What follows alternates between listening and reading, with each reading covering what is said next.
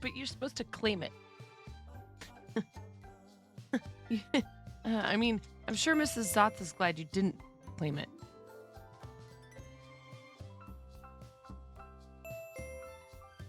Oh, redhead.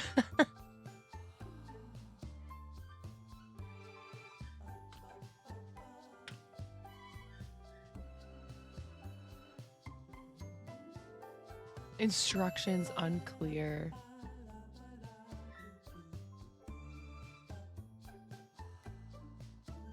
Do you guys see the watch streak thing? I don't feel like I've seen anyone announce that here, and I'm worried that I'm somehow not seeing it.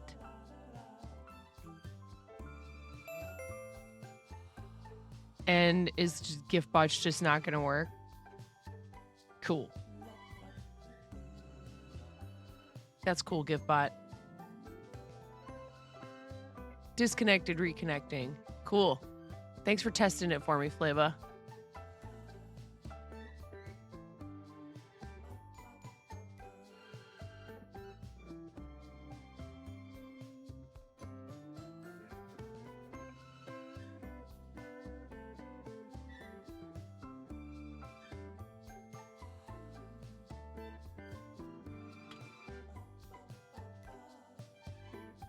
I love you so, and I want you to know that I'll always be right here.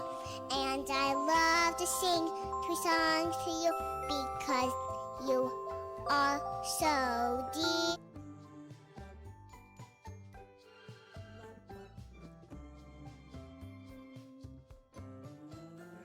Are you guys excited for today? This is going to be fun. I'm excited.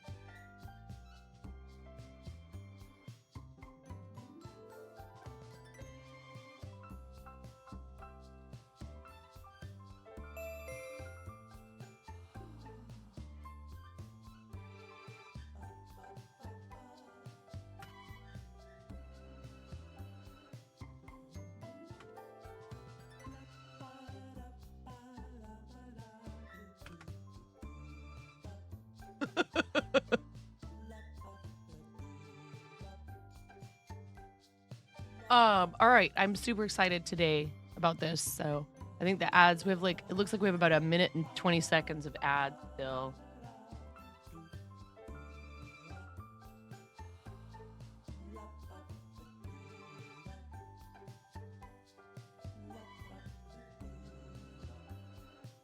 What's up, Mind Your Crafty Business? You know what else I need to do? I need to post that we're live to socials.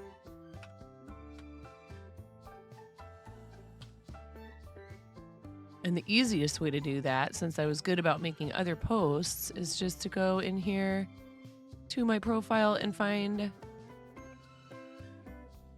repost, quote, we are live right now over at twitch.tv/9.5. Come join us for something. Yeah. Thanks to @Miro_bean for my sub gift. Where has the time gone? You're not supposed to be the one starting the shenanigans this morning, sir. You just remember that. I was thinking about trying to make a is there a way to make a counter? We are bright-eyed and bushy-tailed this morning. Is that not going to work either? Thanks. Oh, it's because I updated Mix It Up and it wants me to refresh the browser source. Oh my god. See, this is we're just testing things. It's fine. Aren't we? Aren't we? Yeah. Hi, Pix. Thank you so much. Welcome back for 26 months. That's bonkers. I already need another cup of coffee, you guys. Chicken attack! I already need more coffee for this. Hi, Kay. All right. I'm a professional. I know exactly what I'm doing right now. It's fine.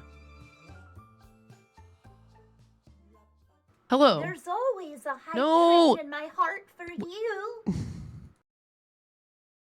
Okay, we weren't supposed to be live for another 10 minutes, so I suppose if you know, if that's a thing that you want to do. Chunk. Okay, I'm trying to post to Twitter. Come join us for some fun and cross stitch design pointers. Come join at pick. We have to at you. We'll have to do all the atting. Come join at Pick Stitch and I. Or some fun cross stitch design pointers. And definitely not any chaos. Upside down smiley face.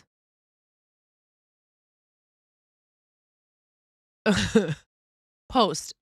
I did it. I did the thing.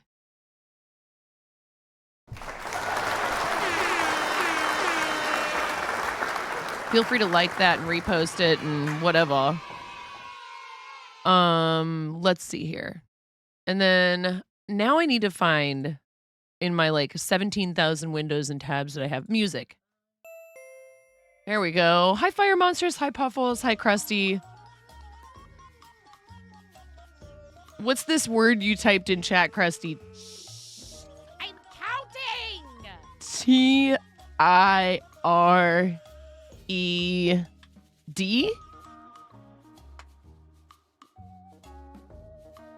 Is this word related to this other word that I see people typing all the time in chat? S-L-E-E-P.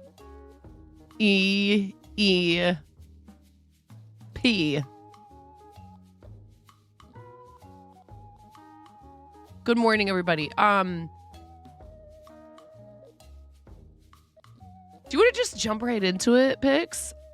I think they are. Are you guys really gonna let this hype train timer run all the way down before you try to start one? So then I'm like, okay, well, let's bring Pix on, and you guys start it.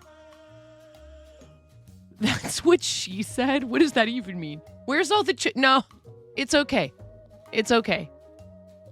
I love you guys. I don't like to hyper focus on that stuff. You know what I mean? It's like if it happens, it happens.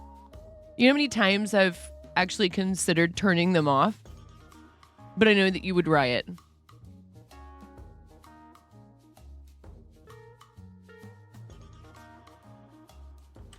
Ooh. Ooh, ooh, ooh, ooh. Ayo.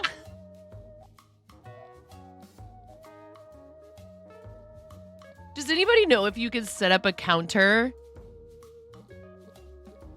for channel points redeems that will like that will count it and like display in the chat how many times someone. Wait, is that I might have that set up through Mix It Up. I should figure out how to set up a counter for that. All right. Listen, nerds. We have a guest. They're waiting for us. I can see him. He's sitting there going, like you're not one of the ones that causes the chaos, but thank you so much, everybody, for being here. I'm excited for this today. I think, let me get in here because you said you're in, but I might need to refresh some stuff. Hopefully it's gonna work.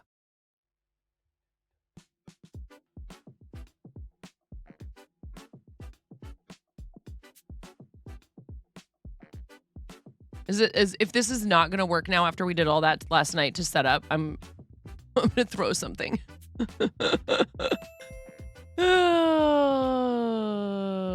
Here's the control room.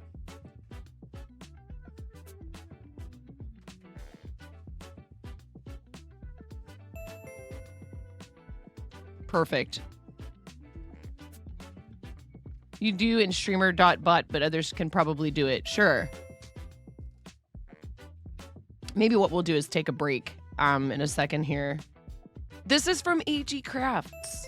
Hi, Cranston. Thanks to @Miro_B for my sub gift.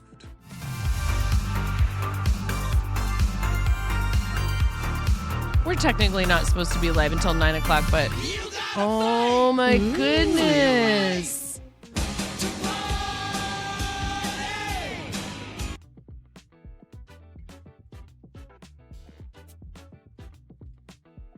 Do these expire, Pix? They don't expire, do they? It should just still be there, right? Ooh, woo, ooh, woo, ayo. Ooh, you, nerd!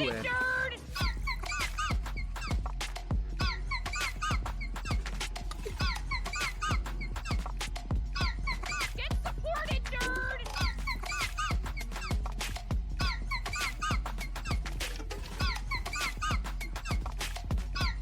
Get supported, nerd! Look what you started, chat. Whoa! Another Miro_B gifted 12 months of tier 1 to Flavor Fade. They've gifted 4,744 months in the channel.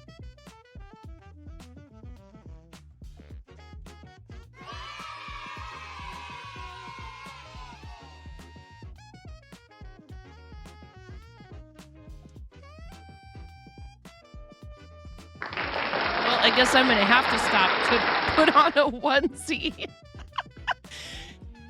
Pix is so awesome. I know you're probably not like. The only thing I'm worried about is I don't see anything over here in Video Ninja, even though it still says the same. Thank you so much, Nero. Pix, you started this, Pix. Like you literally started the hype train. There's always a hype train in my heart for you. Thank you. Wolf Tracks, welcome in. How's it going? I really appreciate you being here today. Thank you very much for the follow. If you feel like chatting, great. If you don't, perfectly all right. We have a guest today, and I'm all of a sudden now not... Hold on one second while I look at Discord real quick. Same room, Pix? Why isn't it showing up? Do I need to create a new one? Should I just not fool with this and create a new one?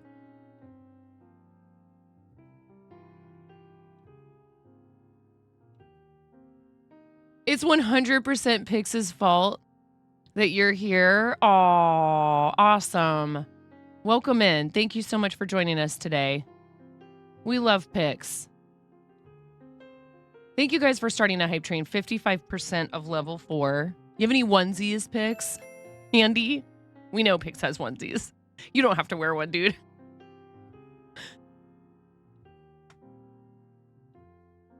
Thank you for shouting out our awesome friend Pixstitch. Onesie. There's too much happening now. I don't know. I shouldn't be stressed. It's not even 9 o'clock yet.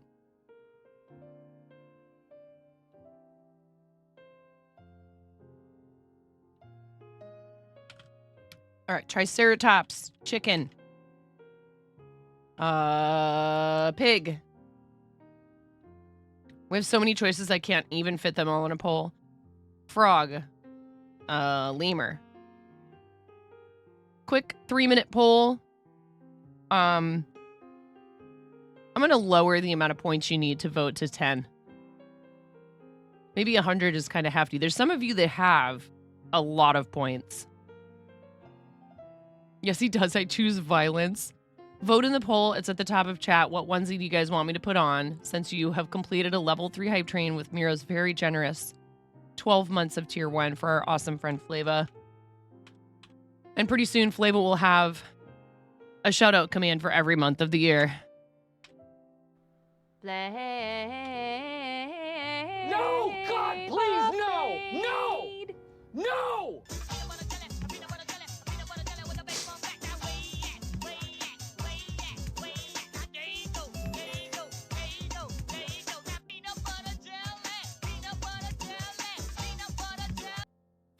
What time is it? It's muffin time! It's muffin time! Actually, it's 12:30.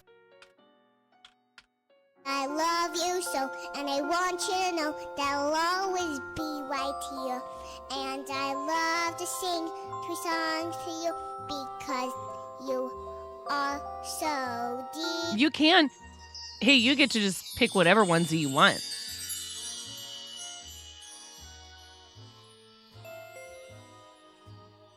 Oh my goodness. And now the Ether and I redeeming a shout out command. That's a lot of points. That's a lot of points, y'all. So we'll hang out here while you guys do what you do and distract me with your support and your love. There's 30 seconds left on the hype train. If you complete a level 5, we donate $10 to the charity of chat's choice. Right now, you'd be voting for either Starlight Children's Foundation or 1000 Dreams Fund. No pressure, ever. Just love to do that when you guys do extra for me. So thank you. Charmander, Bowser, Spyro, Yoshi, Catty Picks. Come on, it's Catty Picks all day. Thank you guys for the hype train. Catty Picks all day, you guys. I'm not, are we voting here? Are we voting in the chat here, Picks? This will hopefully give us time to figure out what's going on with Video Ninja. Because I'm inept. What if I close this browser window? Leave site, changes you made may not be saved. And then, because you said you're in.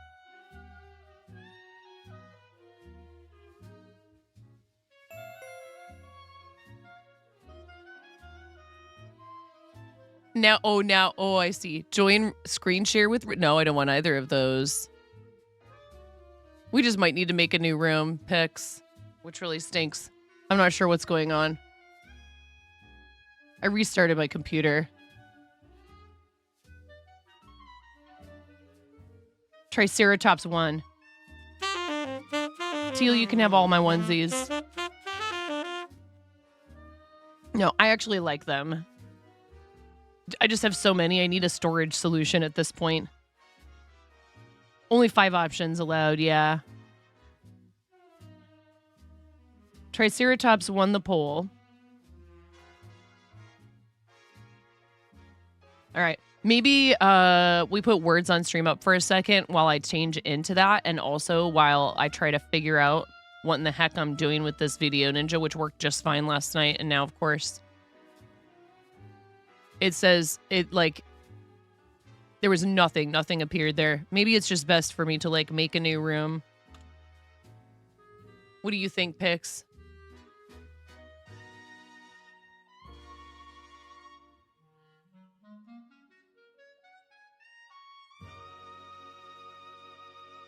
We did a tech check and everything last night, you guys. While you slip into something literally more comfortable.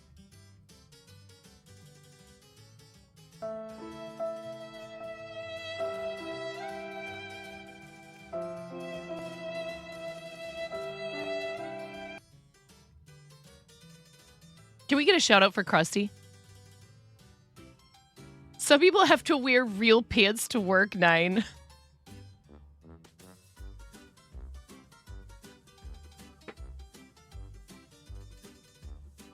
I'm wearing leggings right now.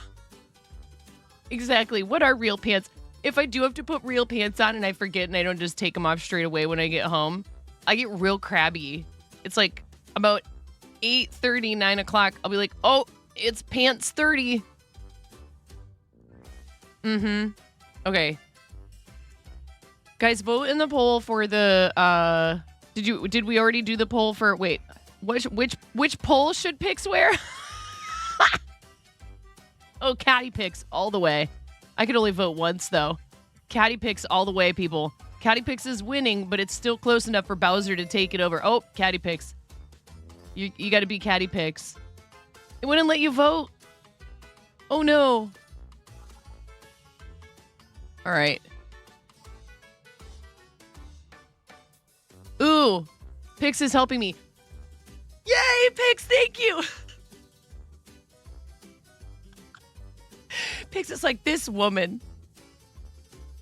Yeah. It worked. Thank you, Pix. All right, now let me see if it's actually coming through in my streaming software. We're doing it. It's gonna happen. Kanara, Kanara, do you ever do collab streams? Do you ever cook off against other people? That'd be pretty fun. Kanara, do you know Chef Reactions? I feel like a Kanara Chef Reactions collab would be really fun, maybe. He's snarky, but he'll give credit where credit is due. He rated you! Hell yeah! See, this is what I'm talking about. This is what I'm talking about. We love this. We love this. He is so funny, Kanara. You gotta follow. Do you follow him on Twitter now? He's the real deal, Kanara. And he's so grateful and so humble, for all the success that he's had with content creation. He's like, you guys make it so that I you and me both. It's fine. It's fine. You were so much fun, though, in that live cooking thing that they did from TwitchCon. It wasn't cooking. It was, they were tasting all the Oreos. Oh, my God. Kanara's amazing. Please follow Kanara. I only got to hang out with her for a brief moment, but that's better than nothing. I'll take it. All right. Here's the issue I'm having is the source in the scene that I'm using for this is not showing. So hold on while we're going to go on a BRB. I'm going to try to get that figured out, and we're going to bring Pix on. Sound good? Because I have to put a onesie on anyways. Yet one of them had, what was the one that tripped everybody up real bad? Was it the refried beans? No, mashed potatoes. They put different stuff in between Oreo cookie, and the guests were blindfolded, and our guild leaders were competing. So Coco and Chelsea were up there, and one of them was mashed potatoes, and another one was refried beans. Blech. Everybody knew what the blue cheese was right away, but that's not an easy flavor to mask or to not to notice. Okay. Hold on 1 second while I put out onesie on and all that good stuff and try to figure this out. Do you guys want to play a brief, we might not finish it, words on stream, especially since we have Pix here? Would that be a good way to keep y'all from burning everything down while I figure this out? Because, of course, nothing can ever be simple. This is only the second time I've ever used this. It's a browser source, Kimmy. It's in something called Video Ninja. And I can see him. He's ready, you guys. He's catty pixed all up. I see you over there. Here. Just so that I don't feel like I'm keeping you guys waiting too long on a BRB screen. We may not necessarily play this out till the end, but I do love words on stream and it's really fun, and I know Pix does too. Let me copy the link. And again, please make sure that you are following our awesome friend Pix, who who volunteered to help me with this. I may have asked for help, but he was very enthusiastic either way and has done such a great job with it already so far. And I'm really excited and I can't wait to get stitching on this. This is from last year's campaign, so we will not be adding to it necessarily from this 12 days. You tried for Bowser, but you failed. Everyone wants Catty Pix. You got me meowing, Catty Pix. Okay. Here is the mirror link for those of you that are tryhards. And I will be right back after I change and get this tech stuff figured out, okay?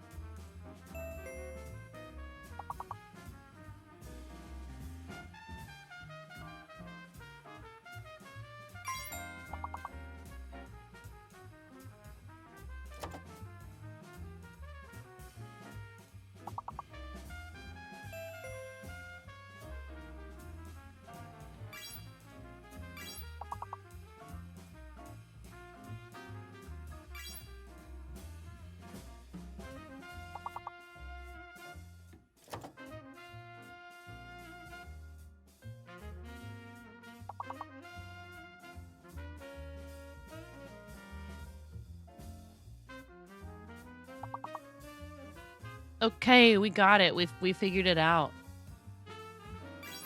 It only took me till we were live for 30 minutes.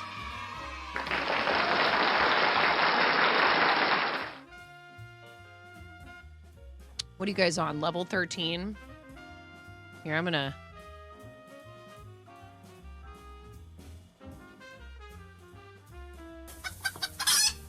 Oh, detect! 9 per waving, 9 per waving, 9 per waving. Detect, thank you so much. All right, you guys, I don't want to keep... I know. I'm terrible. I'm a terrible person. You guys were doing so well. But we have a guest, and I really don't want to keep him waiting anymore. Here.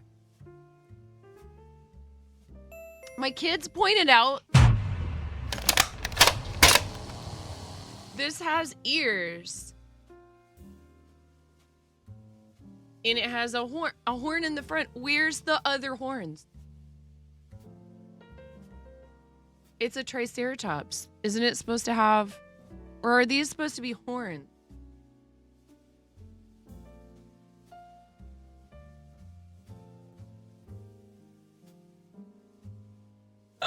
Okay.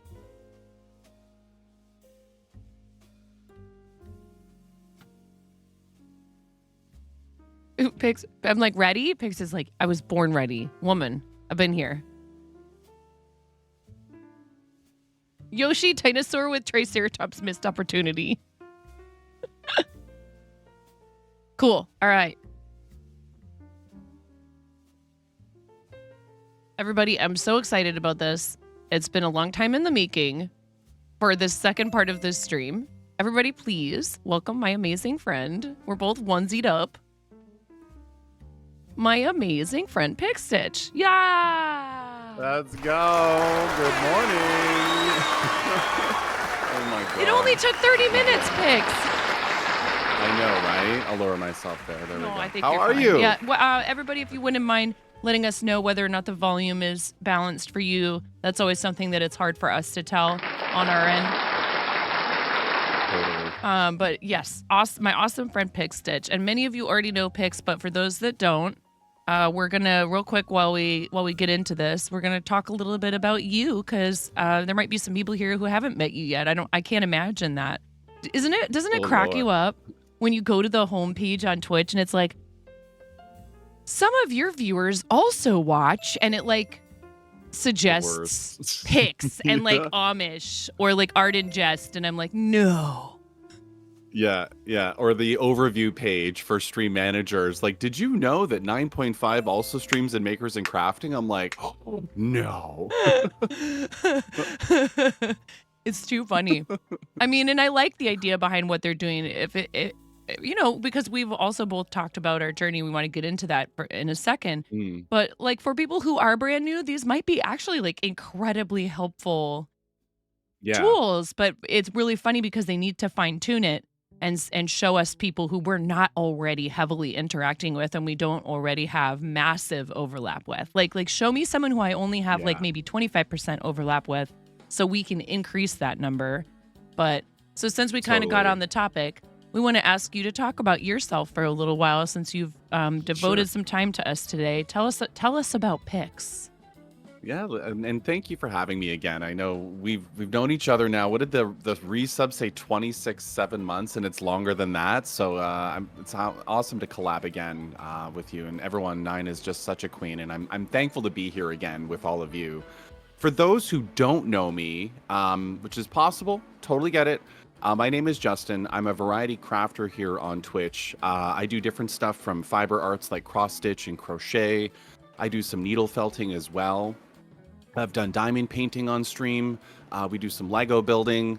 I've also tried new crafts like needle punching or going through with folks and learning about 3D printing or needle minders and just a bunch of collabs. So I started my journey here on Twitch March 2 years ago. So 2.5 I've been on the platform as Pixstitch.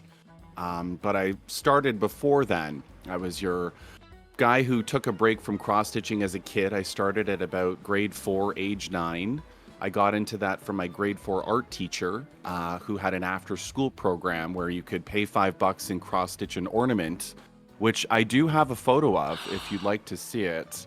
I did dig one up. I found it here. Oh Here's my my first cross-stitch goodness! ever. Yeah, 'Cause this I was my asked very first. You about this. I said, what was your first cross-stitch project? And you have a picture of Totally. it.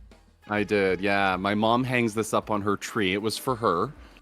This is literally, some of the beads are tarnished and just aged, and they didn't hold up well, but that's me, grade 4, starting to cross stitch. That was your And first yeah, project? yeah, Look at my with first back ever. stitching and everything. Beads, Overachiever. backstitching. Yeah, try to. No. But I didn't just stop there. I also got into yarn arts at a young age too. I also dug up some of these. Here's some ones I did as a kid as well. Just different plastic canvas ones, tying bows, beads. I got into that, again, plastic canvas and kind of using yarn art and stuff like that. And I even dug up my very first cross-stitch design when I was a kid. And this is where the Pixels That Made Us comes into play. That's that cross-stitch piece I did for Child's Play Charity.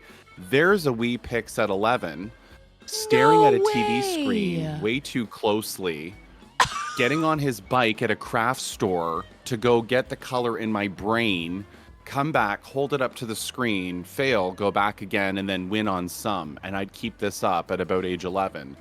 And then trying to come together with this Nintendo pandemic piece. And this is what was birthed from that. So, you know, it's been a journey to get to where I am today. I took a break from cross stitch in my 20s and life and college parties and other things, but I did get back into it before Twitch. I got onto social groups and Etsy's and sold all my stuff and pattern design and Facebook group posts, and that was my home before Twitch. So, you know, it's been a ride, I'll say that much. This is so cool. Thank you for sharing this. See, this is also one reason why, if those of you out there who are thinking about doing collabs, it's a good idea to get together with your guest and actually let them know ahead of time some of the questions, because he had time to grab this stuff before we started stream today. Totally. So he could show it to us. This is so stinking cool. You did this when you were 11? 11, yeah, all by eye. We didn't have like software tools to import pixel art or keep archives. We had to literally count on graph paper, pencil crayons to map it out, and then, you know, floss from, you know, craft stores or whatever, and just trying to get it there. So, well, yeah. at 11, I was also cross-stitching, but I could barely follow someone else's pattern. This is amazing. You know, for me, it was like pixel art has always been in my heart. I'm a gamer of the 80s and 90s and a lot of the early systems. So when I first got into cross stitch, although I was doing patterns and stuff, immediately my brain said, where are the video game cross stitch patterns? Because Mario's pixels and Yoshi's or whatever, but there weren't any, right? They only cared about stuffed toys and things they could quickly mass produce. And cross-stitch kits weren't a thing they were into, so you had to make your own. That is and then eventually so the evolution. cool. I mean, and Yeah. I made a lot of things that didn't have instructions. I did plenty of experimenting with crafts when I was a kid, but most of the stuff Mhm. that I made, this is something I've thought about returning to at some point, is totally different from what I do typically, was doll furniture and clothes, and Oh, I love that. I made all these tiny little props and stuff for my sister to play with, Barbies and junk, and all of our little toys and figures and things, and set dressing basically. And then I wanted nothing to do Nice. with playing with them. At all. Just want to make it. She'd be like, "Okay, well now let's play." I'd be like, I already did. I'm Yep. sorry. I love you. Here, this true. is for you. I made this for you." No, that's really cool. That is so cool. Thank you. That's awesome. That's such a nice piece of, you know, another reason why this is fun to do is to learn more about people, because I knew that you had been doing it for a long time, but I didn't know that you had started designing that young. And you may have already told everybody that before in your channel, but somehow I missed it. Of course. Many of us have spent No, it's time with fine. each other, but we don't always catch everything. So that is so awesome. The story on this piece too, though, this particular one, I thought I had lost. My parents had some flood damage happen years ago, and we moved quite a bit growing up. So at some point I thought it got lost in the move, damaged in the move, or something. And it wasn't up until about, I'm going to tell you, two, maybe 3 years ago, where my mom was going through some old stuff after the split with my dad and dug up this bin that had this in it. So I didn't even have this picture readily available until she recovered it. And I'm broke. I'm like, oh my God, like this whole thing drove the pixels that made us, you know? This is when I first got into designing that same pandemic piece before Twitch, and would come up with like a way to do a Where's Waldo, but contain it so that it's not so random and sporadic, but still a little bit. And this is where my start on Twitch was. 20 weeks of cross-stitching this piece, 4 different releases per letter, and like my first massive stitch along, but continuing that idea of what I had as a kid, and then modernizing it a little bit today so that we don't have full sprites to stitch, but we get enough of them to really see what's what and kind of poke into that. Like I can see a Ninja Turtle. Like as soon as I look at it, I'm like, totally. Oh, there's a Ninja Turtle in the M right there at the bottom on the right hand side. Totally. What a nerd, says Lightning Builder.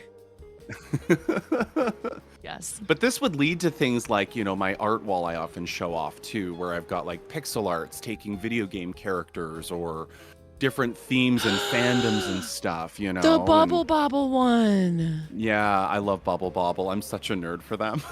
Me too. Like, that's one of my favorite games. Can you play that online with another person? Totally. They have one on Switch called Bubble Bobble with Friends, number 4. No. And it's like $40. Yeah, it's like $40. I would totally play that again. I love it. I own it. Like, throw it on your throne now. You are such a throne enabler and pusher. It's not even funny. Hey, get enabled, nerd. Seriously. Do you like have stock in throne or? Oh my God. Imagine. No, I do. I like what they do because it makes it easier for people like me. Like I have a PO box, but it's not the easiest thing for me to go to it all the time. And so it is very convenient to have something where your information is kept private and so is theirs, because some things too, you can also see their stuff. And, you know, a lot of people, even if they're not streamers, they don't want to share their personal info, but they would like to grab something for you off of a wish list. So yeah. Thank you, Puffles. Puffles just put Pix's throne in our chat. Thank you. Oh my God, no. Delete that. Could we also, so which is the best? You have, it's called, I get so mixed up because there's Ko-fi, but yours is called, not Ko-fi. Where do you have all your links? All my links and stuff. If you're looking for me, I can post this as well in the chat. Please. I believe it is under my Koji, which I've saved over. Actually, no, I can do it right here with Koji. Here's where you can find all my free patterns, cross stitches, my links. I've just posted it in chat for those curious. I have a lot of stuff on Pinterest too, if you want to like take the easy tour view of different cross stitch pieces I've done. You can click through to some of these here and just pull them up. But this is basically what you're looking at is like my history of cross-stitch pieces and still have to add more to this for the record. But most of them you can find, if not all, under the Koji as well, including there. And then I've got my Ribbler, different patterns up I've gotten for, you know, crochet and stuff like that. I'm still working on this. Lots of things on the go. Yeah. And all of it is free. This is the cool thing is all of this is these beautiful fan art patterns. You do not have to pay anything. Do you have them set up as follower? I mean, there's honestly to me that's like, well, of course I will follow you if I'm going to use your pattern. That's the least that I can do. But make sure you're following Pix, and then even if you're not necessarily planning on making these, following him and then also favoriting the patterns. What it does is it helps. Put his stuff in front of more people on Ribbler. So if you don't mind, everybody, if you're not already over there, check it out, make an account, give him a follow. You're at 207 now. You were at 200 last time we looked. You know what? Yay. I issued a tester call for the pattern of the one-up block that's out there now. And then people were like, where's photos of it? We'd love to know what we're finishing. And I'm like, I only wanted this as a private test. So I screwed up and put it as a public announcement. And I'm like, sorry, it wasn't meant for you. Sorry. And then people are following me. I'm like, oh, I guess posting tester calls got attention. Yeah. So I started this project. I'm actually working on this project that he talked about. And it's when it's released, you guys should try it. If you've never done this type of thing, it's a pretty straightforward and simple design. I mean, you know, it's Totally. pixel art is often kind of on the simpler side, right? But so like, yeah, look at the back. It's just two colors. Yeah. It's if you've never Yeah. tried this sort of thing, don't be scared. It's not as hard as you think. Totally. I had to frog a few times when I realized I was like, oh, I'm not. When you explained the thing about do each line of instruction 3 times, that made so much more sense to my brain, honestly. Totally. And when I was in my tool here, like when I was doing the initial design, it's just taking the initial pixel art from the game, finding the color palette for the yarn that we have. But like each pixel here, you can see is 3 by 3 for each pixel itself. So it's like taking a pixel art and then increasing it 300% so that this is your color changes in each row. And then that becomes the scale of the color change here, whether front or back. And then you can just keep kind of changing there. And other things like I've been working on the sort of next instance of that with the Super Mario mushroom, which was kind of the obvious follow-up for me. And then the one up on the back. So you could have the red or the green on one side and then the other of the pillow. So it's just been, my brain still has like 100 other ideas for pixel art, but Well, yeah. only so much time. but what we were talking about that's really cool about this is how it's so easily translated to other types Totally. of crafts. You could do perler Oh, from yeah. these. You could do All of corner it. to corner. Corner to corner. Yeah. You could You got do it. Granny squares. granny squares and sew them together Yep. into a blanket. You could do the canvas stitching, like Plastic yes, the canvas. plastic Yeah, yeah, canvas yeah, yeah. instead of Ada. Totally. Like maybe Ada's too small and too fiddly for you, or you want to make ornaments out of the canvas or whatever. Yep. There's so many ways that you can Absolutely. take these charts, these graphs, and translate them to another craft. It's so cool. I'm impressed with people who can follow through on projects like this, because one of my main struggles, no, really, is like I love true, I starting know. projects. Yeah. I get very excited 100%. to start projects, and then I have a hard time finishing them. It's the finish that's the problem, and I think you've got the ideas and then getting them down. Like even Lego dots, I've been Mhm. doing a lot of. Where in scene behind me off camera now is a Lego art board I do with the community, where 4 people each month get to spend their channel points, the fastest fingers, and then they choose a 16 by 16 pixel art. So for example, for this week coming up on Thursday, I stream Monday, Thursday, Friday. I can show some of you the preview of what's coming on my latest endeavor. This is the latest pixel art boards. I'll start quickly and go through. Here is Pikachu cheering. So I had this one. This is the next one coming out, redeemed by Danny Janes. And then Kit Kat chose Rainbow Kitty. So I did a Rainbow Kitty, Aw. changing the eyes at the moment. Puffles, our friend in chat, chose an Irish harp. They wanted a Oh, green cool. curtain instead of red. And then the last one was Lightning Builder, a good friend of ours, chose a black and white rose, Oh, how pretty! which was a little more technical to pull off in a small space. So taking all of these pixels and then making them to any craft is just the best if you can put the two together and practice a bit and, get better. So I That do is my so pretty. best. That's really pretty. I like that a lot. Thank you. And so wait, So- what did you? I'm sorry, kiddos are trying to grab my attention. You Oh, said that's this is okay. a redeem on your channel. Yeah, so the redeem is that people will spend their channel points on the final Thursday of the month, and then they pick a pixel art. So for example, someone could say Totoro or Pumpkin. Rainbow Oh my God, I Poop love came that up. Yeah, a little Totoro, and then I'm confined to a 16 by 16 space, so I can only fit so much. But you can see some of the past ones. We've done this all year, doing Lego art, and it's a reusable thing I can do. I take the dots off each month and reuse them for the next, so it's not like a one and done build like a lot Yeah. of Lego sets. I've done Penguins, Minnie Mouse, Spyro, Kirby, Pirate Hat for Captain Casa, like Black Sheep Meat, a good friend of ours, also Rainbow Sheep here, and Unicorn from The Last Unicorn. It's been a blast to do this stuff and get people inspired. Some are even cross-stitching these, because the best part is I've not only taken the art, I'll pick on Caddy Picks since we're in the onesie, I've also taken the Lego art boards, given you the pixel pattern, the actual pattern itself to follow, and of course with any pattern comes a legend of DMC colors. I converted Lego plastic tiles to cross-stitch floss And you've got the Lego dot colors too. So you could really take this and run with it and make it your own, alter it, get inspired, morph it, change it, whatever, make it your own. Do your own, right? Like whatever you want. That is so cool. Yeah. And so that's you do kind of this my every life. Thursday? Do you like have like a so how do you determine like how many of them are you capable of really doing on a Thursday? Is like do you just do one? Well, actually, it'll be so the last Thursday of the month, I do all 4. So 16 by 16 board times 4 is how many dots I'm popping down. But I've got the patterns established ahead of time. So, for example, for this Thursday, I have the Lego rose ready to go. I know which colors. The harp for Puff, I know which colors to do that. And I've got 4 massive bins with 41 colors, all organized by number, code. And if you really want to see how my brain works, this is kind of the way I think about things to make life easy for people. I'll do a quick tab here and show you.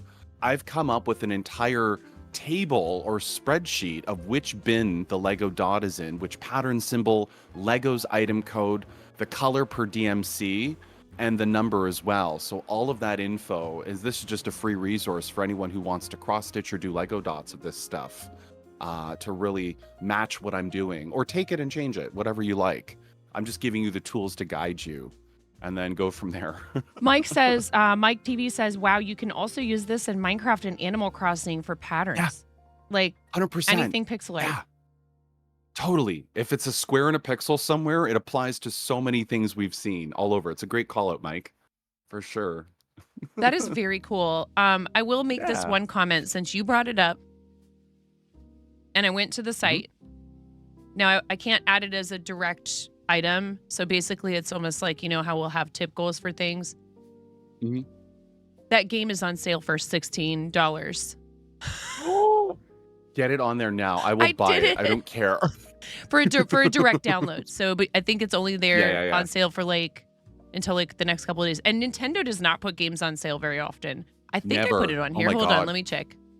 I thought like I did it premium right, but you know, price, I could be always. wrong. Hold on one second while I Yeah, look. totally. It doesn't look like it's there. I thought I put it in there. I put it under games. Hold on. Oh, It's not there. So you need the digital code. It might be that they don't do digital codes and only physical copies.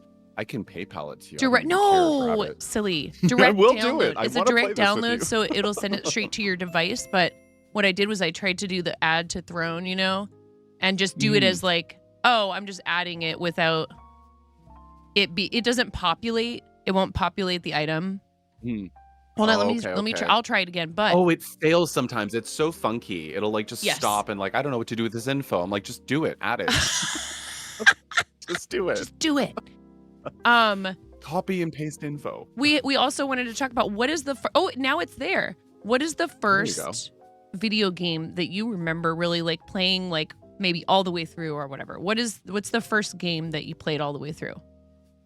Good question. So the very, very first, when I got my parents got a Nintendo system, was Super Mario Brothers 1 and Duck Hunt because it was a same. combo game. Yeah, remember Yes. the light gun? Same. Hold it to the TV screen and cheat and get that damn dog and stop laughing at me, dog. Get the ducks. Totally, that was me as a kid playing that. The first one I played through though, from beginning to end, actually would have been Mario 3. I'll share a story with you. My dad and I played Mario 3 since I was obviously whatever age that was. Lord, I was way small. But I woke up one morning and him and his buddy had stayed up the night before to beat the game. And I woke up. He goes, "Hey, turn the TV on, bud." I turned it on, and it was the game over screen for Mario 3. And I was like, how did you do that? Like, what? And he sat down with me that day and we played through from beginning to end. He showed me the whistles, how tough level 8 was, the path in the castle, and all of that. I was his player 2, he was player 1, and we did end up finishing it together. Tomorrow marks 1 year since his passing, but last year I did a celebratory of his live stream where I played through Mario 3 and cross-stitched 2 ornaments, Mario and Luigi with the raccoon tail, because he was my player 1 and I was his player 2. And we paid tribute to him playing through the game. And I'll tell you, my 8-year-old self would have been laughing at me how much I had to save gum and like not I would have died and kept starting over if I didn't, but it was a lot of fun. So, just finding ways to reflect and still pull inspiration in for folks despite all odds and really just trying to keep moving. So My it was a sister good and I memory. played a lot of those Yeah. games. We played the heck out of all the Mario games. Totally. And then Nintendo kids.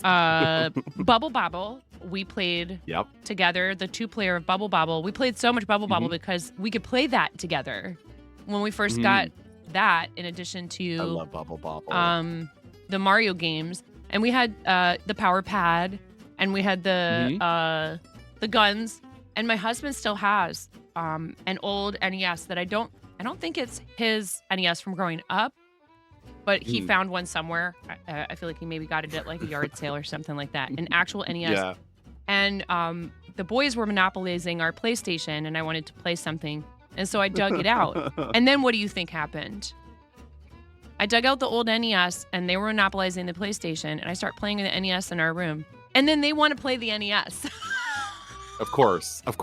They're like, let me have a turn. And I mean, I was thrilled, but I was also like, God, I came in here to like play a game and like have, like my thing, because you guys won't share it. I didn't want to stop you. And now all you want is the thing that I'm doing. But it was really fun actually to see them and also to watch them struggle and be like, what do you mean there's no save point? What do you mean I bumped into it too hard and I pressed the button and my game is gone? And have them maybe understand a little bit how these things have come along. But Totally. yeah, and I'm in the middle of Super Mario 2. I need to finish that. I need to finish. Oh yeah, you're doing the playthrough. You beat the first one. I did beat now the you're on first number one, 2. but I cheated. Yep. Hey, whatever works. This honey. is so cool. Wait, is this available somewhere? Yeah, this is one of the free ones. This is literally a pattern I did a couple years ago to celebrate Bubble Bobble, and I took all the items as a sampler. So you spell extend, you can see going clockwise from the top. It spells extend, all the items you could get in the game, and then Bubble Bob are little dino dudes down there. The shoe that makes you go from the really original. fast. Yeah, you remember Oh my all the gosh. items, the lightning bolt, the water thing. And that then you were shoots us shooting. Yeah, around, you blow bubbles that have lightning bolts in them, and when you pop them, the lightning bolt goes across and Totally. it can like damage the enemies. Oh my god. Yep. I love this game so much. My sister and I, we played the heck out of it. We And have that an theme ad song break you could coming. listen to for hours. Yeah, go for it. Sorry. We haven't. No, it's okay. We have an ad break coming in a little bit, like in a couple minutes, and at that point, maybe we can both take a break to like restroom Yeah, and yeah. stuff, if we need to, Yeah. and that way, You bet. we're not like suffering in another hour or so. If that sounds good to you, before we get started, Totally. does that sound good? Okay. And then Sounds good. we Let's have do some it. other conversation topics, and we also had a fun idea for if we have time. Yes. For after we're maybe finished with this. And again, I just want to thank you for devoting time to course. this with me, because I know you're super busy. And please, everybody, make sure you're following Pix. I'm going to say this 1,000 times. Also, Miro already did it, by the way, There, on thank Throne. you, Miro. It's already done. Oh my God! There you beat him to it. Oh my God! Damn it, Miro, you sweetie. Hmm. We can play Bubble Bobble now. That would be so much fun for us I to love do it. something like that. I would love that. How many? Is it just 2 players? Is it like the old school? Yeah, it's the classic. Oh, they've redone the visuals and graphics and stuff in it, but it plays just like the original did. It has the items that we remember, all the different bosses. Like they've changed enough to make it fresh, but like there's a lot of the preserving of the classic too. So Oh, cool. Totally. A This is so blast. cool. I would love to stitch this with all of my extra Yeah. time and all of the, All of it. not a huge backlog of projects or crafts I want to Never. learn or anything like that. All right, we'll be back No. after this ad break, you guys. Please, if you don't have a sub, use the time to get up and stretch and grab yourself a drink or whatever you need to do. I appreciate people staying through the ads. It's very helpful. I understand they're not the funnest thing, but it does help support us. It's a free platform. We make the content. It's free to you guys. I know Pix feels similarly about this. The ads are just part of our platform, but Yep. I always want to thank people for staying through them. And then, there is an easy way to turn them off, and it does support the channel, but, you can hang out and maybe you get a great ad. Maybe you find out about a product you really love. True. You might. I can't control which never ones you know. see, unfortunately. I don't have any input as far as that goes, but thank you guys for being with us, and we'll be back after this. For people like me, I'm super social. I love people. I have absolutely no trouble going out trying to make new friends. I'm a little bit of a dweeb. There's some people who definitely just don't get me. They're like, what is the deal with that chick? She is crazy loud. And what is this she's talking about? 360 no-scoping some kid. What even is that? Hello, welcome to 9.5 Kitchen, where we're going to be making the most basic ass Midwestern chili you've ever seen. My milkshake bringeth all ye gentle folk to the yard, and they're like, it's better than thine. Verily, it's better than thine. I could teach you, but I must levy a fee.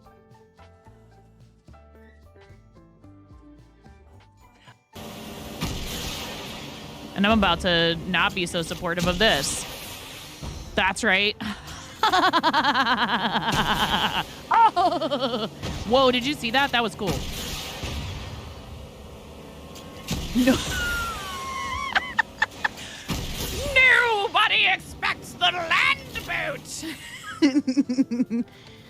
Chaos. Yes, I do know that you want me to play scrims with you, but I don't think I'm good enough for that. People up here. Crap. If I beat you in boss fight. Oh! Mommy. Had the cut.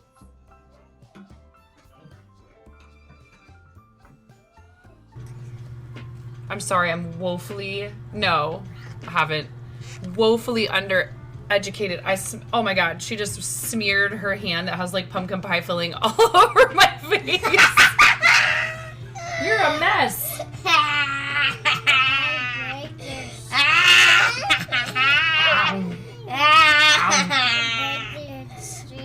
I break your stream.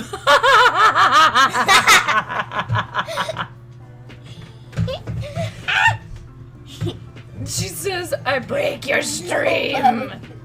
It's you, you're a witch, dude.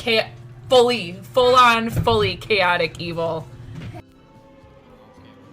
Take me down to the paradise city where the grass is green and the girls are pretty. I don't know why I turned into like a cross between Michael McDonald and Tom Waits. Pump it up. You got to pump it up. Don't you know? You got to pump it up. You got to pump it up. Don't you know? Pump it up. Pump it up.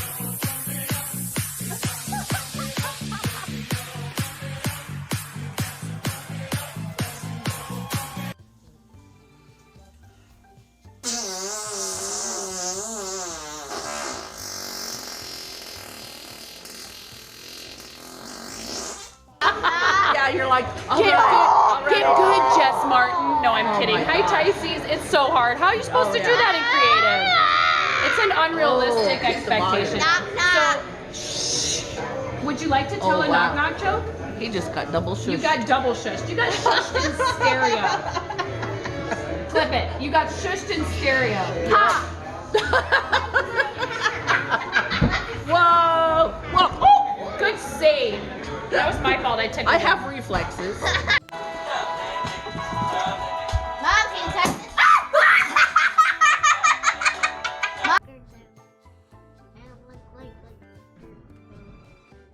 Flattery will get you everywhere. All right, welcome back, everybody. Thank you for staying through the ads. I really appreciate it. So I am gonna have to do this. I'm gonna have to make this. It's gonna have to happen.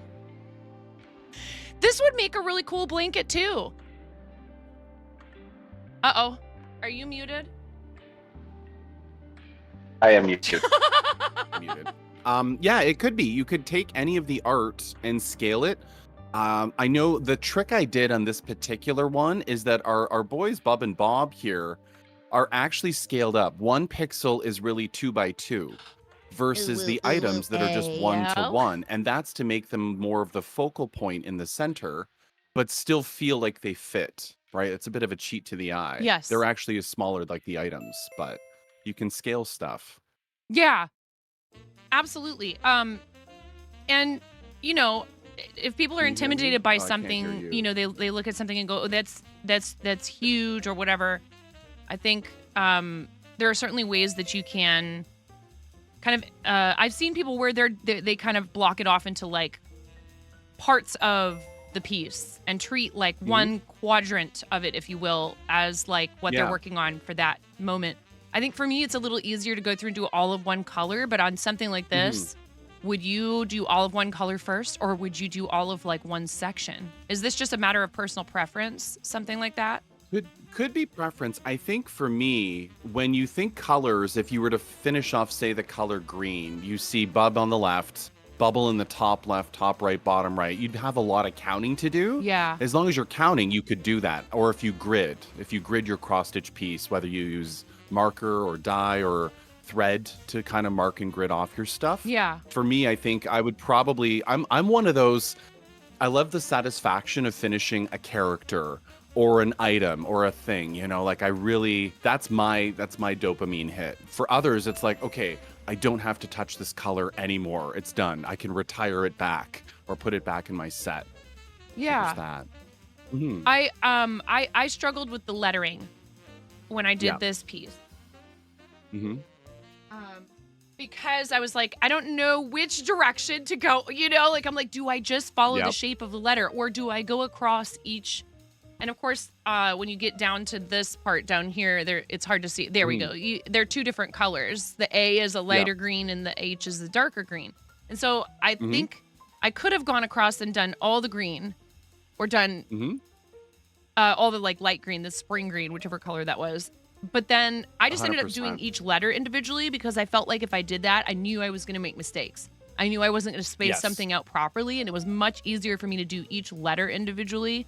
The only problem being occasionally I would have to like figure out some way to go in one stitch first, not in order, because otherwise I would just be going straight back.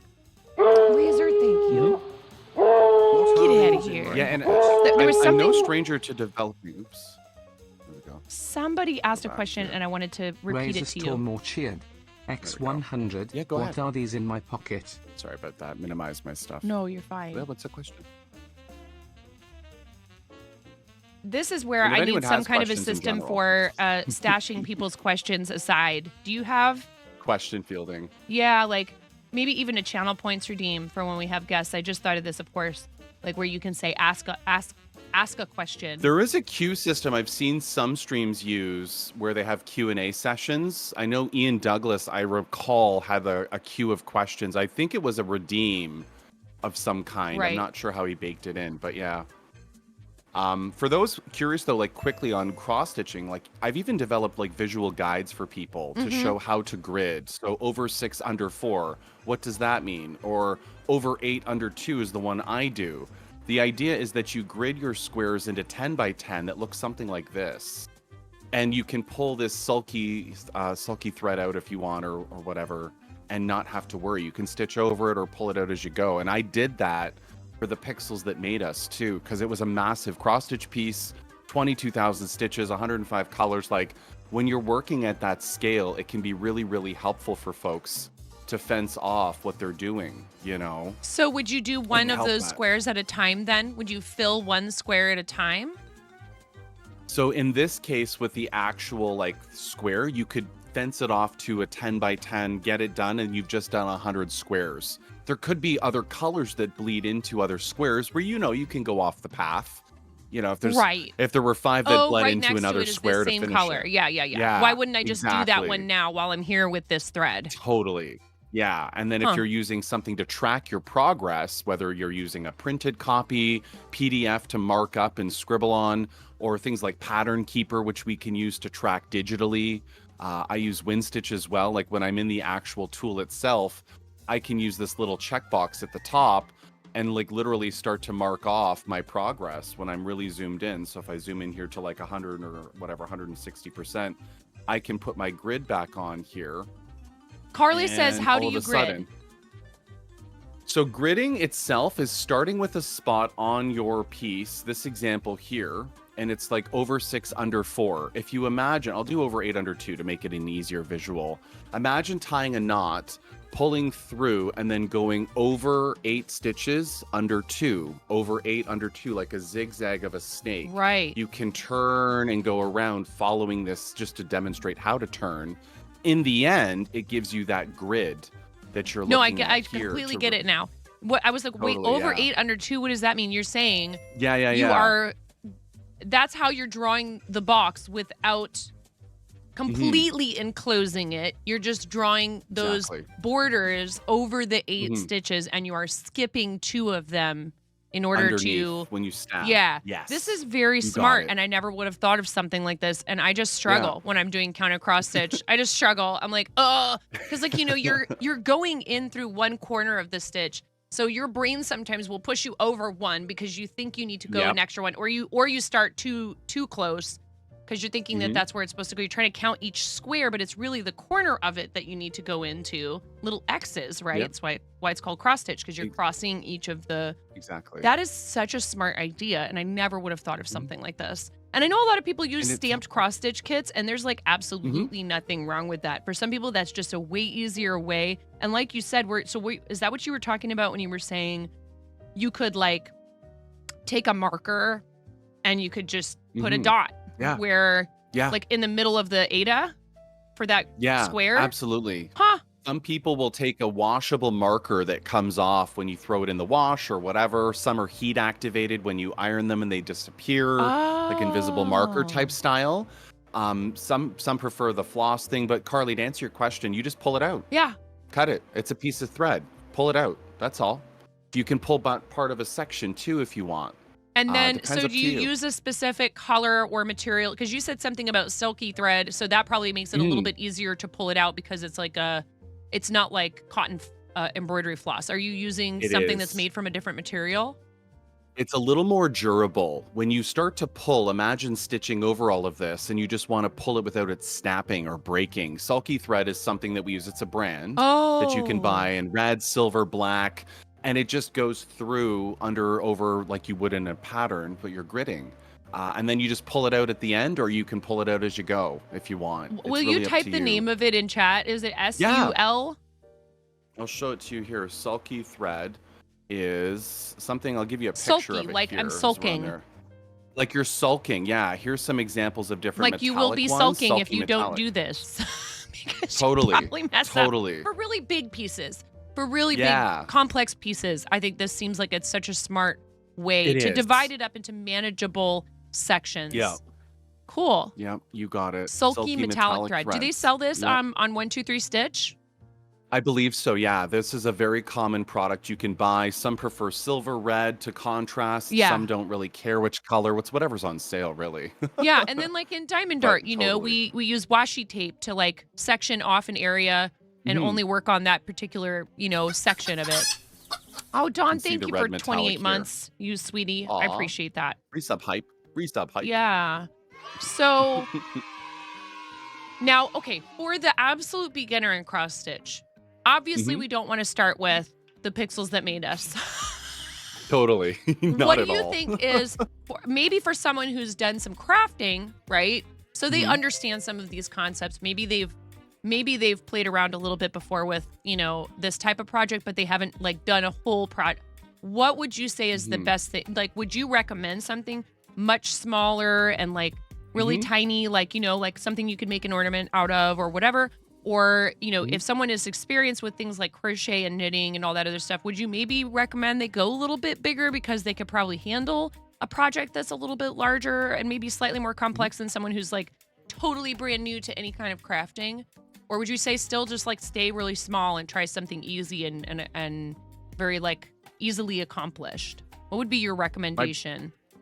My first advice wouldn't even be so much the size of the piece as it would be pick something that you love and fall in love with that catches your eye. And that's not a gigantic poster. That could mean it's a small sampler. It could be an ornament. It could be a fandom that you're a fan of, right? It's something that you have to love, because I find the biggest thing that people stop and put it down, or I'll get to it and it's not a priority, is because they fall out of love or it becomes too daunting a piece. It was too much to handle. and their eyes were bigger than their stitching ability or care to drive to do so. So pick something you love. If you don't, you'll fall out of love just as quick. I don't know And anything about from that. Any life-size Pokemon. never, never, right, Gengar? Impact, that's not. We don't. Impact, we love you. We don't riot to show our love for someone. Maybe that's how you show your love, Impact. It's fine. Impact just loves But yeah, to riot. follow that. I know. We love a good riot. Also, know your stitches. Know your stitches. I put together another guide to demonstrate. I find the biggest common thing people don't understand is a symbol in a corner, or what does that mean, or what does it look like? So I came up with a guide that shows you what the stitch looks like. Forget about the symbols and which one. You'll get it. But here's what the completed stitches look like when you're trying to get through. The other thing I'll tote quickly is I love small little ornaments and magnets and stuff. So I came up with, a couple years ago, it was a Christmas in July endeavor, and we came up with these holiday ornament themed nerdy Oh things. my gosh, how cute is this? Yeah, and they're super small, easy to do, a handful of colors. You can work on plastic canvas. Don't worry about tension as much because you're not going to break the plastic canvas. Cheap enough to get all your supplies at, say, a Michael's. A sheet of plastic canvas that we use for ornaments. I'll hold up the one I did tribute for my dad here is the Luigi and Mario. You can make it an ornament. If you don't celebrate, you can make it a fridge magnet. You know, we did a swoop one recently for Halloween where you can make a cross-stitch swoop, and then in the back is a hidden magnet over here with felt covering it. So there's really fun things to do without having to, you know, worry too much So about a lot of colors or smart. whatever. Yeah, and then, you know, different ornaments, you can pick your favorite. You could design your own on graph paper. They're fairly small. I mean, back to school sales are great for graph paper. Different things, and just get inspired. Come up with something that you love. Get out Paint. Remember Paint, Microsoft Paint? Oh my goodness, Perfect. the reindeer mushroom. Use Paint. Yeah, totally. And the Mario's inside the little I stocking. know. That There's is so many, and then cute. Yoshi bombing on skis and Oh my whatever, and you know, you gosh. can literally enjoy what you're stitching, because if you don't, you're gonna fall out of love with it. That is right? so cute. So Have you ever timed yourself to see how fast you cross stitch? no, I mean, I know you just enjoy it. I know it's not a Yeah. speed run thing for you, but just out of curiosity, because we've been doing the speed run Pokeballs. I'm a pretty fast stitcher on canvas. I think when it comes to smaller cloth counts, like 28 Oh and my God. 32 count, and those, No. and for those who don't know the count of cloth, if you take a ruler and count the number of squares to the inch, that'll give you the count of the cloth. 14, 16, 18 squares to the inch, 32 squares to the inch. You can imagine how small that is. When you're stitching on clothing, t-shirts, linen, bed sheets, it gets even smaller at like 52 count. Oh my goodness, no. No. Yeah. No. And if anybody like okay, so same as like jewelry wire. The higher the number, the tinier the stitches, because like he said, if you're it wouldn't be a 9.5 stream if there wasn't a child screaming in the background at some point. I don't know if you guys can hear that. I might have to step away. Go ahead if you have to. I was going to find a small piece. Go ahead. 52 do means there's 52 stitches to the inch. So the higher the number, the smaller the stitches. That's nuts. I don't know how anybody could do that. It's true. But it scales. Just like crocheters change your yarn and change your hook, cross stitches change your cloth size. So you can have really tiny or big chunkers. Yeah, I think you really the want. smallest I've done so far is I think this is 14 that came with the kit. This came with the kit with the Bob Ross kit. I have some that's 16. I don't think I've ventured into 18 or higher yet. Yep. My go-to is 18 count because with 2 strands of floss, the coverage is beautiful. Pixel art doesn't have gaps between, right? Right. But 16 with 2 strands works, 14 with 3 strands. Really a lot of just practicing and seeing what you like for your coverage. I do you know? 3 strands with 14. And only one of the disadvantages, unfortunately, of 3 strands is some of the methods for starting your new thread don't work, you know, because when you have the 2 strands, you can do the thing where you go behind and loop and it's all nice and neat, and attaching the new thread is like really easy. Super easy. I'm starting to figure out some stuff about how to like weave in your ends on, especially if you already have other stitches on the back, you can kind of, when you're starting a new color, you can go into that before you even start with the next color. And there's lots of different methods for all that stuff. There's tons of tutorials out there for it too. And I know people like you are more than happy to answer those kinds of questions when you're, when you're stitching or even when you're not, because you just absolutely love sharing the love of the craft. But there are tons of, have you ever thought about doing, and I know I think we've talked about this and you feel kind of similarly to me. I much prefer live content. I don't like sitting here filming a video and having to edit it and put all this work in, because it's a lot of work, and then not sure if it's even going to, like, who knows if anybody will ever even see it. And I have mad respect for people who do that kind of content, like someone like Jang, who went the opposite direction, our friend Jang, who did tons and tons and tons of really well produced and very consistent, honest, like clockwork YouTube videos for years, and is like an absolute pro in that respect, and then came to Twitch and brought a bunch of people from YouTube over to Makers and Crafting to like hang out with all of us. But like, I have no patience whatsoever for doing pre-recorded content. But I've been thinking, like, there's stuff that I know that people will ask me regularly enough that it's not like I would just refer them to the video. Sure, of course, I would always answer their questions in the moment if they came into chat to ask. But I could also say, hey, if ever in the future you need a reference, I have this series of videos that helps people with starting things like, beginner amigurumi, or, how do you pick a yarn for a project, and, how do you set up a crafting stream? Because that's something a lot of people ask about. Hey, I'm interested in doing crafts on a stream. How do I get set up for that? Or what would you recommend for equipment and all this other stuff? And I think, it's easy enough to answer those questions in the moment. But again, if you have evergreen, like a, static content living somewhere, that's also how some people find you for your live streams, because they look up that information and they go, oh, this person also creates live content. I should go check it out and find out what their community is like on this other platform. And I think you would be really good at that, actually. But I know also there's a lot of other issues, and it's just a completely different arena. I feel like they're almost completely separate from each other in some ways. And I struggle with for me, recorded content. I've talked about now for a while, because I use WinStitch so much, and I'm no stranger to designing on stream, whether it's something I've been doing for a while or not. I think for me, WinStitch is the obvious, mostly because there's just not enough resources on this. People have their help guides and their website and a bunch of articles they can read through. But when I jump on a call with someone who's looking for training in WinStitch or support, or, my tier 3s get an hour with me because I'm like, hey, there's some value I can add or give back, whether we're crafting together or I'm designing something. One thing on my immediate radar is to get more WinStitch support out there, or MaxStitch, whichever you use. They're the same product but different platform. Is because I think that we need better tools for this stuff.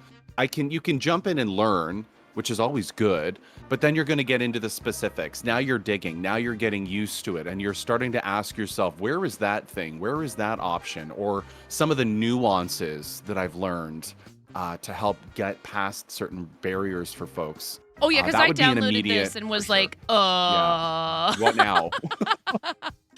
And anything, there's a learning curve, right? And one thing we want to encourage people to do is not to give up right away just because something is difficult in those initial hours, days, or even weeks. We want them to push through and like learn some things. And do you know Gigi Made It? I've heard the name. I've not seen them in some time. Gigi does Instagram mostly. Okay. But she does, and her favorite color is also orange. I love Gigi. Nice. Yes, Naughty Gnome knows Gigi. Yes. You do know Gigi? Nice. Gigi. Gigi's got a whole line of t-shirts and everything that say, it's not hard, it's just new. And she's trying to encourage people like, hey, so, cable knitting is hard for you, or color work is hard for you. She does knitting. Intarsha. Okay. Intarsha is hard for you, or knitting a sweater is hard for you. No, it's not hard. It's just new. And she's trying to really encourage people to embrace that just means that you're learning, instead of treating yourself like, I'm incapable, I'm inept, I can't do this. Some people, it takes us longer to learn certain skills or techniques or whatever, but it doesn't mean that you won't get it at some point. And I've known people in my life who, I'd be like, oh, wow, this person's really struggling with this skill. It could be music, or it could be art, or it could be anything. And I've watched them Keep pushing, and maybe they don't learn at the same rate as somebody else. Someone else picks it up like that, like it's nothing.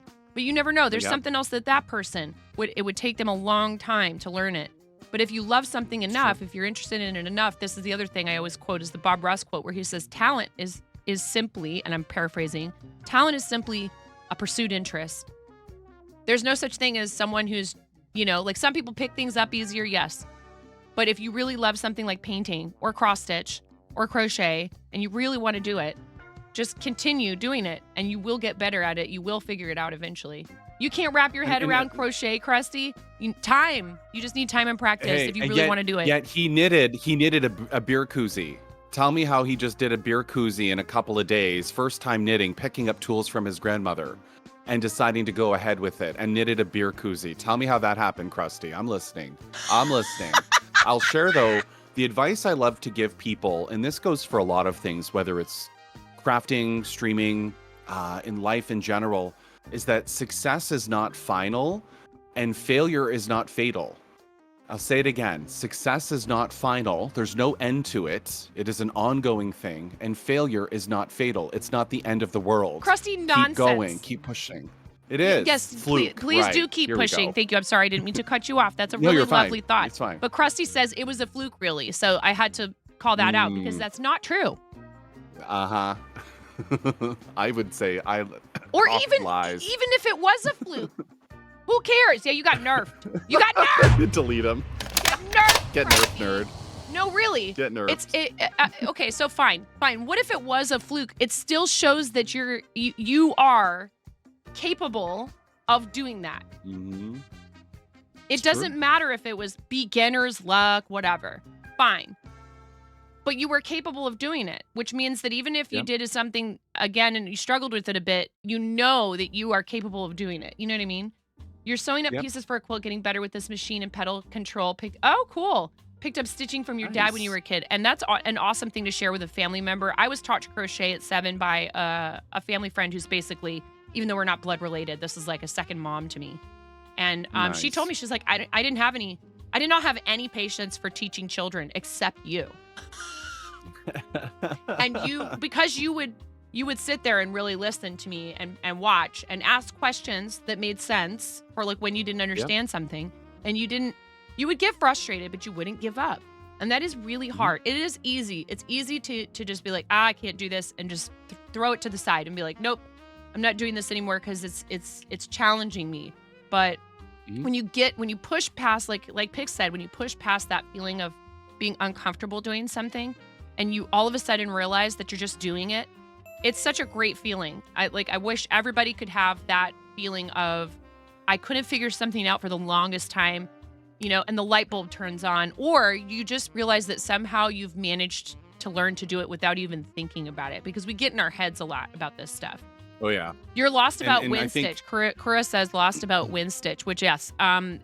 Pix, the reason we got into this kind of is because I was saying I think it would be helpful if Pix did some content that would help people learn to use this software, because I think it's fascinating and I wouldn't mind learning to use it myself, but it would be helpful to have, someone to walk you through the basics and then maybe some of the more intermediate or advanced features of it. And you've been using it for a while now, right?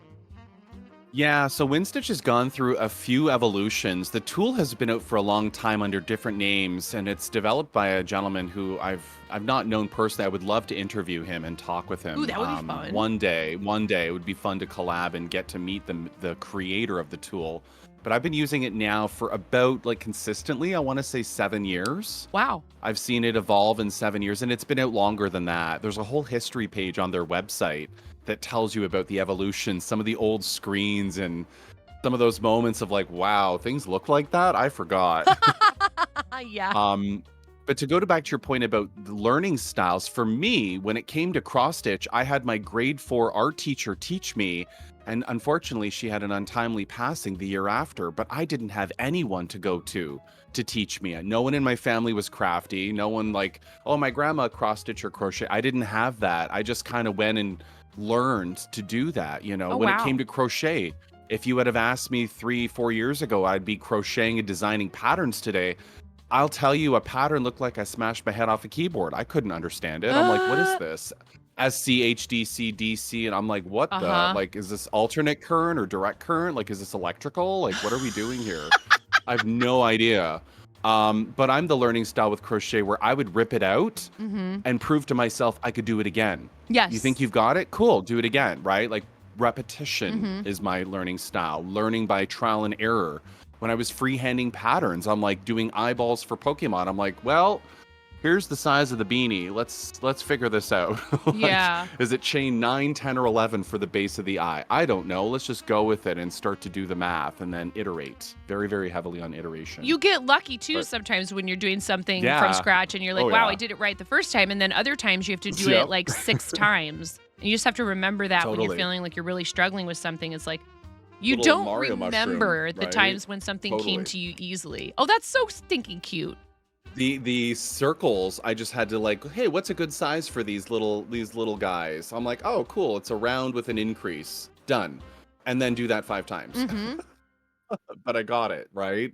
There's wins like that versus Ninja Turtles where I had a few iterations on how many rows and color changes and the eyes and, you know, how do I make it double-sided? What's the correct math for the color change? And you're writing it down and iterating. So you have a few repetitions to do. But Yeah. you get it. Just keep trying. Mhm. You know, don't throw your towel in too soon. For people who want to learn crochet, would you? I love Woobles. I know you've been probably talking about. Have you I been, love yes. Woobles. I And love neither of them, us are yes. sponsored by them, by the way. I don't I think, know. right? One or the both of us should be because we're sending Well, so you many should people for to that. sure. Nah, we My both God. should. I'm taking you with me because I've been bugging them. I'm periodically, and this is another thing I want to say, like in regard to like crafting, it's the same to me in a lot of ways with stuff with content creation. Just because you've been told no does not mean you shouldn't try again. It's not for, what did you say? It's not final. It's not fatal. Yeah.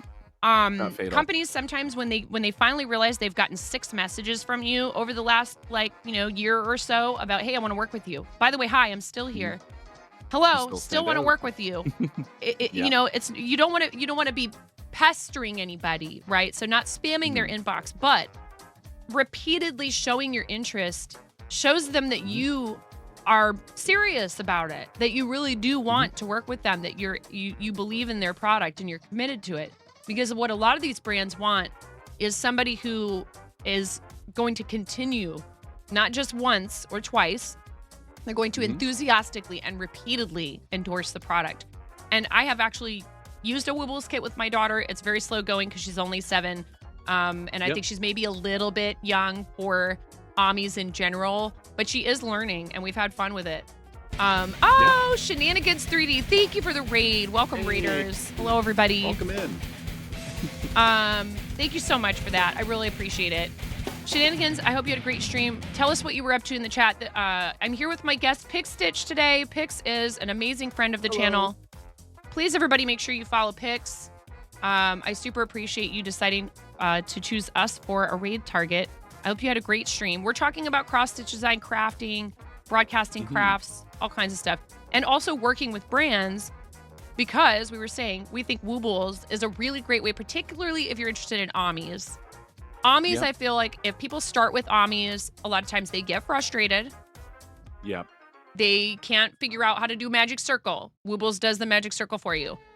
They get their yarn all stuck in their yarn starts to split when they're trying to put their hook in these tiny little tight stitches. They have a specific yarn they put in their kits that they call easy peasy yarn that doesn't have plies. It's like a chain plied, almost like t-shirt yarn kind of. And it makes it that much easier for you to put the hook in the stitches and all this other stuff. You started with the Amis, and a lot of people want to because they're really cute. Who wouldn't want to make their own little plushie, right? So, you know, there's definitely companies out there that specialize in kits that help beginners. But even if you don't want to do that, there, again, is so much content. Pix has all these really cute designs that are really easy, like for beginners. It's true. For crochet. So, like, is there a particular hook brand or yarn you would recommend for beginners or people who want to move on from something like Woobles to doing these designs like you have here? Because eventually you're going to want to expand, right? Woobles is great for an intro. And they have lots of cool collabs, but And I think What would for be your me, like I started recommendation? with acrylic and I broke my first hook like nothing. It was so easy. It just snapped. And I'm like, well, there goes my tension. Clearly the iron fist clad lad that he is. Don't snap another. Then I tried the yellowish brown clover hooks. I broke that too. The soft touch, is that 'Cause what the those are hoo- called? Yeah, the soft touch. Yeah. And I'm like, well, clearly we got a problem with these plasticky ones. The ones that have done me really well so far are the Clover Amours. You can get a kit of them for 40, 50 bucks on sale for the whole set. You can buy them individually too. If you had the money for the furls, 9, you could get the really fancy ones. But if you're not sure, get a basic 3.5, 4 millimeter hook and some yarn, and it's really accessible. You know, there's not a lot involved for learning crochet. You need a skein of yarn, a hook, and go. You can use anything for a stitch marker to track your rows or a darning needle to sew stuff, but ultimately you don't need a lot to enter into this. I'd argue you need less supplies to learn to crochet than you do to cross stitch, because you've also got to frame the cross stitch, the cloth, the different flosses you need to do.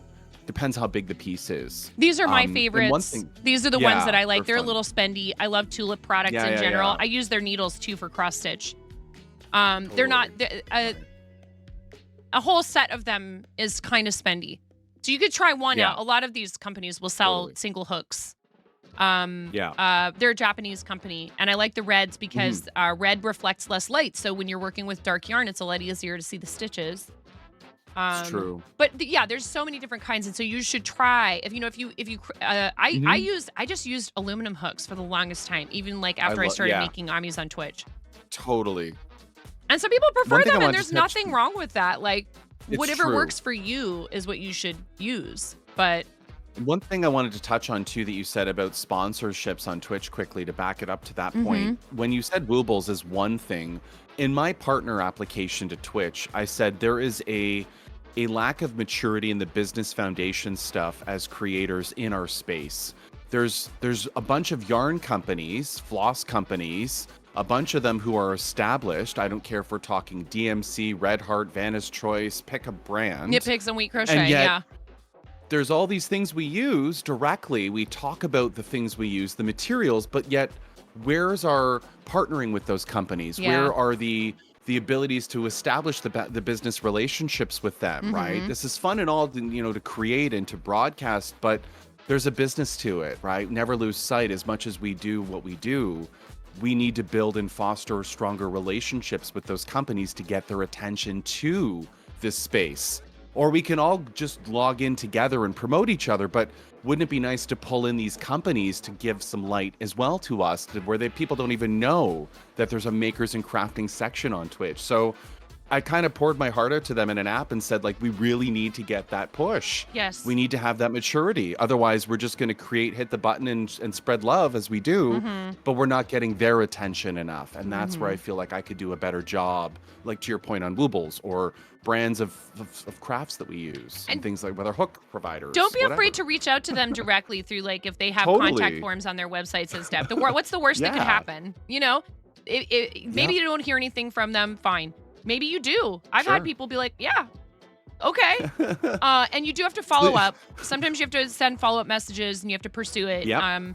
But my first affiliate link was Knit Picks and Wheat Crochet, and they turned me down. Yep. But it wasn't them. I figured this out. A lot of these companies, when they're working with influencers, with content creators, they're more used to what you have to be able to do.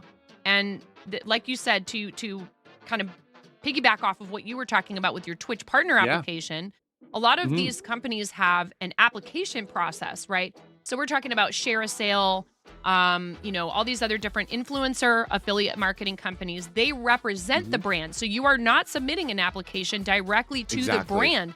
You are submitting an application to work with a third party that manages their affiliate program. So you have to use their language. You have to understand how to present your channel, your reach, your analytics, and numbers are not fun. They're very mean to us sometimes. They don't care about our feelings, but you have to be able to present that information in a way that helps them understand where you're at, and maybe also include your plans for expanding that reach so that you are exposing more audience to the product. And I've always highlighted that I use these products on my streams. I don't just talk about them, but I'm actually using them. And that I sometimes will take time out of my broadcasts to put their site up on the page and visually go through, like, what does this company offer, or highlighting sales and all this other stuff. And it was only after I did that, and because the first time I just wrote like a nice note to them. I just wrote a nice note. Same thing with the Twitch partner application. I wrote a note, basically. I wrote them a note, or I wrote them a story, which is great. And you do want to share your story with something like a partner application. But you need to also delineate what this is a business relationship, whether we like it or not. Whether we just want to treat it like it's fun and we want to engage people and we want to build community, that's definitely important. It's super important. But they do want to see, like, how are you considering, for example, I highlighted the fact that I stream during a time slot that allows me to reach audience in other parts of the world a little bit more easily, because people in the UK and the EU are conscious during my stream time. You know, that I have a little bit more reach in that department or that area, wanting to bring more viewers in from those places, and maybe even, you know, trying to like draw people in who may not be like fluent English speakers, but welcoming them, you know, trying to build an international audience, welcoming people regardless of their background. Those are things you want to highlight in like that part. But then also the numbers are important, unfortunately, to these companies. And again, the persistence, showing that you're willing to apply more than once. And after the second time that I contacted ShareASale, because Nitpicks said, oh, hey, let us look into that. I did contact Nitpicks directly when I was like, okay, it's been a while, I'd like to reapply. They were like, oh, let us talk to ShareASale. Boom, I got approved. So again, don't just give up immediately and think, well, this is them saying no forever. Again, it's not fatal. I like that analogy. You can show them that showing that you're interested and that you're persistent is a really good thing. Sleeping Luna Designs, a good friend of ours in the community as well, reached out randomly, almost as a joke or a meme on Twitter or X, whatever, and said, hey, Lion's Heart brand, Red Heart, whatever, a bunch of companies want to sponsor me for a fun project to do for Pride. And one of them responded, said, yeah, we would. Oh, awesome. Where do we send the yarn? That's so Imagine cool. a random tweet tagging someone, and they just said, yeah, we'll throw yarn at you. And not to take from her thunder here or whatever, but like I do love her to pieces. She ended up crocheting over the next journey here, and she's a goddess for this. I'll share quickly, and I love her. But I do want to show exactly what she did. It's so incredible. Look at this thing. Are you kidding? From a random tweet, and she got a sponsorship for yarn supplies to make this?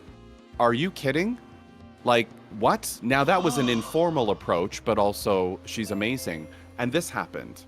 And over the next journey or while, she spent time creating this. And I only highlight her because she's amazing, but also took initiative. The person who spoke up, the squeaky wheel gets the oil, whatever you want to call it, say something or nothing. You can say nothing. You can let anxiety win the day again, or you can speak up. You can try, or don't try and let your fear overwhelm you, or you can choose to try, right? You've got both options here. And some people, it is the anxiety, the fear, the walls, the barriers, the things we're so good at throwing up as a safety. Break your own barriers down. Try your best, or don't. You have that option, right? To give it a shot and go for it. But you could end up with something like this that is so impressive and beautiful. Amazing. And I'm sure she had people stopping her on the street over and over and over again. And I'm fairly certain I recognize this building because we live in the same area. I don't live in Portland anymore, but I'm pretty sure this is downtown Portland. I'm fairly certain I walked past this building about 100,000 times on my way to work at several of my restaurant jobs. That's so funny. Will you zoom out a little bit? I think I know what building this is. Course. This might even be the courthouse downtown. See the massive Did they get married at the courthouse? I'm not sure. This is a Portland building. I know that I'm 99.999999998% sure that this is a building in downtown Portland. But it's a beautiful photo. It's a lovely background. There's a lot of good photo ops in front of some of the older buildings down there for sure. But I love it. But this is just it's an accomplishment. And like you said, it literally came to fruition out of just tossing it out there, as people like to say, shooting your shot and saying, hey, company, would you like to work with me? I've done it with LaCroix before. Yeah. Why not? But they haven't. Right? They haven't they'll very coyly respond, but I'm like, no, really, I mean it. Like, hit me up. Here I am. Go for it. I'm Why not? just chilling, drinking your product on my stream all the time. Yep. But Just you be never sipping. know, and there's nothing wrong with trying. And again, if they Good. don't respond or if it doesn't happen for you the first time, who Yeah. knows? Maybe that's just leaving you open for another completely awesome opportunity. And it is easy to feel discouraged. And I know that you wouldn't want people We're to feel good like at we're that. saying, Totally. oh, it's invalid for you to feel. Yes, that is Never, absolutely never. a You valid can feeling. feel that. But the really important Exactly. part is working through that feeling of disappointment. Rejection is Mhm. tough, but it is an unfortunate reality of any kind of entertainment, which is what we're Welcome doing. to life, right? And life, sure, absolutely. Get It's rejected true. for jobs, even if it's not something where you're putting yourself on display for an audience per se. You're putting Yep. yourself out there, and it's very hard to hear no or nothing at all. That's True. also really fun when you get ghosted completely. When you've actually gone Oh, to yeah. an interview or whatever, but sometimes they have hundreds Go of away. applicants, and you just have to move on Yeah, to the next thing. They do. What? They do. But yeah, Oh, it's give it a shot, folks. You have nothing to lose and everything to gain. Each no should bring you closer to a yes. And if you're doing something you're not sure on, reach out to people. Hey, could you read this over? What do you think of this? Poke holes. My partner application went through 5 versions.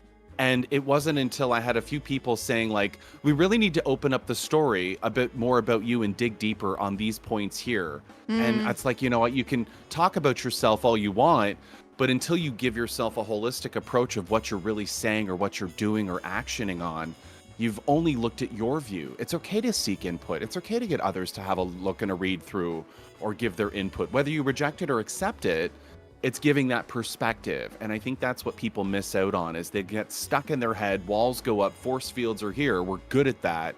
But break your barriers down, be a little vulnerable to open up to someone else that you trust enough to give you that input. I have people reaching out to me on advice or input or things I've made or patterns, designs, or marketing they do on their streams or whatever. And it's like, I will give you my honest opinion. We're still friends, but I will yes. poke holes in it because you came to me for that advice and I'll give you my view. Whether you take that or not, or evolve it or take it and make it your own and adapt it, that's the point. That's the exact point of all of it, is to give it a shot and go for it. Or don't, right? Right. We always have that follow back safety one, but again, give it a shot. I think, and it's true. Like, we don't want, I think really what you're saying when you say or don't is like, I understand for some people, they'll feel like, well, I just don't know if I'm ready. That's okay. That is totally okay. Fine. But Totally okay.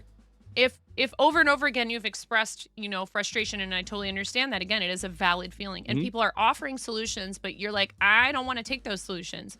Well, eventually it is going to be hard for them to continue to try to offer you paths forward if what you're saying is, nope, I just want to stay right here. And it's your business, and you can make that choice. Totally. But 100%. those of us that repeatedly have people, and again, we're so happy that you think that we are. First of all, half the time I'm like, oh, what? You want my opinion? Okay, like I can't believe that somebody would come to me and ask for advice sometimes still, but I do understand that that's a sign that they find inspiration in what I do, which is wonderful, and so I do my best to offer it. But Yeah. if over and over again your response to that is, no, I can't do that, or no, I won't try that, eventually we also start to go, okay, well, I'm not sure why we're here now because I want to help you, right? Whether it's something to do with like redeems for your stream or projects you want to try or whatever it is, growing can be really hard. It is not fun sometimes. It's uncomfortable. If it's easy, true. it's not really growth, right? It's just the same There's thing. something about feeling vulnerable. You have to be willing to let your guard down because you are your best and worst critic. To be vulnerable. Yes. Whether you're learning something, you're taking a chance, you're hitting the go live button for the first time, you're reaching out to a sponsor, you're doing something. The second you say, I can't, I won't, or I'm not sure, you're right. You can't because you won't. Or I think I can do that. You're right, because you've actually got the motivation or that thing you're tapping into in the gut of your stomach to try and get the courage to do. You're right in both accords. You can't or you can. You won't or you will, right? Do the thing or keep putting your barrier up. They're both valid. Yeah. But when you're ready is when you'll actually make the step. When you've let that vulnerability happen to take those steps. Yep. Otherwise, you're in the cycle that we all know too well. And I'm It also just not doesn't going end. to I'm not going to crack open your cocoon, you know, and free you from that, because you have to have Totally. it's like kind of the analogy is like, well, if you're not ready, you're not ready. And if I try to force you into it, yeah, we bully people with love and say, yes, do the thing. But I'm not going to Totally. go overboard with it. So if you're saying, if everything you're giving me is, I can't, I won't, I'm not ready, that's totally fine. But if I push you into doing it and you're not really ready, then it might be a massive failure. And you'll be like, why did I do this?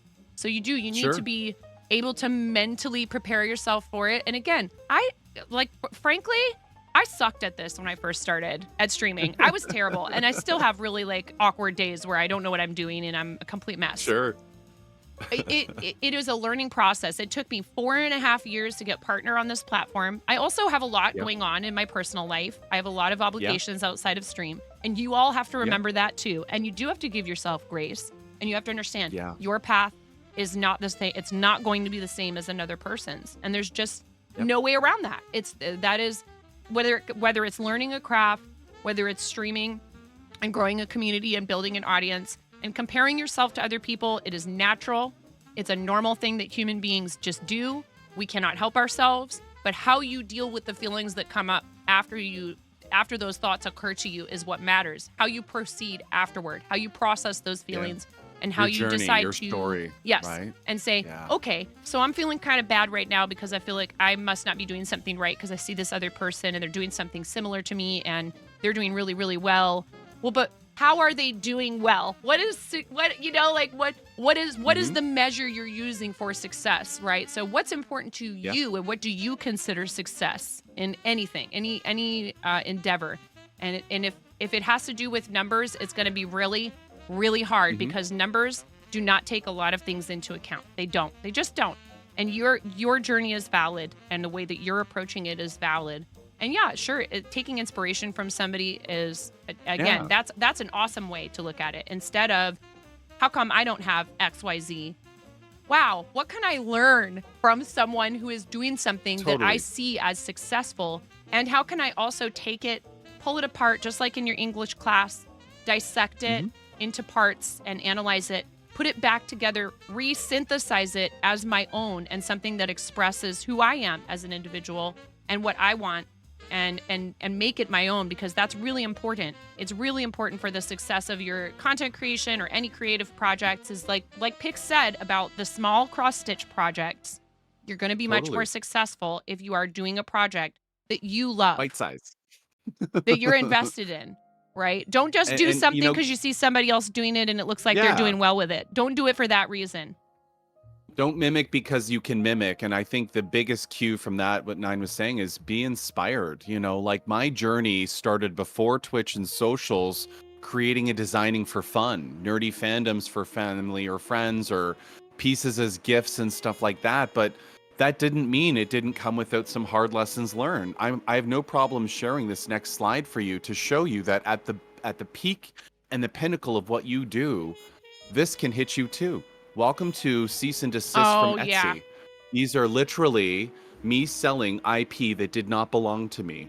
You're looking at lawyers contacting you saying you've done something wrong, stop it now, or there'll be consequences to that. And I wasn't immune. I wasn't invisible to all of this problem. I had Viacom, CBS, Nintendo of America on me, selling IP that I didn't own as cross-stitch patterns, their names, their sprites, whatever.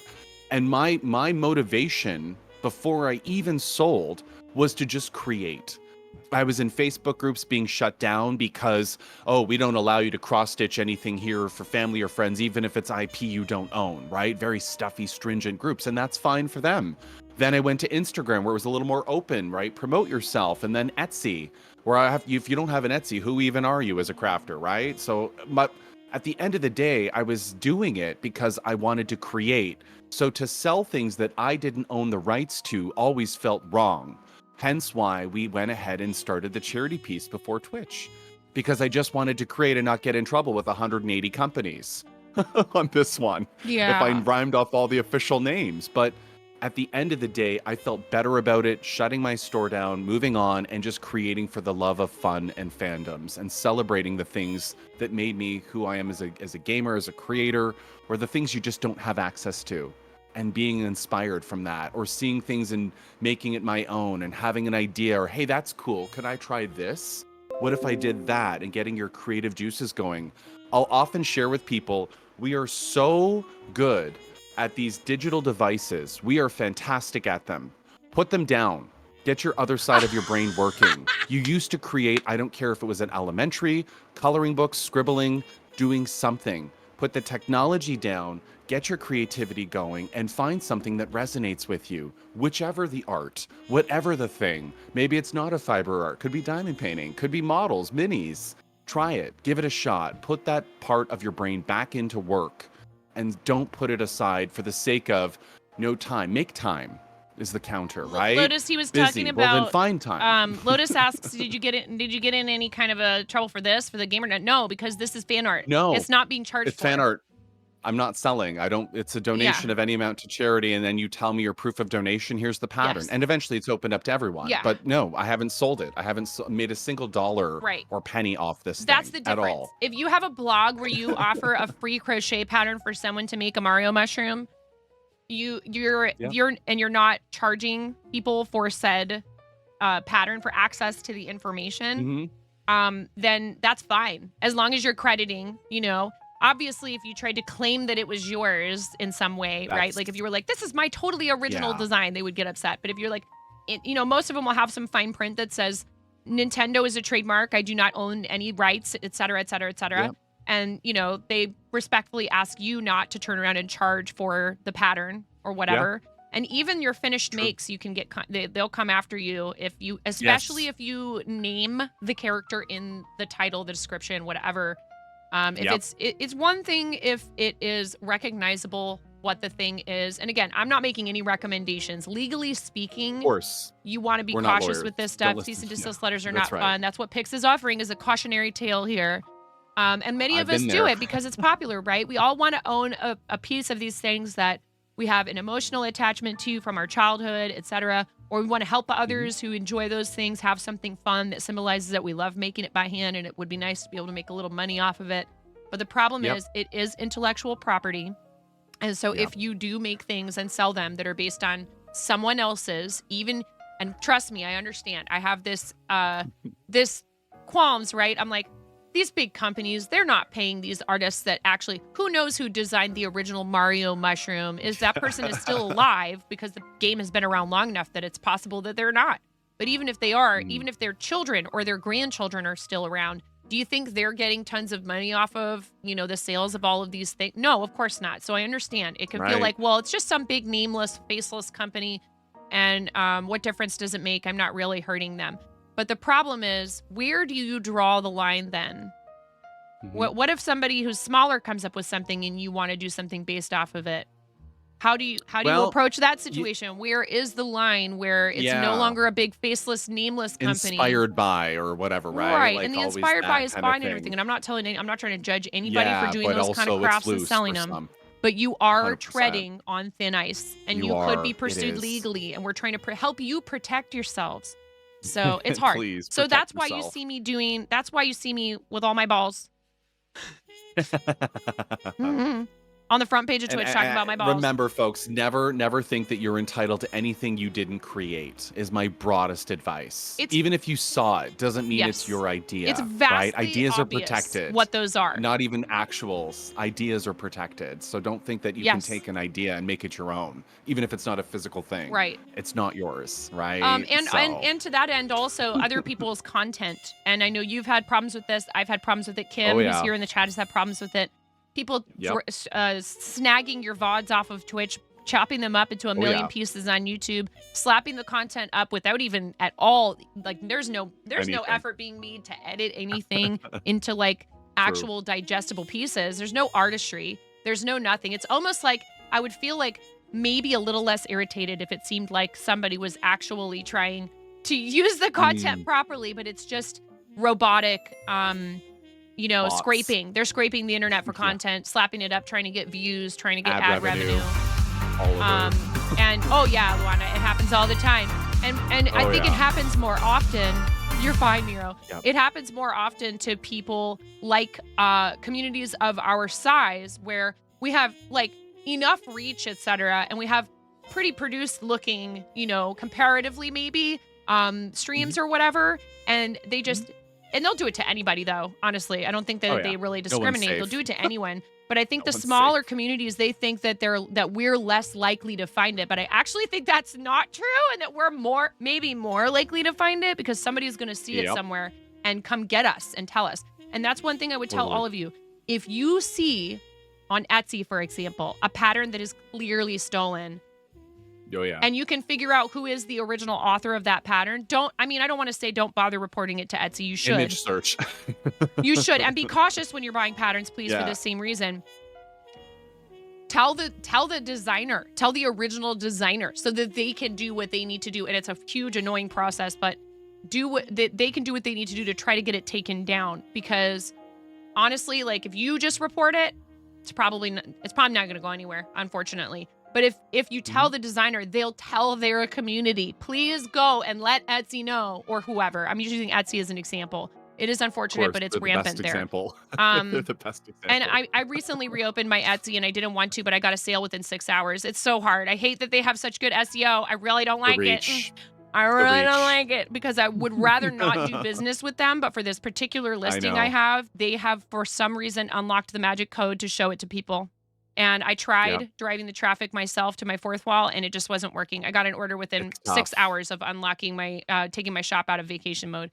And if you guys have questions about Etsy, I'm happy to answer them. It is, unfortunately for me, it's like, it brings people. I don't know, and like, I understand if you have ethical qualms about working with them, but I also think it's just like Twitch.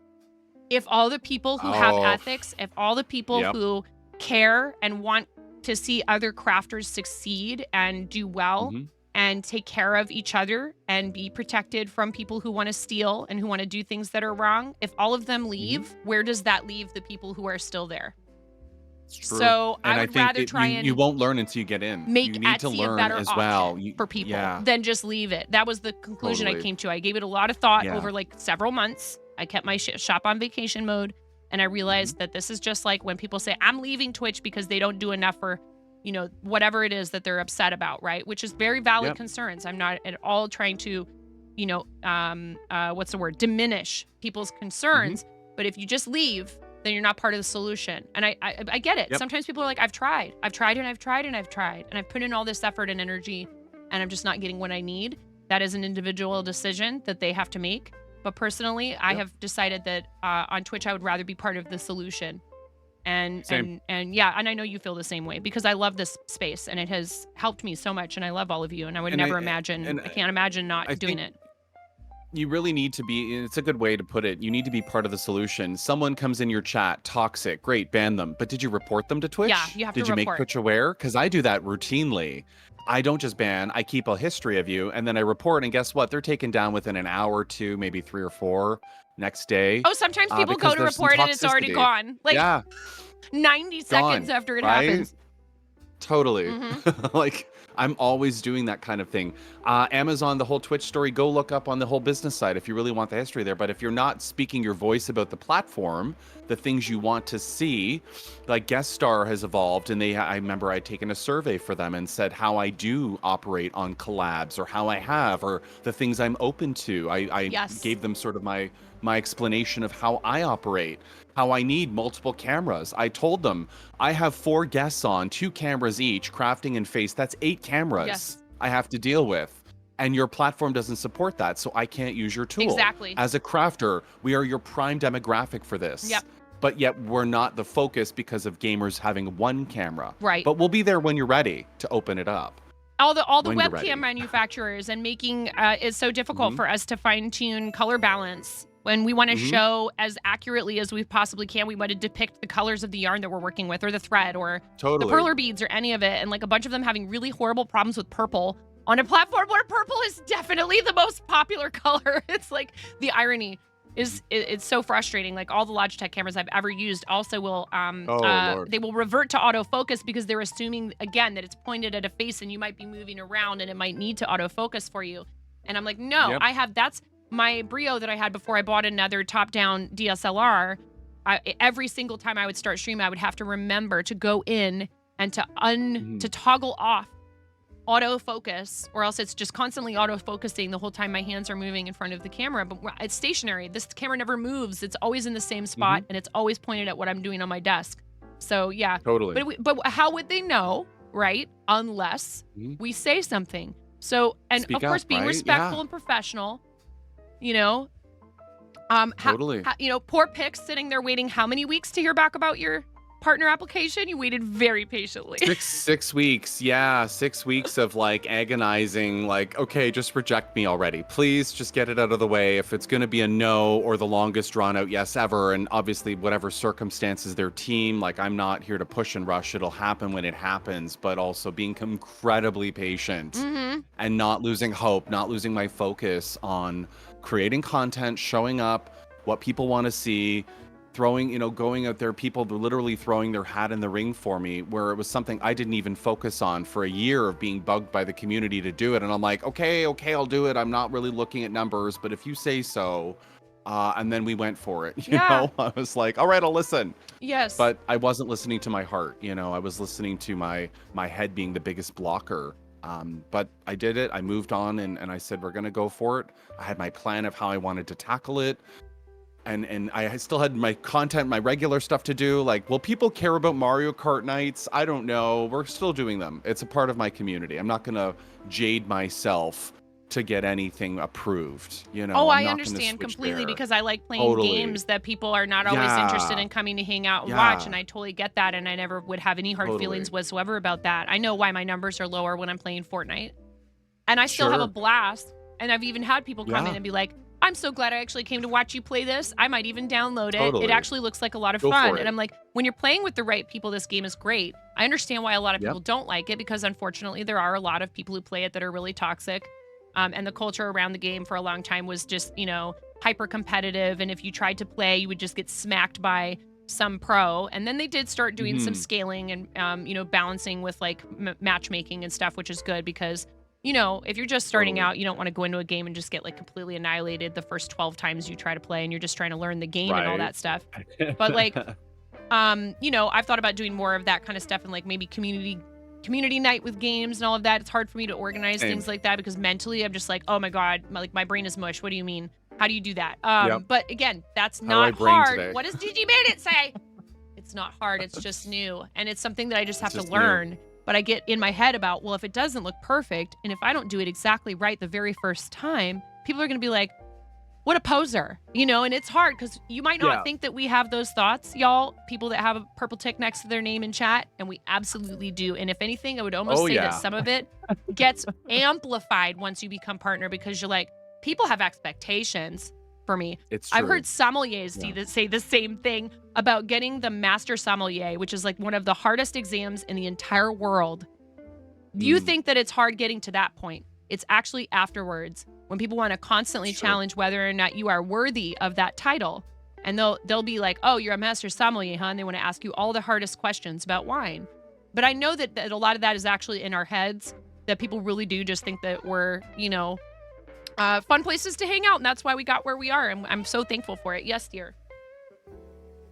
And a couple questions quickly in chat I didn't want to miss here. Lightning Builder asked, should I stop doing streamers emotes and dots? I mean, you're not selling it, but also I know you're trying to do it from a place of fan art and supporting it.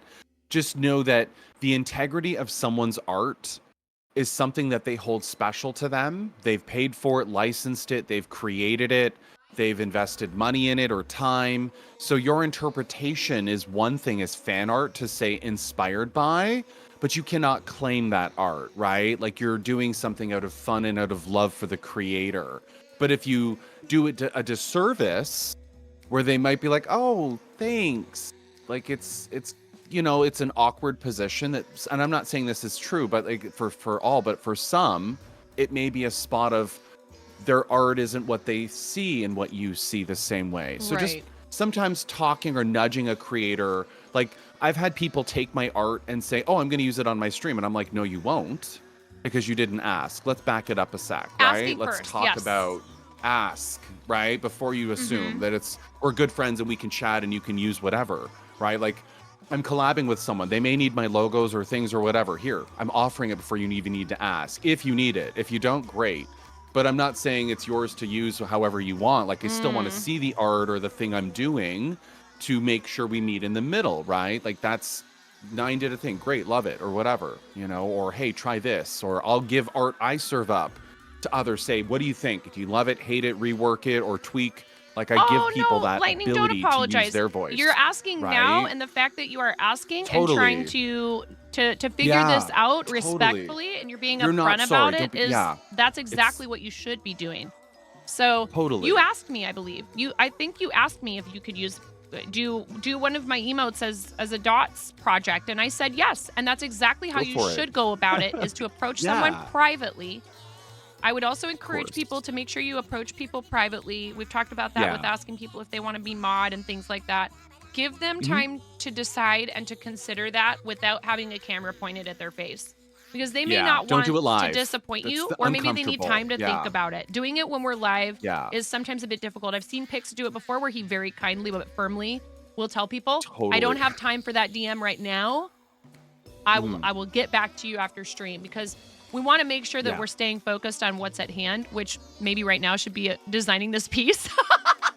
I mean, hey, it is what I'm it having is. so But much also, fun don't talking to ask you, it's fine. live. I don't care. Don't be like, how much would you charge for that, or how much would you like? That's an uncomfortable conversation in Yeah. front of 100 people. Yeah, we don't discuss prices in front of 100 people, do we? When No. we're buying or negotiating or something. So pull the conversation aside, but also ask permission. You know, I've had 75 DMs in a day where I'm like, I can't keep up. Please ask permission before DMing. Like I have open lines of communication with some Yes. always, like you're one of them full time, but at the same time, never assume it's okay to march into someone's door because you have something to say unannounced, right? Yeah. Like make it a two-way street and not like you're pushing your way through someone to have your way and say, Yeah, right? and No we one's talked about devalued this. more or less. We talked about this a Yeah, little bit like in some etiquette basics that I etiquette. think are also Etiquette. really. Yeah. It's hard. Okay, so since this is a good segue into this topic, but I also want to ask you, Sure. where are we at with this piece and what you need from me? Because I think I still need to decide on a font before we can move forward with this, don't I? Yes. While we're So we talking, had just a don't want bunch to of take up too much of names. your time. I mean, I love Of you, and I'll course, stay here no, we're talking here to you for as forever. long. We'll finish it, of course. So we finished the epics and larges. Now we were determining a medium and a small size piece Yes. or small font. And I know I've got the Lord Libidins pulled up here. For anyone who's not sure, there's a link in chat right now for the alphabets and the resource of Lord Libidin. This is a completely open, free resource. Use it as you will. Lord Libidin's amazing, and we looked at this previous just to back it up with the how we got here, where these fonts, and then where we are over here. So one thing I'll caution is there are a lot of medium names, a lot, and I think we need to kind of fence it off at like a 6 or a 7 to fit it all, or we may have to revisit the mega ones and scale them back a bit just to fit it all. Yeah. But I'm open to, you know, that there's skinnier letters, there's wider ones, there's like this one here stands out to me because I can fit, you know, 4 squares wide versus 6 squares Yes. wide. The There's one that more you to have your fit. mouse over right now. Yeah, this one here, Mhm. right? Like this would be a good one for the mid-size as my gut check. Yeah. And then as we go to the smaller names, you know, up to the 5 stitches as an example, there's a couple really skinny ones that are what, 4 or 5 by 4 in Yes. here. There's different ones we could do. Like this one up top is cute. The second one maybe doesn't have the same style. It's a little more curvy. Yeah. But like it's really just going with what you think and then playing with it. No, I like right? that other one you So, said for the medium. the 7? Mhm. Yeah. And like simple's fine. There's some really cool ones in here that have nice little curly cues and really cool details that I think Totally. could be used to really great effect. But I think keeping this project as simple as possible for me, since it's going to be the largest thing I've ever done cross stitch wise, Oh, is yeah. definitely preferable. Because I love all the, Totally. you know, curly cues and all the funky fonts. They're also harder to read. And this is something, again, you know, accessibility wise, something you want Oh, to yeah. consider when you're doing anything with content creation, with your socials, all that other stuff is readability, and like might look cool independent of other elements, other parts of your design. But when you combine Yep. them, does it become muddied, and is it difficult? You know, it's like you said about the sprites in your gamer design. Mhm. That some of them weren't coming across, and you had to find a way to feature the part of each of them, since there's so many of them, so many of them that you're trying to fit into a small space so that you can see and recognize the individual characters in there, or else it just becomes impossible. It's just mush. So visually, what I'm looking for is clear, because we obviously want to thank these people for their contribution to last year's 12 Days campaign, which is the reason why we're doing this. And some of you have been asking, what are we working on today? That's what we're doing. And Pix has already put in a ton of work on this piece for me and helped me with designing a lot of it. So this is from last year's 12 Days campaign. We've been a bit busy this year, just a tiny bit. With all of your amazing support. We got partner in February. So this was supposed to be started in like the spring. And it's just been one thing after another, including a raid from Atomic Stacy. Thank you so much. Welcome in, Raiders. Woo! Hi, everybody. Thank you, Stacy. Thank you so much for the raid. I appreciate you. Tell us what you were up to on stream. And Stacy, if you have any socials that you want to post in chat, Mod can get you a link permit. Please just let us know when you have a link ready by saying link ready or something like that in the chat. And we'll get you a permit so you can slap some socials up there if you'd like. We'd love to follow you elsewhere besides just here on Twitch. My guest today is Pixstitch, my awesome friend, fellow crafter, fellow Twitch partner, charity supporter, fantastic human being, and even moderates for me in here because who knows why? I don't know why anybody agrees to that. Probably because it's really fun to have a front row seat, you know, for what's the PG-13 way of saying, you know, a poop show. It's a little bit of a poop show in here sometimes, but we have fun. And we're doing this project together. Pix has very graciously offered to help me design a custom cross-stitch piece to commemorate folks that made contributions at varying tiers, if you will, to ask me to cross-stitch their name onto a piece. And I think I understand now what Rin was saying. Ella's name is on here 3 times. Will be on here 3 times because Ella was so excited about this that she redeemed the epic name, the large name, and the medium, I think. I think she all did, 3 of those. And I said, sure, you can have your name on there 3 times. You donated to the charity those 3 times for those 3 different separate amounts. I'm happy to do it.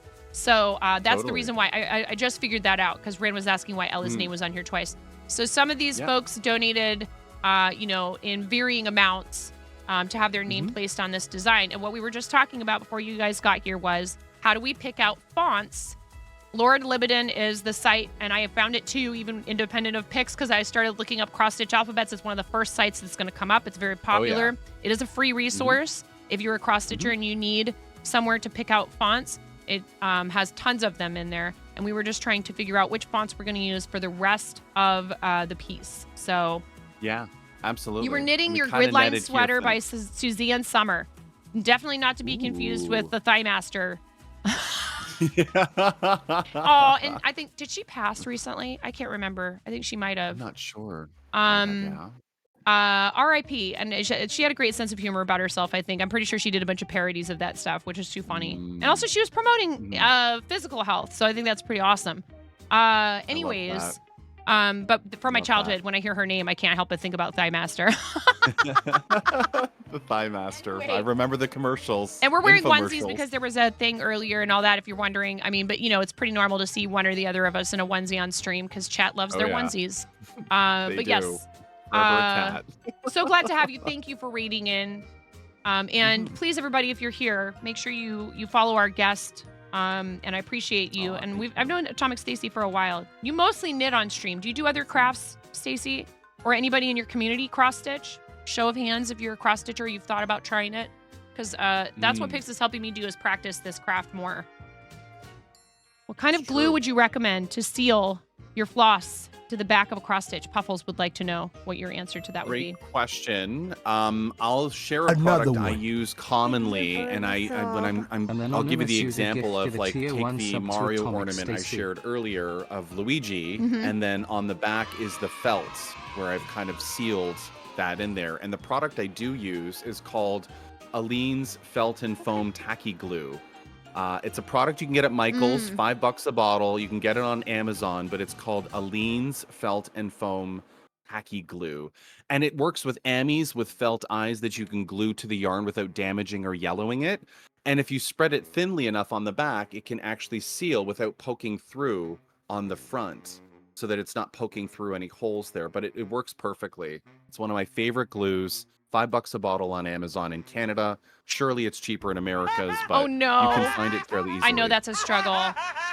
Gold, Yeah, is it a can be gold that. label on the bottle?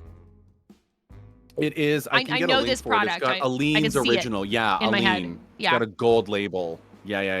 And she has a few products too. I can find a link quickly here if it helps on screen. Aline's felt and foam tacky glue.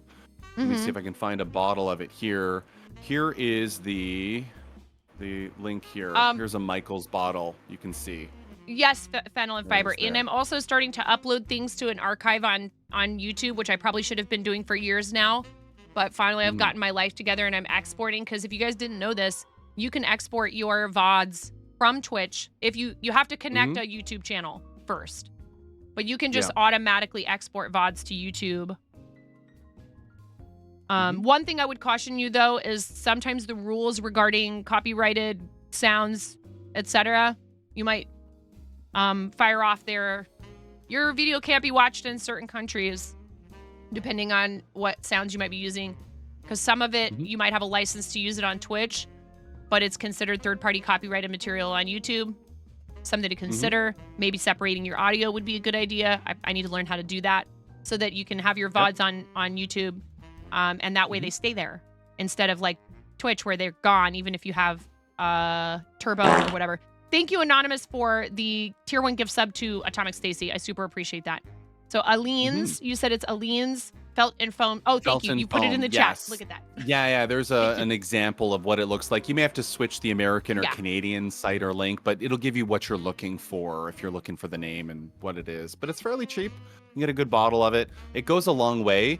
The warning is that eventually it will seize up and dry up, where there's obviously it's glue that doesn't last forever and it's too, but it feels like using white foam or Elmer's glue. The remember the white stuff you used to put on your finger and peel off like skin? It's kind of the same texture as that, but it's very delicate on fibers that are very, you don't want it to discolor and yellow or go brown over aging and time. So it's something I'm very keen on. But yeah, that's my biggest advice. And if there's any other crafting questions or supplies, like folks, feel free. 10 channel I'm doing points my to highlight absolute your best. message. Like Fennel and Fiber, that was helpful that you highlighted your Super helpful. question. 10 channel points. Do I sometimes think I Totally. should probably increase that? Maybe occasionally. But you Maybe. guys are pretty good, so don't abuse it, and then I won't have to. But yeah, 10 Totally. channel points. I make it the least Play expensive that nice. it possibly can be in here because I'm not always the best about reading every single message in chat. I'm not ignoring you. And especially when we have a guest and we're having a conversation, that can be difficult to like read all of chat and also pay attention to your guests and listen to what they're saying and respond and ask more questions. So Totally. please just go especially ahead and if I'm highlight your looking at a message. screen. And please For also sure. fart in the chat like Arity Can Wife did. That's what it's there for. I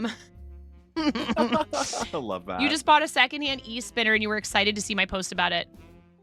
Yes, I'm very excited to do that with Ella. Ella's awesome. Please make sure you're following Ella. And you just had to do that, huh, Brickman? Always the hydrate or dihydrate. I'm a brat about it, and that's my problem. And I should just have a good attitude and be like, they're trying to take care of me. And I'm like, look, someone else wants me to hydrate. Fantastic. I'm just a big brat. So, But I mean, at the same time, it's like, Ooh, okay, now I have to pee, right? Because ayo. they've hydrated you, and now you got a break. So, are they doing it to you because it's off cooldown? Carly is not changing the font in WinStitch. He's going back and using the Lord Libidin page. He's tabbing between these two different windows and making, looking at the reference from the Lord Libidin and then You see all these grids drawing here, it right? based on what is there on this other page. Yeah, so I'm creating the font based on the reference from Lord Libidin's page, just what Nine was saying there, and then I'm recreating that over here with the person's name. So next up for the medium font, based on what we just picked, is Ms. Jenks, another amazing creator here. And if I don't have an underscore, well, I just create one, right? I know the width of the letters, and I kind of flip back and forth, and I'll reference, okay, now I know exactly what I'm doing for these letters. So it's a little flippish, but now I can build my alphabet. Once I have enough of these letters established from the font, I can just copy and paste them. So if the letter M appears again, I can just copy the M and paste it, or draw it again if I Yes. want to. It So would we're be interpreting cool. that. Do you think that they will ever maybe have a thing where you can just place, like, Oh, it have would like be so fonts already awesome. built in Oh yeah, to the software? it would be Wouldn't that be awesome. I amazing? would It would be a love time it. saver because Like they Uncreative do Automaton have. says, holy heck, that's tedious. It could be, yeah, right? First time chatter, I see you. And it can be. But the truth is, for me, I love the repetition. I understand what's involved in the cross stitch design to do this stuff. So it's just a part of the gig, you know, it is what it is, but it's really easy. It's almost like using Microsoft Paint when you would draw and paint, except you have a grid. And I have colors of floss now. I mean, just behind Nine's head is the floss list of where I am. But now I can keep going back and forth. And as you would know it, we have a letter N here we can copy over.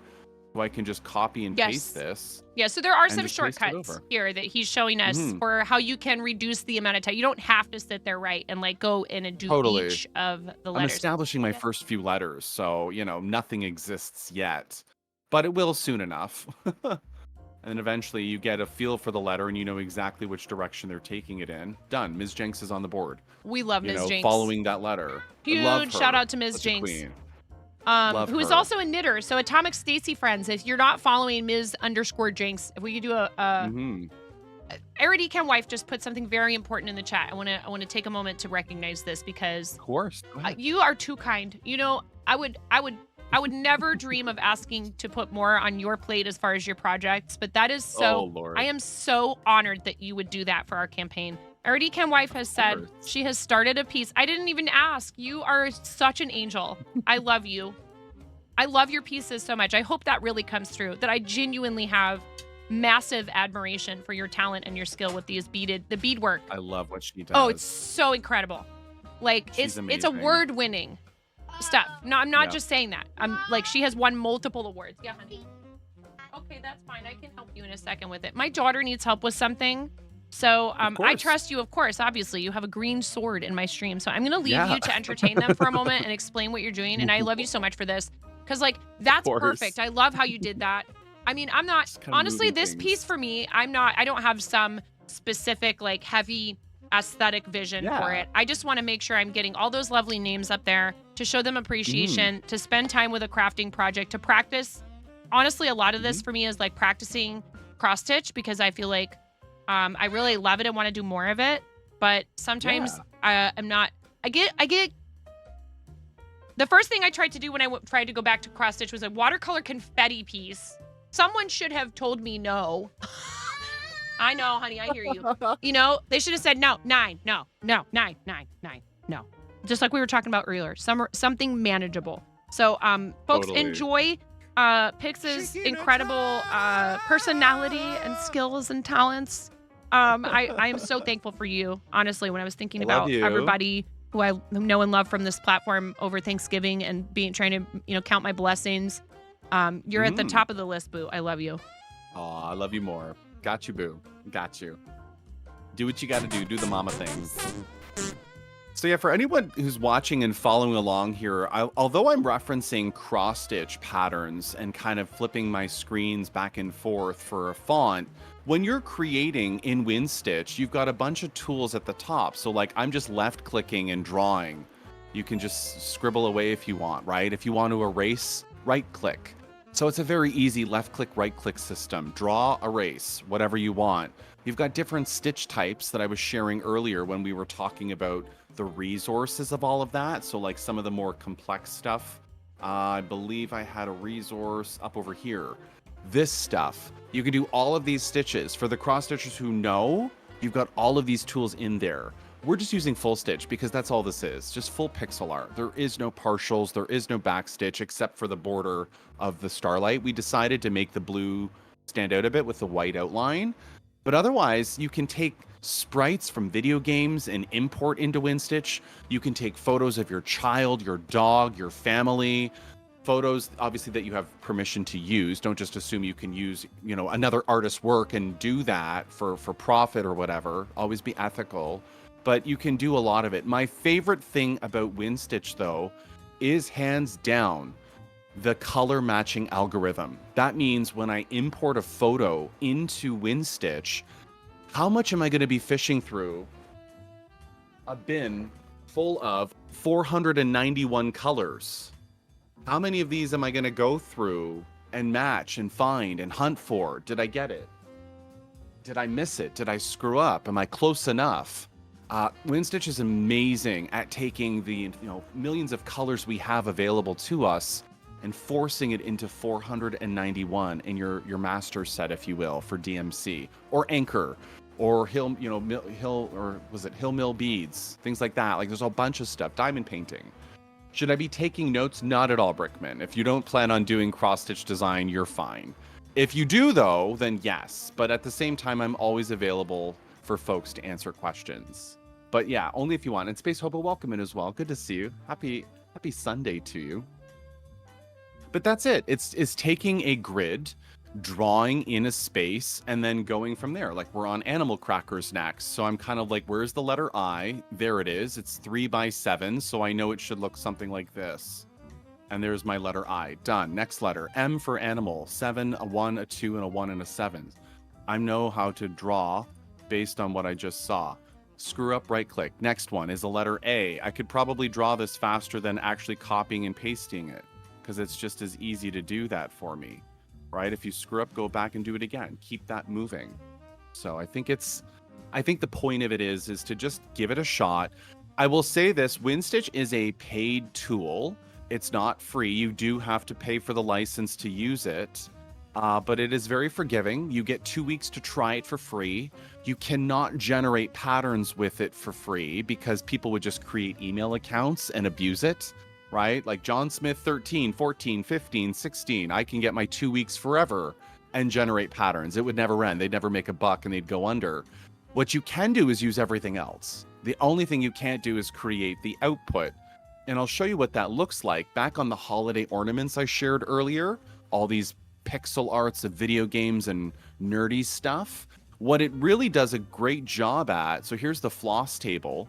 You can see all the colors, all the number of stitches, how many there are, what's involved, all the symbols. It also creates for you the actual pattern, which we can zoom into here just to give you a sense of what it is. So all of those symbols now for the mushrooms, black dot is black stitch, white dot is white stitch, and so on. But it does a really fantastic job of the black and white.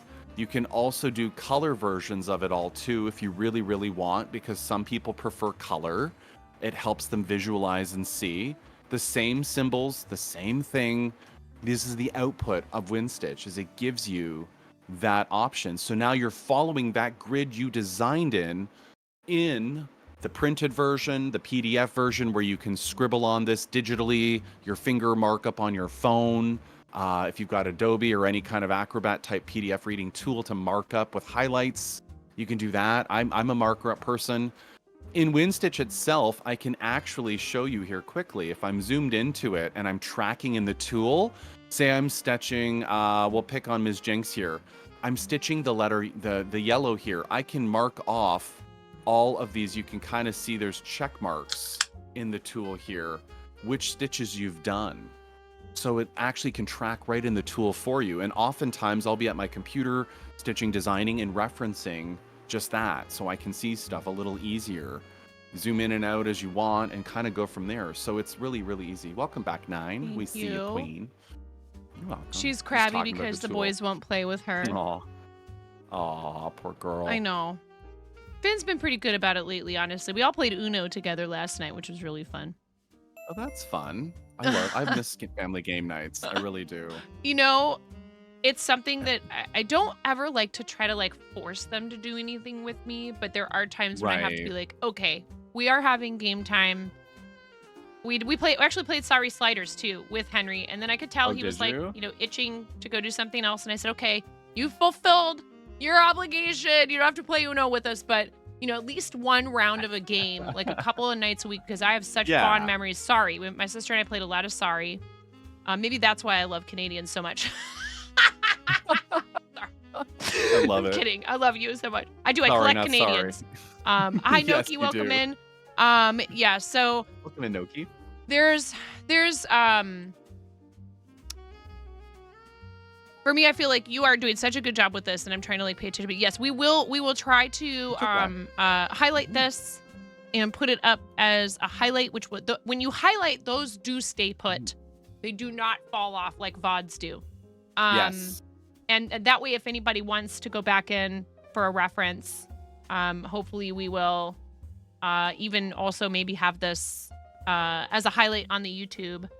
But Sure. Absolutely. what was I Whatever going to helps say? I people, forget what you I was going know? to say. Animal crackers, yay. Mhm. And, you know, this Next is lovely up, yeah. because our 12 days campaign was really amazing last year, very successful. And we're coming up on it again. I can't believe it's already almost here. Totally Where's prepared, Tim going? 100%. No, but in all honesty, course. Arity Ken wife, right before I got up, that's what I was going to say, offered up, and I haven't seen the piece yet that she's working on, but I'm sure whatever it is, it's amazing. And I'm so thankful for you that you are willing to devote time to something like that, because honestly, I mean, we are a team. I give Amish a lot of, because I know how competitive he is. I love to Mhm. I poke him. I'll be like, "Oh, Amish, did you see? I'm $15 ahead of you," or whatever. It's all for the babies, and we're all on the same team. We actually have 3 Starlight ambassadors on Team Stream Stars. Many of I you are love joining that. us this year. I'm so happy. We have so many new people that have come on board. The Yeah. Jang and Kim and a bunch of other people, a ton of people, so many that I can't even name them all. And thank you for those of you that have answered the call to help support Starlight. Amish and Blacklight and I were the top 3 fundraisers as well last year on our team. Really? Yes. And I mean, we're all going to get a run for our charity money from the Jang, because he is very dedicated. Whenever he chooses to participate in something like this, he is very focused on it, and really good at what he does. And his community is extremely generous and really kind, and they support real hard whenever he does charity. So I'm excited for that. Yeah, please make sure you follow everybody on Team Stream Stars. And then we have people I like actually Pit. told him to add me because I forgot. I was like, oh yeah, shoot, add me if you want. Yeah, well, and It's we have totally people different. like you know, like Pick's doing this right now. So again, this kind of touches on something I've said over and over again. Some of you will be like, I wish I could do a campaign of my own, or, you know, whatever. You'll lament not having enough time for it, or I'm already involved in something at that time, or whatever. There are so many ways you can help. Like, something like this is so huge. It's so incredible time. for you to help me Totally. like this with something that, like, I would be so lost. And, you know, I would get it figured out probably, but it would take me a lot longer than it's taking you. You're so fast. And you have a lot of experience, right? But you're also helping us by giving us pointers, so that if this is something I want to do Totally. in the future, I can learn to do it. But then there's also tons of other ways you can support people, because we are coming up on it on the 1st is when our campaign starts. Things like reposting on socials, coming and hanging out in stream like you guys are all doing right now. Being in the streams when people are fundraising is super helpful. I can't always do like big angel donation numbers. I do try to support my friends' charity campaigns with at least, like, you know, a modest donation when I can. But the fact that you're in there is so helpful. And then there's such a thing as Amplify.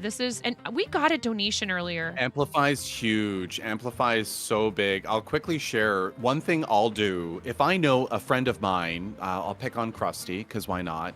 Krusty was doing a charity campaign, and I said, hey, what's the link for your campaign? I said, you know what? Forget it. I'm going to get it. I posted it in the chat, pinned it, because I'm promoting, you know, him. He's got his stuff he's doing. I'm not.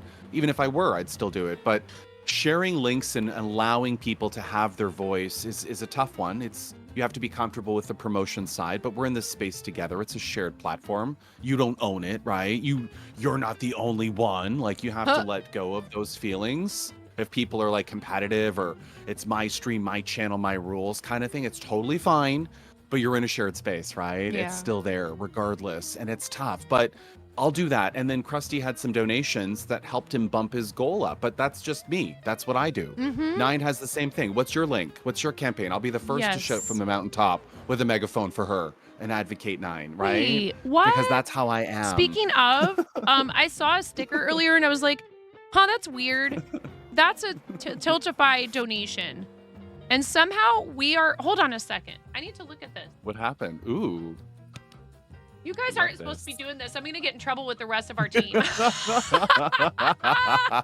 Nine started early. Teal, are you still in here? Teal Appeal. Teal. Uh-oh. Teal, you're in big trouble.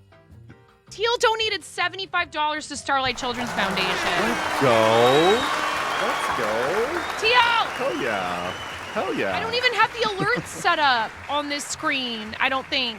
That's why we didn't see Sneaky. it. Hold on. Oh my God, I feel like such a jerk. Can we shout? Let's try to drag Teal back to stream. Shout her out again.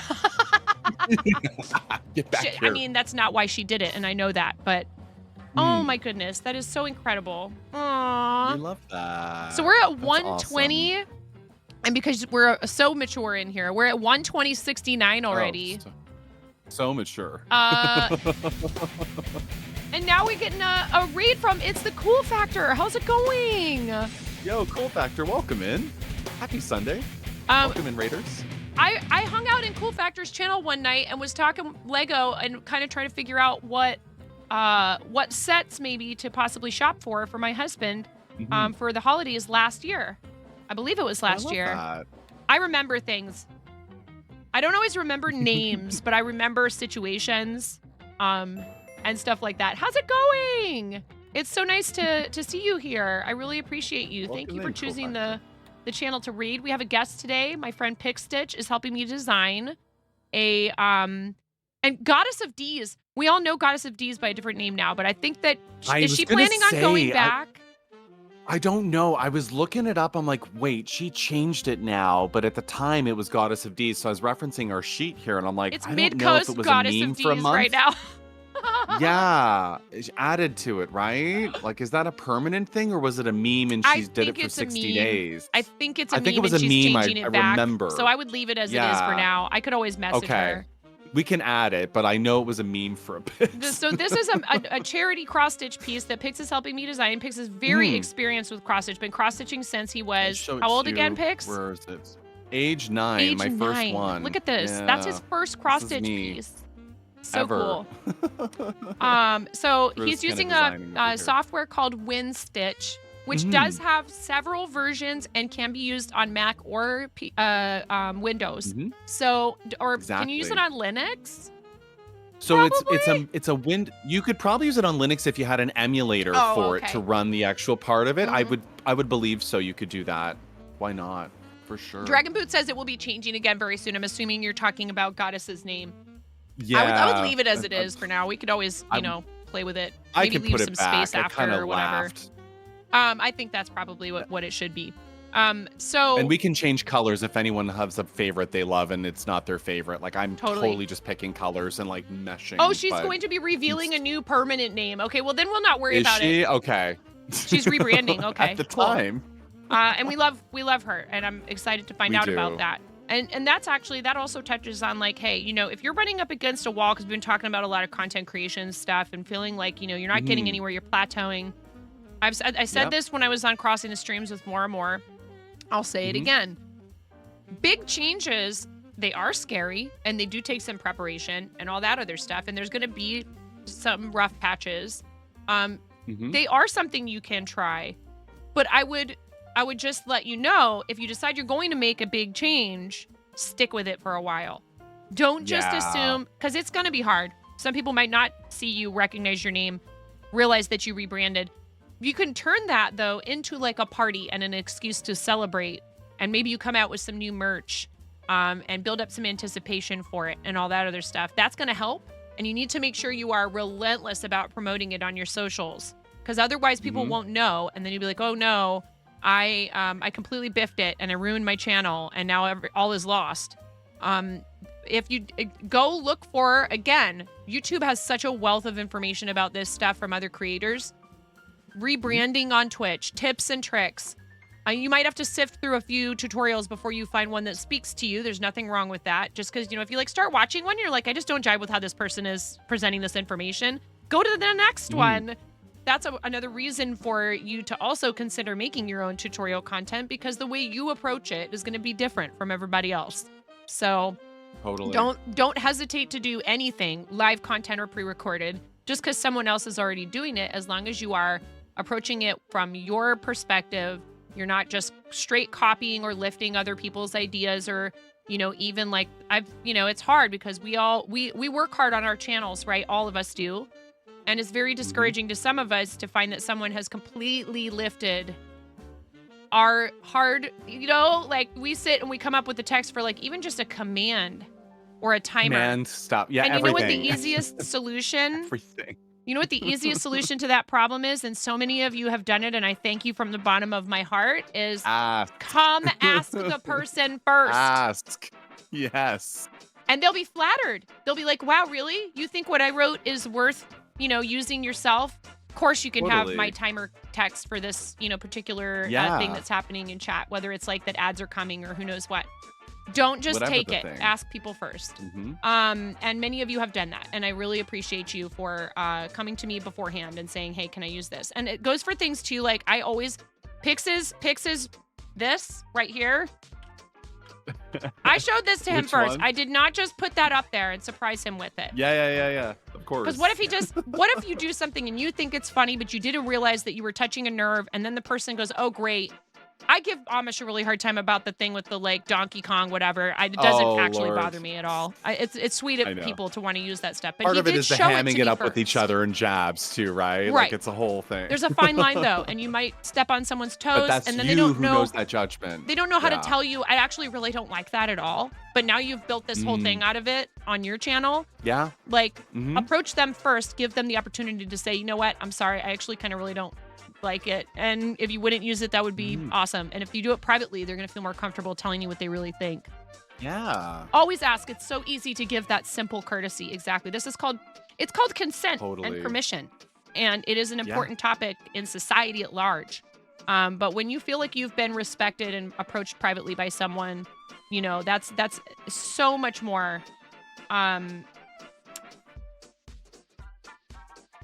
I've had people still come to me and tell me about software or cross-stitch pieces I've done, asking if it's okay to change the Mario mushroom from red to blue or green to purple. And I'm like, first of all, it's not my IP. It's a different scenario. Go for it. If you need my pattern as reference, just don't resell it, right? I didn't sell it and make money. You shouldn't either, right? And like make sure that you're doing something out of love and not out of, trying to make a buck out of it. Yeah. Otherwise, like create your own Rip the Frog that's pink instead of green or blue instead of purple, whatever. Like go for it. If you want my advice on color palettes that I would recommend for me, and then you hate them but you want to do your own, that's okay. We can disagree, but you can still be creative and inspired. But go for it. But that's who I am. That doesn't make it okay for everyone to just instantly say, oh, well, I can do this because I'm not selling it. No. Talk to the person. Yeah. Reach out to the designer. Give input. Don't come down the stairs, please. My 13-year-old who does not like having clothing on. on. You're fine. Yeah. The naked one. Don't, you're naked. He doesn't. Oh, I see. Yes, that's very good. Goodbye. Goodbye. No. Excuse me. Hi. No. Out of here. Get off the stairs with that. I love him so much. No. I'm sorry, everybody. You're fine. Go for it. He is just 13. That's all. Anyways,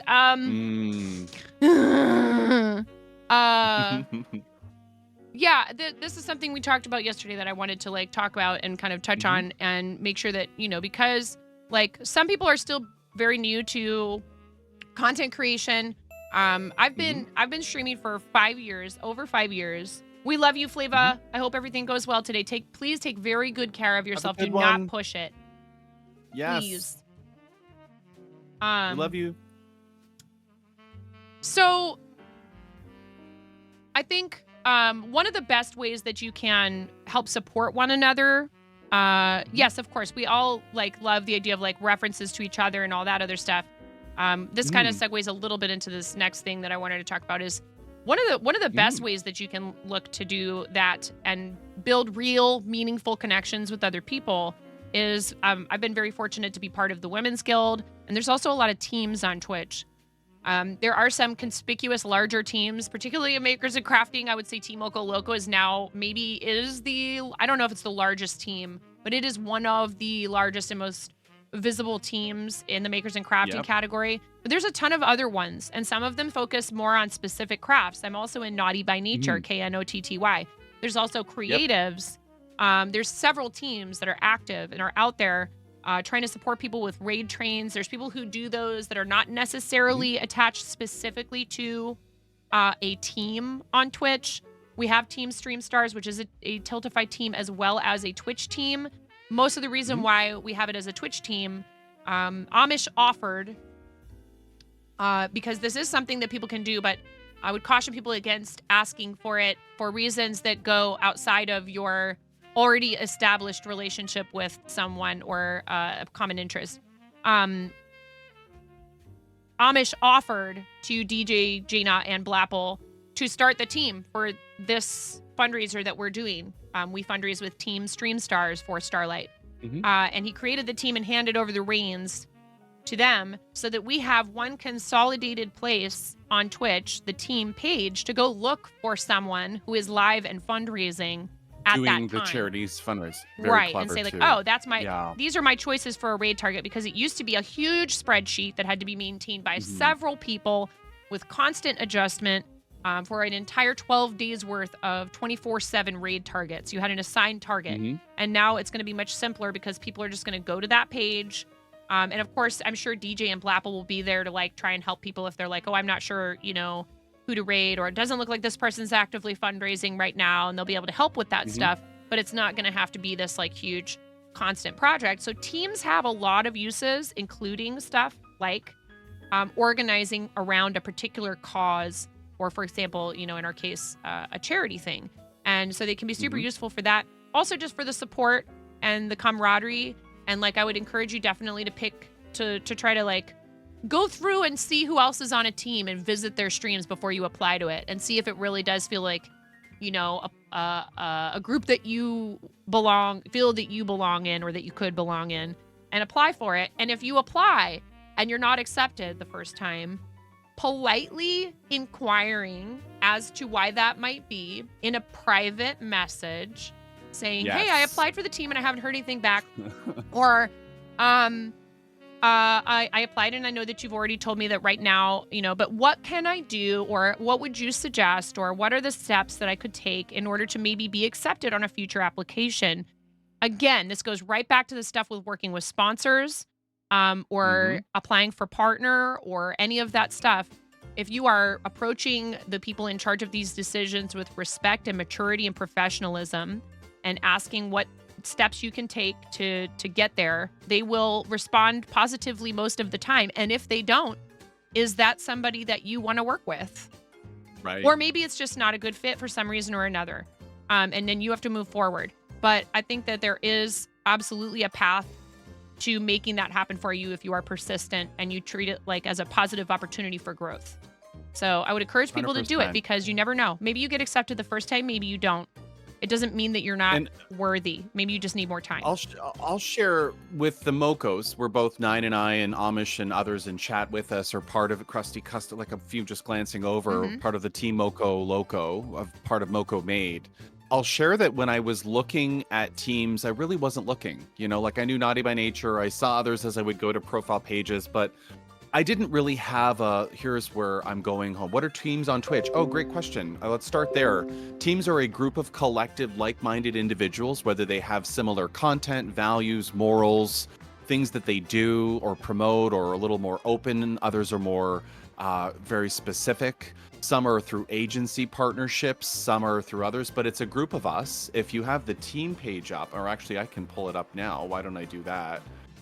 I'm the one driving the visual here. If you go to team pages, here's Moko Loco. Okay, and I'm going to mute us. Here's our team page right now. You see 9.5 at the top. Vintage is on. Farron's Cabinet. Pixel Cuts. Here's Torrens on.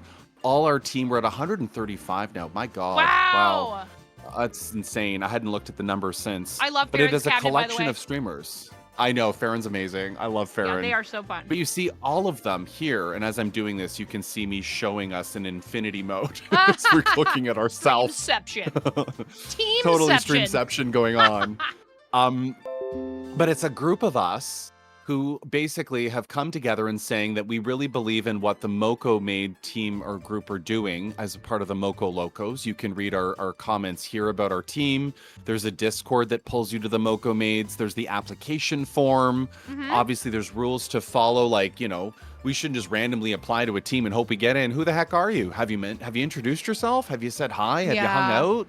Have you got a vibe for us, right? Like, there's no, you must do this content, you must create this kind of thing, and some teams are. You know, there's Dead by Daylight stream teams. There's, what is it? Elder Scrolls Online teams. There's Maker Crafter teams. There's a bunch of multi-teams. Make sure you jive with it, though. I was just going to share on my side of things, I wasn't set on a team at all. I was focused on creating, growing my channel, cross promotion through collaborations or community show and tells, just really pulling in people as much as I could. And so were Moco Made and Derek and Devin. So is Nine and others. So you find these like-minded people, and Moco Locos ended up being the best fit for me. And I advocate them before I even hit partner or whatever. I was like, this is my home. They stand for what I do. Same vibe, similar kind of energy. Like, I love what they are and they stand for. Yes. And then here I am now. They spend so much of their time, and you do as well. They do. They take a really lot do. of their time. A lot of time. A lot. Yeah. Promoting other people and offering up their platform as a space for people to network and to connect and to be able to ask the questions that they might feel So shy about asking in selflessly. another stream. Oh.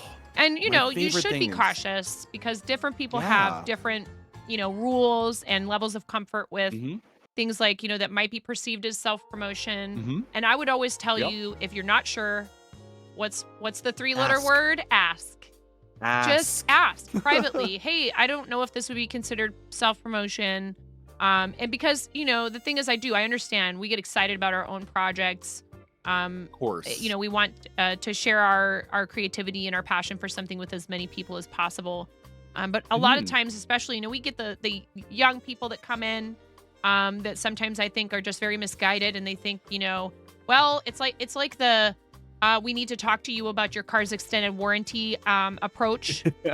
Well, if we robocall 100,000 people, even if we only get 2% of that, that's still 2% of 100,000. And I always tell them, try to have a teachable moment with something like that and say, it's not effective. What you're doing is not effective. No one in here is going to click that link, even if it had made it to chat. That's one reason why posting links directly to chat in here is a sub perk. Some people, I think, pick on the smaller ish streams because they think that there's going to be less barriers to getting the link into chat, that we don't have, prevention of links in chat and other stuff like that. Whoppy, thank you. Thanks to @Miro_B Yo, Whoppy, for my resub, hype. sub-gift. Thank you so much, Let's Miro, see for the if gift sub 9 for our plus awesome friend stitches. Whoppy. Speaking of 9 people who from devote a chat. lot of their time and attention to the success of other broadcasters, Whoppy's El Biero bot, many of you might recognize in chat from channels where Pokemon Community Game is played.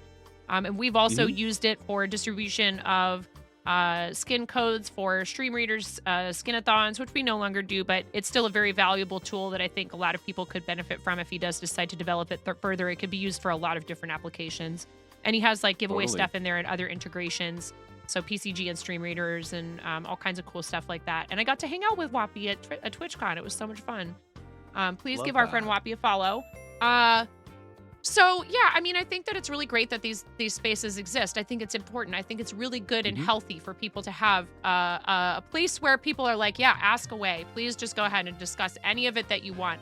But one thing I would make sure people want to understand is, even for those of us who have looser rules around things such as self-promotion, it can be seen as just plain rude to come in and talk about another person being live and something going on in their stream. Oh, I'm live. Streamer raid me. Like, really? Is that a thing? Like, come Or on. you know, to come in and be like, so and so is live and they have a crazy hype train going on right now. Yeah. It doesn't bother me. I'm not offended by that or anything like that. I don't think, Totally. I'm not worried like, oh no, that's going to drag financial support away from my channel or anything like that. But what it does is it just sort of says, hey, there's something more interesting going on over here. And most of the time people are posting something like that out of excitement for the other person. It's true. But we have to be cautious that we're not, because that could, especially if somebody is, for me, I'm like, oh my gosh, wow, that's awesome. I'm so happy for them. But I know there's people out there who struggle with their self-confidence. They're still working on it. do. And if you do that in their smaller channel, they feel extremely discouraged. And they might even do something like just decide to end right then and there. End stream full out. Because they're I like, can't well, I take guess it. everybody's over there having a party and it's, you know, it must not be interesting enough over here. Or the person wouldn't have, you know, it's considering how even if your intent is to celebrate another person's success, that when you're someone else is in the middle of doing their thing, if you announce something like that, it could be, it could really crush them. And you have to be cautious with your words. I know we're on the internet and it offers a level of anonymity that makes it easy for people sometimes to just sort of blurt stuff out. But considering how your actions, your words, etc., and that this is a public forum. All of these channels are public forums, but they have private rules. And everyone's rules are different, meaning that we get to curate the space how we want. And so if you decide you're going to say something or do something that goes against the rules, you might find yourself without access to that space anymore. Because the person might decide, well, I don't tolerate that kind of behavior in here. I don't feel that it's okay. And I don't want it in this space. And so you don't have access anymore. It may be available publicly, but it is not, you are not entitled to it without following the rules that have been set forth by the person whose community it is. And the respect I think it's has to be there. to add to that, as a streamer, it is important to create boundaries. I would never ask anyone to go into anyone's channel to snipe viewers because, first of all, it's just wrong. Secondly, it's totally against etiquette at all for anyone to just walk in and announce something like that. It's the same as, hey, did you know so-and-so died today? Like, whoa, total vibe change. Total topic change. Like there's a whole tact and couth to it. Like people get in their own head before they realize the audience that they're in the presence of. You're not the only one in the room. There's 100 people, or 50 or 20, whatever the number. And you've just announced that like you walked into an auditorium. Imagine the same scenario in an e-world, a digital space. Why is it okay there too? Like take the mic off the person at the podium and say your piece. At a wedding reception, right? You lose that sight of excitement and overruling in your head to intrude on others, which is never okay. Remember who you're around, who you're with, and that it's more than just what you have to say, right? And as a creator, for me, I mean, you know me, I have no problem speaking up, nipping stuff in the butt right away, because that's who I am. I have boundaries. And as much as I'm open about things, we're 18 plus channel and be your best adult self, whatever, that doesn't mean it's free roam to just bully or push people or change a vibe and for your own personal will ever. Because I wouldn't do it. I'm sitting here trying to relate to all the people and catch up or talk or create and have fun. Yes. But don't kill a vibe for your own selfish ways, right? Like that's so important. Many of us People are a lose sight of. respite from the incredibly stressful, difficult, and trying issues that someone has in their life. And I understand completely, and we care and we want to support each other. And so I've always said this, we're not a toxic positivity channel. If you're having a rough day and you come in and mention that, it's not like someone's going to jump on you and be like, positive vibes only. We don't do that. But, you know, bringing up stuff that is deeply disturbing, news about, you know, even if it's about a celebrity, I understand that that information might be all over the internet, and that's exactly the point. It's already out there. But it hasn't hit here yet. We don't it hasn't hit need here, to announce it in right? somebody's chat out of the blue. Totally. And if you're struggling with that news, most of us have, or anything at all, one thing I would encourage everybody to seek out is, because we do want you to be well and have spaces where you feel like you can share these things. We have a Let It Out channel. Almost everyone I know who has a Discord has one of these. I love where it. you can type that stuff out. And you know what? I use it. I type stuff out and then I delete it. I feel good just having written it out. And that's me. Scream to the void, That's right? my personal choice, right? Is to write it out is enough for me sometimes. Yeah. But if you need a space to be able to do that, many of us offer that in a way where people can choose whether or not they want to read it, because someone else on the other end might already be they have so much going on that's tough in their lives, and they want to be there for their fellow chatters in someone's community. But the really heavy stuff is hard for them. So you're doing you're treating the whole community with respect when you observe those boundaries. And I know it's not easy, trust me. You know, I really do. Yeah. Yeah, some people call it trauma dumping. I find that term kind of a little bit difficult. It is for me too. Cora, but I mean, struggle with that term because we all have things that have happened to us in our lives that are difficult, right? And we don't want people to feel like, again, like I said, that they can't. Creating vibes is so much more fun. That they can't share these important things that happen in their life when they need somewhere. They need to be able to lean on others a little bit, right? But there's a difference between that and consistently exhibiting a pattern of only ever being able to come to someone's channel with bad news, with things that are, irritating or you're disappointed in, and it's understandable. It's very hard when you're feeling that way a lot, but that means maybe you need to seek out, because we're not therapists. There are people who are professionally trained to help you with that stuff, and you deserve that help. Everyone deserves to have access to mental health resources, and they are out there. And people like Pix and I have a timer. I have a timed message in chat that says, if you need mental health resources, help is available. I have a command on my channel permanently for mental health supports across the globe. Use it. Toll-free, free service, right? Like Nine just said there, I'm not a therapist. I can't fix everything. What I am, though, is someone who's here to listen, but I can try to bring your vibe up. Yes. We can drop everything and talk about all the problems of the world, but that's not going to solve a thing. We can vent and it feels good for a bit, but we didn't fix anything other than maybe how we feel for a minute, or maybe we didn't fix that. What I can do, though, is bring your vibe up. I can try to make your crummy Thursday or Friday a little bit brighter, better, and just be ourselves. I mean, come on. If you still need to talk aside, like, we can do that, but like, not this in front is of what an I audience. do. Yeah, like, come on. You know, I'm a clown, okay? So I'm sorry, but if you come in here in a bad mood, I'm going to do everything I can to fix it Get for used you. to But it. there's only so much I can do, and that I do believe there's therapy in laughter. I honestly do.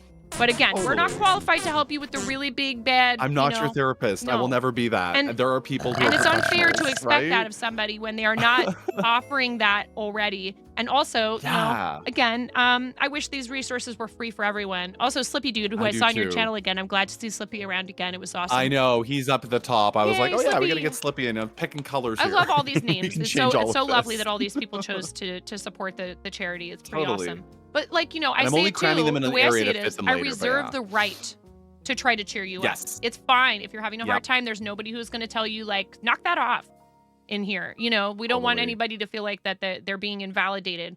But there's something to consider, which is that we are trying to create a particular type of space. And there are even, you know, for example, one that comes to mind immediately is Heart Support. I know that their whole team / channel and their network is built on people who offer help with mental health resources. Heart Support is awesome. There's others as well. I don't have direct experience with Heart Support, like from like I'm not like, you know, I've never been on their channel or anything like that, but I just know lots of people speak highly of them. And there are tons of fart therapy, Lotus. There are tons of, there it is in chat right now. that. If you or someone you know is in need of mental health services, know that you are not alone and help is available. Please make use of these resources and find out what services are available in your area locally. If you would prefer to meet with someone in person, I know that money can be a really big problem with this, you know, financial situation. But in a lot of areas, if you are low income, they have resources available where you can sign up to see a therapist on a sliding scale or maybe even completely free of charge. I've made use of them in my past when I was struggling financially, and I'm so glad I did it. I've been there. I know what it's like. I've struggled with substance abuse. I've struggled with depression. It's not fun to do it by yourself at all.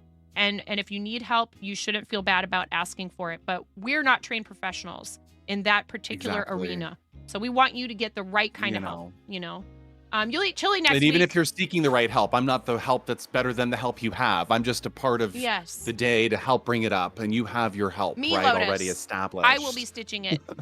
Me, 9.5. I'm going to actually do this. And I really like your thing with the grids, but do you feel that the grids are more suited to specifically to like full coverage pieces where you are doing like the entire Ada covered in stitches? Or would you think it was helpful for something like this? You know, some do what I call the lazy grid, which is to only do the vertical and then have little marks across. They don't do the whole grid. They've just got their 10 by 10s established on the width of the piece. Oh, right. And then what they'll do is just make a couple of marks every 10 or so down with a stitch on one row or the middle. Okay. Once you've established your foundation, like, do you start from the corner of the piece? Are you a center stitcher? Like, you want to establish Right. the Starlight logo. So if we zoom out on this for a sec I'll here, probably do the we can logo see, first. right, like start with the, probably zoomed out a little too much here, but I'll stop. Oh my the God, it zoom and looks I'll so take cool, off my grid. Pix. Yeah, and then you can take, now I'm going to move all the names around. I'm just sort of stuffing them in Yeah. a corner to get my scale up and fit them all, because there's a lot. We still have a few to do. Oh my gosh. But you can see here, you start center perfect. Those red lines in the middle here are your grid starting point in the letter L. If you start up in that corner and you've properly measured and cut your cloth, great, then Dueling Needles is your first name. Yeah. Right? And you can start there. But once you've got the foundation stuff, you have a counting point to reference, right? So maybe you don't need the full-blown grid, and that's a lot of work. You get the lazy grid out, find your center, and then kind of do a few rows, and you're good, right? Right. Like whatever works for you without burning your time and all of the things you do. So yeah, you've got options. Yeah. Totally. I'm using grid here just to kind of reference all my pixel art as I'm doing this, and then kind of filling in, like, Elandriel's up next on her third entry, and I'm just picking the pink. We can choose whatever. Yeah. But you get the idea. I can reference the star over here and the Starlight, the logo, and go from there. Good news is there's only a few colors for you to worry about on this one. No, Lotus, we are not adding to this particular piece. This Yeah. was during our 12 days campaign from last year. Hmm. Yeah. I would love to make it open-ended, but then I've already chosen a cloth. You never Yeah. finish. It would never stop because you guys are too sweet and you're too kind and you are too It's true. generous. Big sweeties. Big But sweeties. yeah, this was a specific campaign incentive for our last year's 12 days campaign. And again, things have just been so busy with life and everything that it's been hard for me to devote time to this. And we wanted to finish designing it live.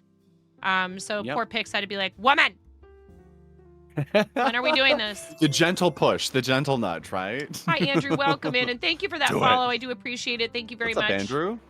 Uh, Andrew's a cutie in mine. Hi, Andrew. Good to see you, buddy. yes. See, everyone meet 9 if you haven't met her. Andrew, first time here. Hello? Let's go. Thank you for the follow. Thank you. I'm bad at that. I don't do that. I appreciate follows very much. We're at 7,326. I don't know how that happened. We just hit the 6969. It feels like I not so long know. ago, right? Oh my god. Well, and again, I want to That like whole point meme. this out. I know people who have twice the follower count that I do who aren't partner. Mhm. I know people who are partner that have half the follower count that I have. It is a fun number to celebrate. And again, it is maybe some sort of indication of something, but like you are not your numbers. And I'm just always happy that many people feel like they want to maybe participate in what we're doing. And I'm always trying to focus on the folks that are here in the channel. But oh, thank you, Andrew. That's such a lovely sentiment. That's really kind. Thank you for pinning that, Miro. You know what I appreciate? How great Aw. both of you are and how helpful you both are. Well, So we're out here trying to help other people have the confidence to try new things. I think that's one thing we definitely both have in common. Andrew There's- has been a person who routinely comes into my chat and said, I don't know if anyone's Noki, I'm gonna told you delete this, that. but you're Noki, awesome. I'm gonna delete that. I'm deleting it. Yep. Yep. Get deleted. Nerfed. Get deleted. Nerf. That's why measurement by You'll- follower count is just nonsense. Active viewers is what counts. But that too, even it can be difficult. I had to. Okay, you bring up a really interesting point. I know there are people who could not watch me when I had to change my stream schedule to very early mornings during virtual school. And my numbers absolutely tanked. They plummeted. I had the worst numbers I had had in probably over a year in terms of Yep. viewership. My follower count went slowly up during that time, but there were people who found me because of that stream, that time slot. It is so hard when you feel like you're taking a hit in some way or another, right? Like, I don't have as many people coming to watch me, or my sub count fell off, or whatever, any number measurement. But again, Andy Ray Cosplay rated me one morning when I was love on. Andy Ray. At Oh, she's such a queen. Andy, I love her. my current stream time, Andy can't raid me because Andy's done Yeah. by the time I go live most mornings now. And she's West Coast BC, and I'm late in the late night streamer where you're up in the morning. That crossover is perfect for the two of you. Yeah, well, and right? I'm still I not love early her. enough now, but I was then. So while it was hard, feeling like, oh man, this situation that's completely outside of my control is preventing my channel from growing. I'm not getting where I need to go in terms of, because like at the time I felt like, okay, maybe we have some forward momentum. Maybe partner is a thing. Maybe it actually is achievable, etc.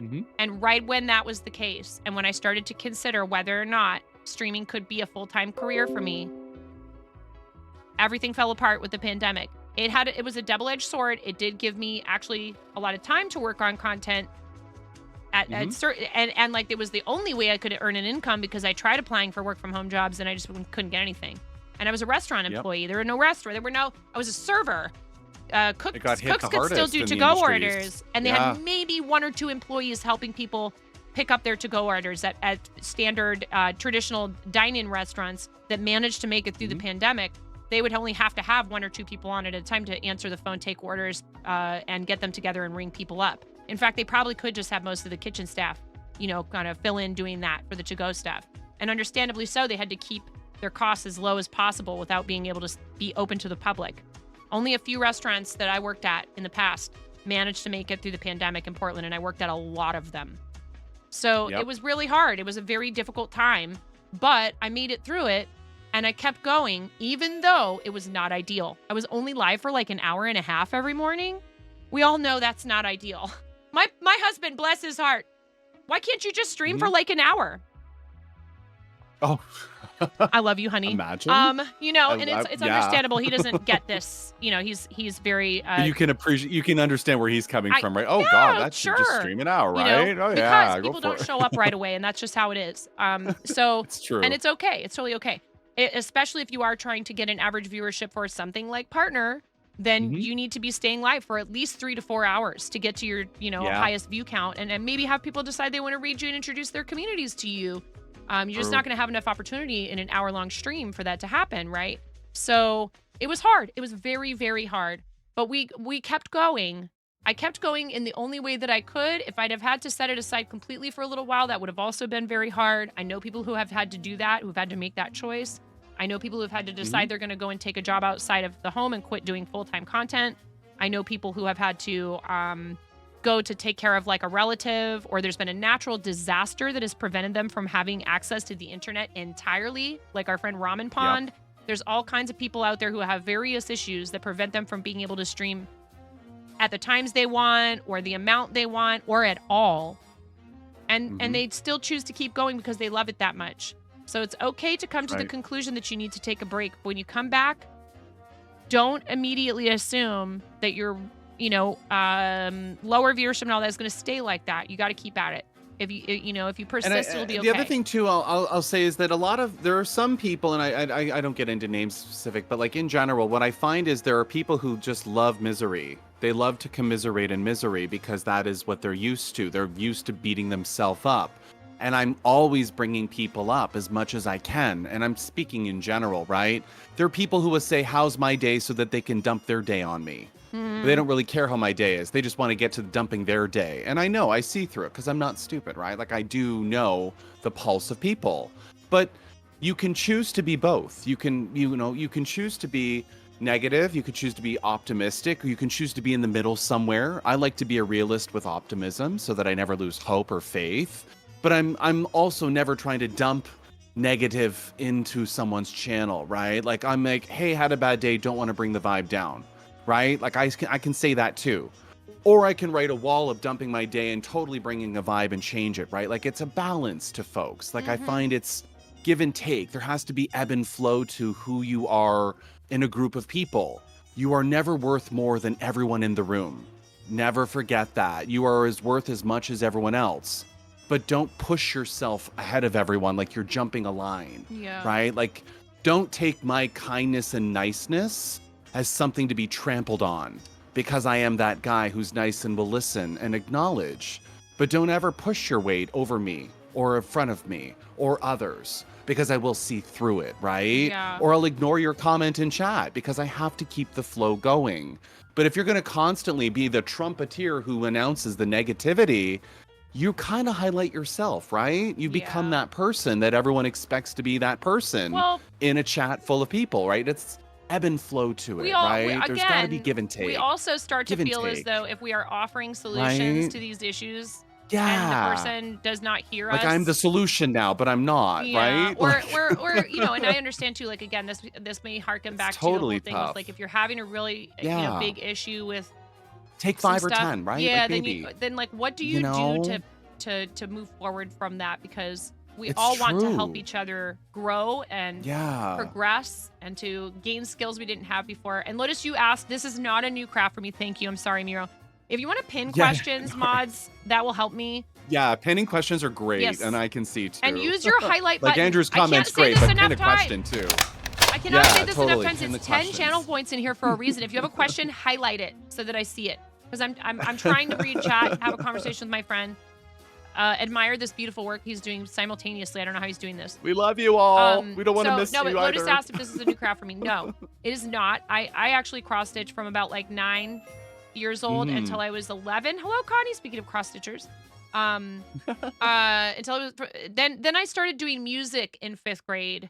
I learned violin and I started playing piano, and then I started doing choir and theater, and I had no time for anything else. Not for crafting, not for video games, nothing. I was so busy with extracurriculars in school for a little while there that I didn't really do a whole lot. I did do some art, some drawing and stuff, and I took like, you know, art classes at school and did like sculpture, but none of them, this is something I wish more schools would offer. And actually at the school I work at, a couple of teachers, the art teacher from last year, there's a new art teacher this year. The art teacher from last year had students who were asking for fiber arts, which is not something that's traditionally taught in high school art classes, and I don't know why. Not. I think that it should be. It's not. If kids are interested in it, like someone's super excited about the e-spinning on Tuesday. You know, imagine if those kids had access to needle felting supplies to sculpt out of fiber, or a weaving loom, an actual loom. You know, what if somebody has a loom they're not using and they donate it to the school? Or if you yourself have extra time, this is one way you could get involved in your local community, is to approach the art teacher at your school and say, hey, do you have any, I've done lessons in crochet and knitting and cross stitch. Do you have any students who would be interested in an after school group where I could, you know, you'll have to pass a background check. Who knows what the rules are with the particular school you'd be working with. Always know. Right. Make sure you're careful with Always that stuff. You're working with minors. You have to make sure you're doing everything through the appropriate channels. But there might be tons of kids who would be interested in something like that. And that would be a way you can give back locally to your community and share that love of crafting with somebody. Or maybe there's even just like a library group that's already established, and you show up there and you know a neighborhood kid who wants to learn, and you know their parents, and you get permission and you talk to them about it. And you say, I'd love to accompany this kid from my neighborhood to this crafting circle. Or you just show up there and see who's there. And maybe there's someone who could use some help with some stuff. And sharing that love of it with people, even if you're not teaching someone, it's like, why? That's what we're all doing when we're here on Twitch, is we are using a virtual path portal to like being able to craft with one another. Second part to the question was, since you do know cross stitch, what is a craft you've heard of or seen, had your eyes on a while, don't want to give it a try but haven't yet? And that question's for Pix too, because obviously he can cross stitch. Pix, do you have an answer to that right away? I need to think about it for a second. Something you want to try that you haven't yet? A craft? Yeah, so I mean, there's a lot of stuff I'd love. I'll tell you this: there's a lot of things I've tried, but there's not a lot of things that I gave enough time to. And one of the immediate ones that jumps out to me coming up that I'm super excited to try is mini painting. And I know that's a different kind of hobby, and we say crafting loosely, but like to me, hobbyists in general like lumps us up a bit. But mini painting, I love fiber art. It is my heart, soul, passion, what I've been doing since I was a kid. But I used to do model car painting, plane painting, Warhammer series of stuff. Like I really love the intricate, fine-tuned details at micro scale. And something I would love to get into more of is that. And I'm going to have Dee Dee Builds teaching me to get back into painting techniques, blends, blurs, and whatever. Ian Douglas, another member of the Mocos, both of them, by the way, Moco Loco, printed it for me, my Bahamut from Final Fantasy VIII. I am cool. so excited to paint that thing. How fun. Because first of all, dragons, Final Fantasy, and also getting into painting. But I also quickly want to try getting back into latch hooking, more needle punching. I'm going to be doing rubber band, loom band art with Kazakh Princess soon. Ooh, fun. Like, I just cannot get enough crafts in my life, for sure. What about you? Anything you used to do that you'd like to get back into? Oh, well, I'm excited to do the e-spinning. Weaving. I think weaving would be cool to learn. Weaving would be cool. And can totally also, there's some translatability, if that's even a word, between like the pixel art and the loom weaving stuff. Totally. I've done some painting on stream. Everybody encourages me to do more. I mean, you know, it's Barb Ross, but yes. My husband has been harassing me about the painting. He's like, he's like, it's fine. He's like, I think sometimes you're being a little coy about it and it's kind of annoying. He's like, it's not fair when people are really good at something and everyone's telling them they're really good at it and they won't just embrace that and like let people tell them that they're good at it and they should do more of it and da-da-da-da-da. And he's like, I think you should be selling the paintings. And I'm like, I understand that. It's always been hard for me with regard to selling the crafts. Trust me, I know people probably think to themselves, no, but you know, 9 has a success, da-da-da-da-da-da. I am very sporadic in my updating of my shops. I do sometimes take commissions from people, but I've been kind of unable to do that sort of for a little while now, unless it's like a specific charity thing like the Pokeballs. I have a couple of things I do need to make custom. One is a star plushie, and the other one is a microphone cover for like, you know, took all of 6 hours to make a sale when I opened back up the shop on Etsy. Those are very popular for me from there, and they're easy to make. I want to try all the things, but I also recognize that I'm the type of person who can pick something up and then just put it back down just as easily. I collect the equipment to do things, and then I'm like, okay, y'all get around to that. And it just, one thing leads to another. Barb is very busy and even more flighty than me. I really enjoy the Bob Ross stuff, but I found attempting to recreate the Bob Ross painting method using acrylics is actually quite difficult because acrylics dry at a much faster rate. It's not that it's impossible. It totally is possible. Yeah. But you really have to understand. Your margin of error window is small because you have no time to fix it. You have to understand both mediums. In fact, you actually have to understand how oils work and how you're going to do the technique he's doing with oils, but adjust it to acrylics. Jungle Carpet Python said, hoping it's okay to ask Pix a question. Is your Rip the Frog cross-stitch pattern beginner friendly? Thinking of getting all the needed materials for my 11-year-old for Christmas, and it is so cute. Aw, thank you. Yeah, Rip the Frog, great question. So he was one of my first patterns, one of my first emotes too on Twitch, and I've even got different color palettes for him. If you redeem first on the channel when you're in mine, you get to pick which Rip the Frog we use for the stream. So bit of history on him there. He is my little guy. I will share the actual pattern because I happen to have it ready. It's not a lot of colors. Like, I know from a starting standpoint, you've got like what, 1, 2, 3, 4, 5, 6, 7, 8, 9, 10 colors is not asking the world. When you look at the dimensions of the cross-stitch cloth, say it's a 6x6 frame or something. I'm just picking on 14 count here, but you have some space and border around it. It's not that it's a lot to deal with, but there are some counts where there's a few higher, like some of the greens, 590 stitches, 628 for the black. I'll tell you what, black is the most common thing in pixel art. I don't care what you're picking. It's the outline color before you fill in the coloring book kind of thing. Right. But it's not that it's hard. I mean, black and white, right between the two, there's a few thousand stitches is the point. So maybe it's more that you've got enough to do for frogs and Rip if they love it. It is beginner friendly, yes, because it's only full stitches. So when you go to the pattern, it can be a little big, but it's not impossible. It's just more contained as a piece. They're smaller than this to start with, like I was sharing previously about some of the ornament things that are like little dinky sprite arts. But it's a good practice piece to start with to see. Sure. Would an 11-year-old finish it? I mean, hey, if they love frogs or they love the color or whatever, sure they could. But as long as they're okay with focus tasks, I will share that cross stitch in general is great for folks who have short attention spans or maybe ADHD or things they just need to zone and clear their head out in general from the day and whatever. But if you really gravitate and get into it, you could absolutely fall in love with it. Just keep at it, right? Keep persistent.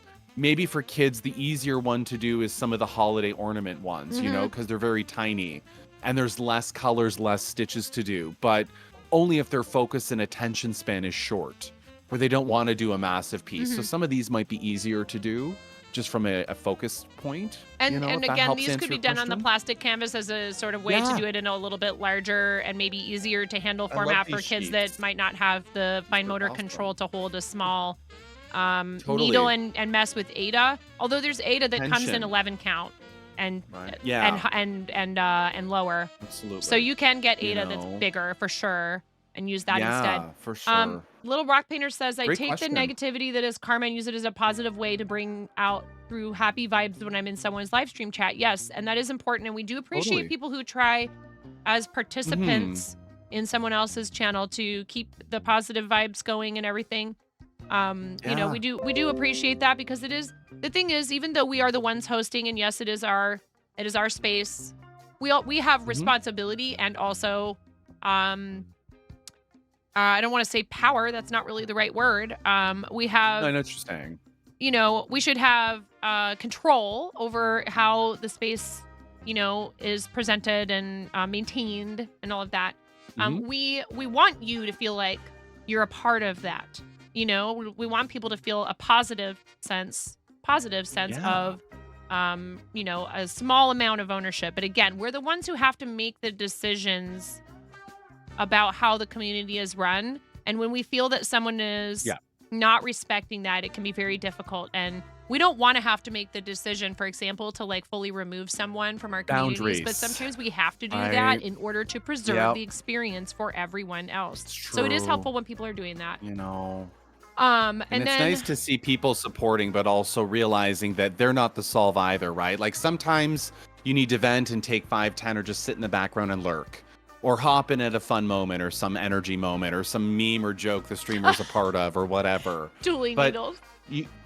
you know, you are responsible for you as much as you present yourself Yeah. to, right? Yes. You know, so it's tough. Find that balance. Moonrise y'all. Rabbit says, I find when someone tells me I'm good with something, it's in the same breath as how bad they are at it. And then you feel pressured to downplay your stuff to make them feel better. How do you manage comments like that? Upcycly's response was, you can upcycle. Who just rated us. You can just say thank you and smile and go do what do you find difficult, or just smile and say thank you. Thanks for the raid. I didn't realize you were live. Welcome in. Raiders. So yeah, I mean, I would say if it's someone who you feel you already have a rapport with, and it's hard because sometimes people they are in a roundabout way asking for your advice on how to get better at something. I mean, you can just Indirect, make yeah. them be direct and say, so are you asking me to help you, you know, so that you can improve? Or, you know, do you just, you know, like in a nice and respectful way, kind of force them to be clearer about what it is that they're trying to do and say, because I'm happy to help you if you need help. Is there something specific that you'd want help with?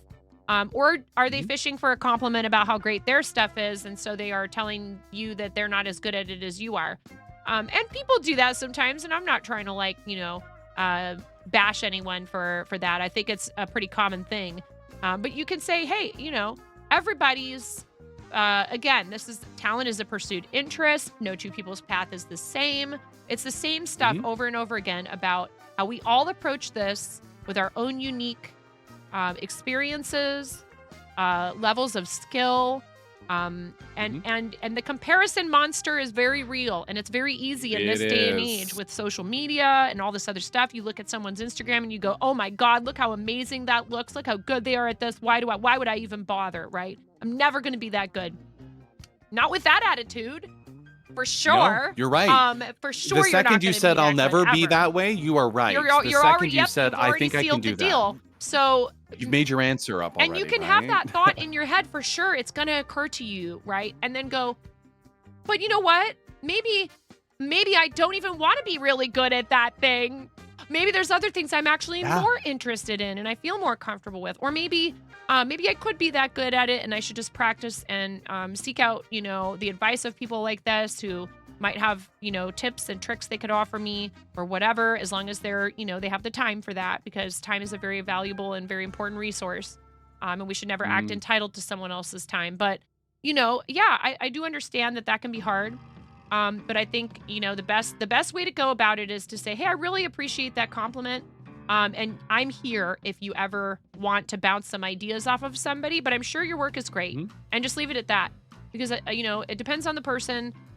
Maybe they really are looking for a little bit of a positive, encouraging word from you. That could be what they're trying to solicit.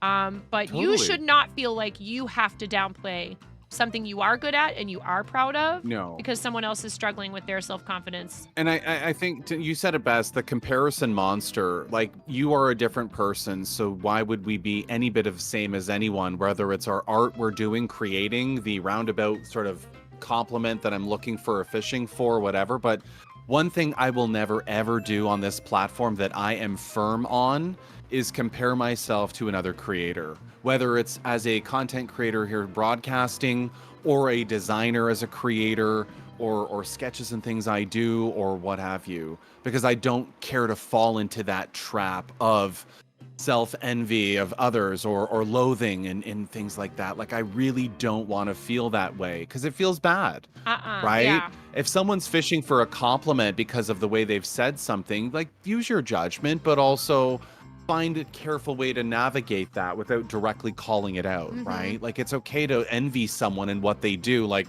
oh, I wished I was all as talented as all of you creative people, like the things we hear so much of. But it's like, well, hang on. You can be, right? Like, I turn it around a little bit.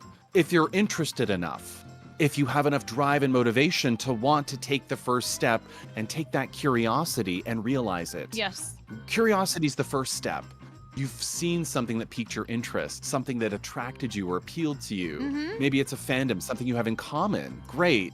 How do we unlock that sort of motivation? How do we get you there? Is it supplies, knowledge, information? Is there fear? Is there the worry of making errors and mistakes? Like, what is it we can tap into to curb you into wanting to unlock that curiosity? That's the motive for me. It's not that I want you to be better than me and whatever. I don't think like that at all. I want to see you inspired, though, trying something and giving it a shot. And maybe you hate it, maybe you love it, or maybe there's something else that piqued your interest and this wasn't it. Yeah. But you tried it. Great. We're still on that curiosity train. We still have something to curve and work with and mold and help you unlock it some more. And that to me is exciting more than daunting. Yes. I can't wait to see people share their stuff and proudly tout it from the mountaintops. Look at what this person did, their first ever. Oh my gosh, right? That to me is the moment. Not, oh, I wished I was as good as them, right? There's a tone there. There's a tonality, right, to addressing things. Right. I'm not trying to be the best. I'm just trying to inspire minds. Yeah. Well, and Dilling Needles said this too, which I think is very important to take into account. Again, when you are comparing yourself to someone else's 7-second snippet on their Instagram, where they have hundreds of thousands of followers because they've been doing not only content creation, but the craft they're practicing on their channel or their page or whatever for many years. Every expert was a beginner at one point. Time and practice transform the novice into a professional. It takes 10,000 hours to become knowledgeable about a subject. Some people are blessed with a gift to pick up a skill super quickly. That's who they are. Yeah. And you never know. Maybe they struggle with stuff like remembering to feed themselves. There could be something else they struggle with that you don't. And you never know. And that hyper focus can actually, it can be a blessing and a curse when you are that focused on something and you can't stop refining your skill at it. Maybe that person struggles to find balance in their life and all they ever want to do is draw or cross stitch or, you know, sculpt or whatever. So there's always two sides to the coin. And again, if something really does light your fire enough, then if you practice it enough, it can be frustrating. It can be very frustrating if you have situations in your life that are outside of your control that prevent you from devoting the kind of time to something that you have a passion for that you would like to. Pix works full time and also does all of this stuff for his community, for other communities, all this design, devoting time to helping us with this, all of that, right? That's a lot. It's a lot, but he loves it, right? So he's okay with it. I do. So, you know, that's all the just it. time. It's like, and it's okay if you find yourself one night going, man, I really should work on this project, but I'm just too tired. Don't ignore yourself. Take good care of yourself because you can. There is such a thing as burnout as well. But again, that comparison thing and looking at that 7-second snippet of somebody who has been practicing their craft has maybe got 10, 20, 30, 40, 50,000 hours of practice under their belt and going, I can't do that. Well, of course you can't. You haven't practiced as much as they have yet, first of all. Yeah. And also not everybody is going to take the exact same number of minutes or stitches or any of that to learn a skill or a craft or anything at all to the same level of ability as another person. Blue Raven, hi. I'm sorry I wasn't ignoring your message. Jungle Carpet, the TLDR on Pix's answer to your question is possibly if you think the kid is good with focused, intensive tasks. Oh, you stepped away. Yeah, I had to step away for kiddo reasons. No worries, but the no smaller worries. things might be better. And you see, he's so sweet. He's popping right back over there. The smaller things might be better only because it just depends on your kid. You know your kid best. And Pix, you were saying. So yeah, quickly, I'll just say there was 10 colors here. The piece itself is fairly easy. There's only full stitches. There's no partials, but maybe the smaller stuff is a little faster and quicker to do. Remember, it's about attention span. Do they have a short attention? Do they have focus? Do they suffer with focus? Do they have struggles with that? Do you think they're going to finish something that has thousands of stitches here? Or maybe a couple hundred, right? Yeah. So I like to say bite size is your safest bet to get them engaged and into the craft. And maybe it's not Mario Mushroom. Maybe it's Hello Kitty. Maybe it's a cartoon character. Maybe it's something else. What is their favorite thing? The only thing that's going to keep a kid hooked on it is if they're interested in the material. So you know your kid better. What would they gravitate to? Maybe it's not Mario. I'm picking on it because it's here. Yeah. You know them best, though. That's the bite-sized thing to feed them, right? Rip the Frog's great. I love it. I've stitched it. A few others have, but it's thousands of stitches. And they're 11, so they could do it. Are they going to finish it and stick with it, though? Or are they going to say, oh, I tried it. It was so much work to do. Like, you gauge your kid's interest, right? How do you feel they'll react to that versus, you know, quick bite-sized ones? Yeah. Hey, I dabbled in it. I liked that. You know, that was fun. Exactly. Versus- I think there is something to be said for like the quick projects are a sense of accomplishment right away. I'm sorry, I didn't mean to just interrupt, but that's for my kids and for me. Yeah. I love small projects like the ghosts. I love the little ghosties. The ghosts are fun. Because they work up quickly and I'm done with the dang thing. And it's not sitting there half finished like my Timmy the T-Rex that I still haven't finished. Like my Gengar that I still haven't finished. Like this, that, the other thing that are huge projects that I think I just need to be real with myself. That I'm not the person to take on massive crochet projects that involve a lot of sewing. Cross stitch is different. I know exactly where I left off with cross stitch. Figuring out where I'm at with a crochet pattern when it's got a lot of pieces and all that other stuff and where I need to pick back up again can be difficult for me and overwhelming. Which row? Oh, which piece was it? Like, there's so many. Oh no, am I missing a piece? I could have sworn I did all 4 of these horns or these spikes or whatever, you know. Imagine misplacing a body part. Never has that ever happened to me, ever. Only on crochet streams you talk about, casually talk about misplacing body parts. Bags of body parts. I mean, what are we talking about, right? So yeah, I think that it's good to start with something that's easily. It's kind of like I say about charity fundraising. Yeah, you can set your goal as low as $100 on Tiltify, and why wouldn't you for your first one? Especially if you are worried about being a smaller community that may not necessarily be able to hit goals easily. Aria super struggles with focus. You would love to learn cross stitch like you did at a younger age, but you're thinking of starting super small. Dinosaur lacing boards, yeah. Well, we've been doing diamond art too, and I think that diamond art is such an easily, the jump Pixel from art. diamond art to cross stitch is I love super it. easy, and it's good for their fine motor Love skills. it. And Ramona's been doing the little keychains, little Oh, stickers, those are cute. small Those are stuff. cute. Yeah. I love those. Uh-huh. Hey, I've even done the smaller ones too. I've got diamond art here of like Psyduck that I did because he's just a small boy to do, and I don't have time to do giant poster-sized diamond paintings. Imagine. But I do love these little cuties, and they're So fair enough to do in an adorable. hour, right? cute. They're adorable, but I don't have time for these massive poster ones. So guess what? I like bite-sized too. Yeah. Because I need a break from massive pieces and posters. I have a really big cross stitch that Puffles very generously sent to me, and I would cross stitch a diamond art that I really want to get back to. And it's like, it's hard because it's so big that I struggle with getting it onto my cramped, crowded, messy desk. That's a me problem. That's Puffles. I love you. Thank you for Noki. sending it to me. But I realized I was like, oh man, had I known how big this piece was, I would have maybe said, let's start with something a bit smaller. And I wanted to do it Totally. because I know, Puffles was excited to see me do it. And so like I've avoided getting back to it, not for any reason other. I really enjoy it, but I've also had too many other things I've had to prioritize over it, unfortunately. But I would like to get back to it. I just need to consider how I could make my setup. So this is a problem-solving challenge. How do I make my setup so that how do I declutter and organize things in my setup down here so that I can quickly and seamlessly transition between all the different crafts that I like to do, because I just have so many. Rackwack bought me a bunch of dots, and I haven't had time to play with those. So maybe I do a challenge for myself where I do some of your patterns for dots. That would be fun.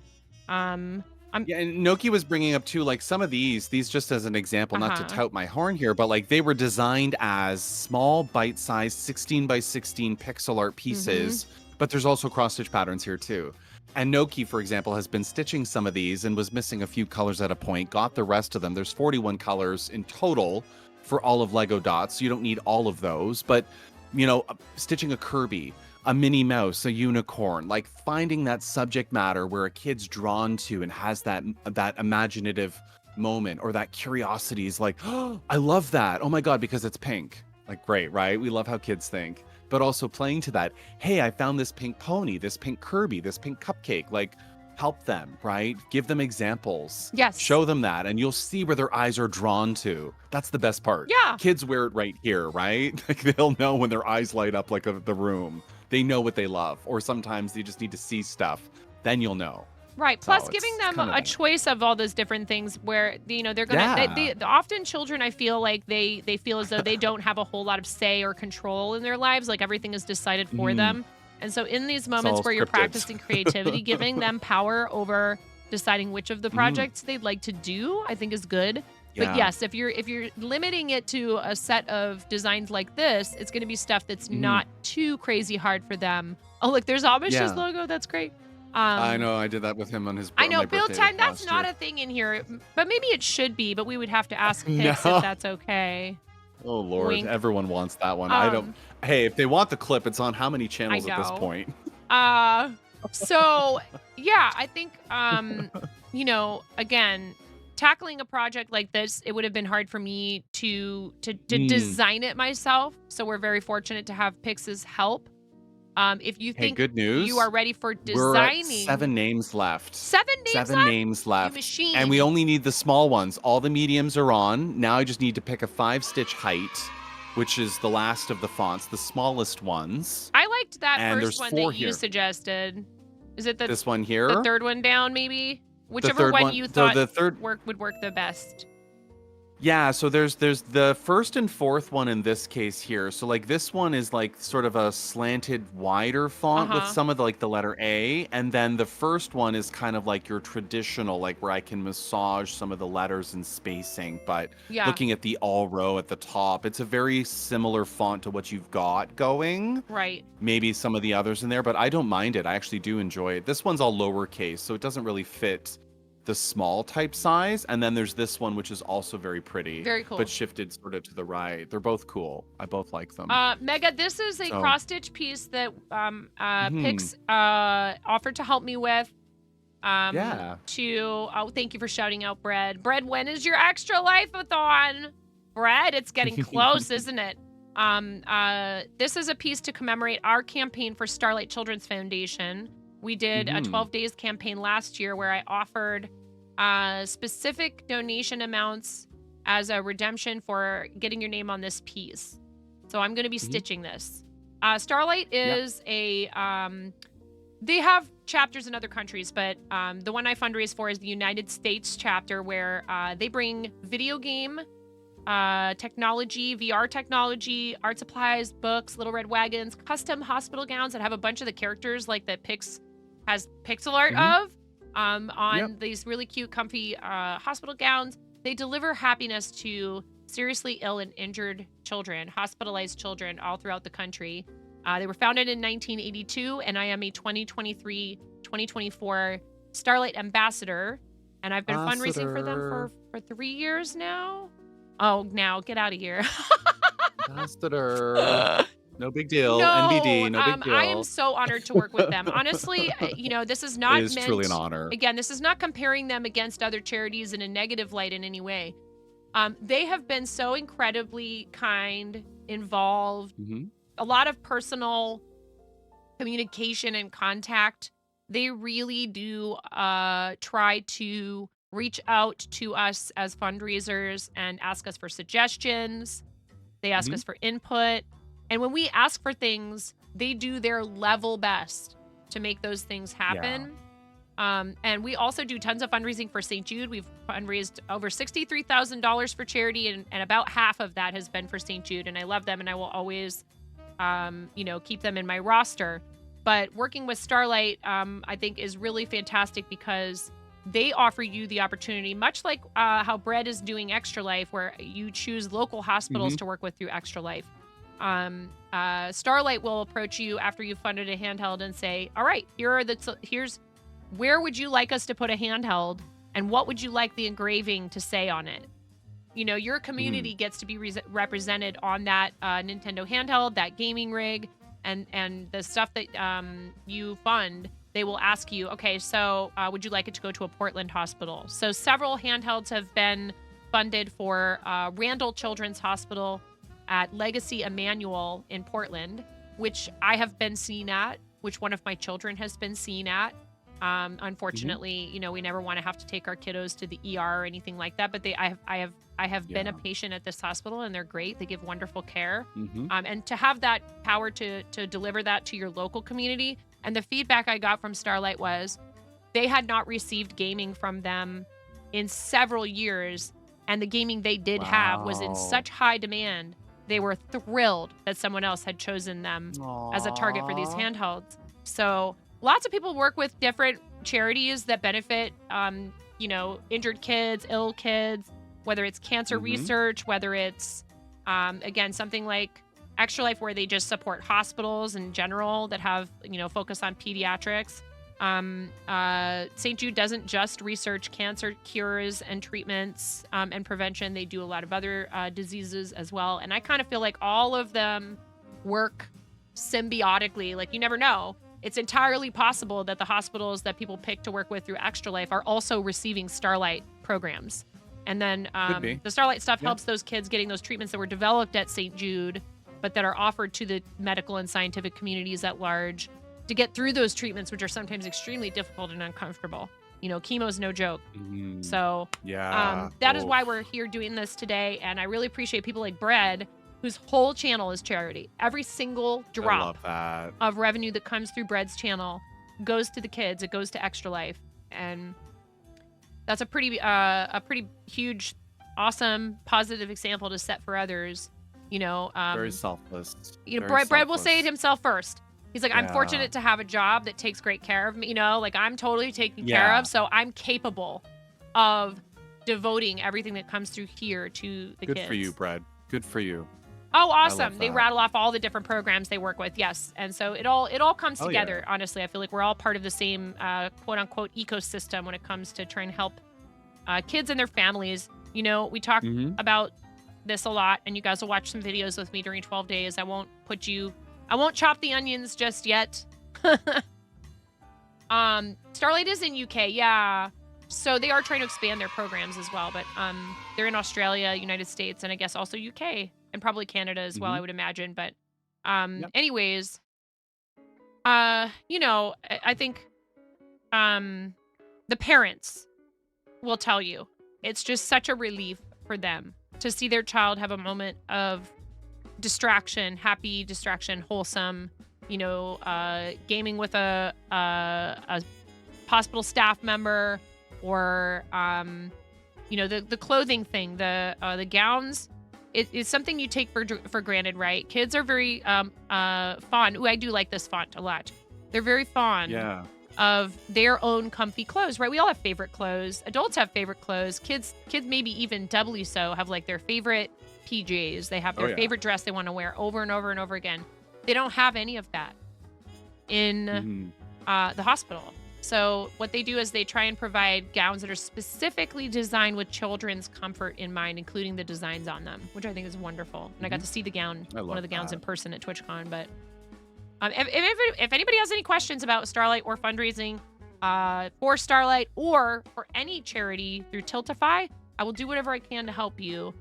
We've brought some new people on the team, and you know, they've needed some help with things here and there with getting set up, and I'm happy to do whatever I can to help you out. Plus, the organizations almost always have a Discord where people are like ready to pounce on you with help about how do you get set up, or you know, how do I figure out this feature, etc. The last thing anyone wants to see happen is having technical difficulties with setup stuff that others have as routine and on, you know, easy mode for them. Yeah. Like if all you needed was help setting up, that's the best help easiest we can offer, right? Is to get it set up, and here's where to click the things. The drive, the passion, the campaign, the motivation, the reason you're doing what you're doing to raise money, that's what you bring to the table, right? Yes. The setup shouldn't be the thing that hinders you from bringing and tapping into that stuff. Right. Always finding a way to tap into what you do, and here's the tools you need and how to use them. Right. Some of that stuff. So sure. we'll be done with charity after Create-a-thon with Cool Tony for St. Jude, which is the 14th, which is a Thursday. We'll be done for the rest of the year, and then the next big event for Starlight, if you're referring to getting involved specifically with Starlight, but even if it's just something else, if there's something, this would be the main advice I would give you.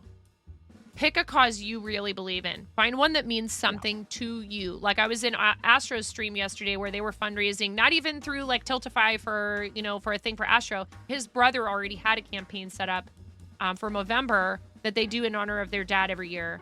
And, you know, it was a blast, but I'm sure it's also very emotional for them, but it's cathartic and it's really helpful. And I'm sure it helps them to like remember him fondly and to honor him every year and to maybe hopefully help other people to not have to go through what they went through losing their dad.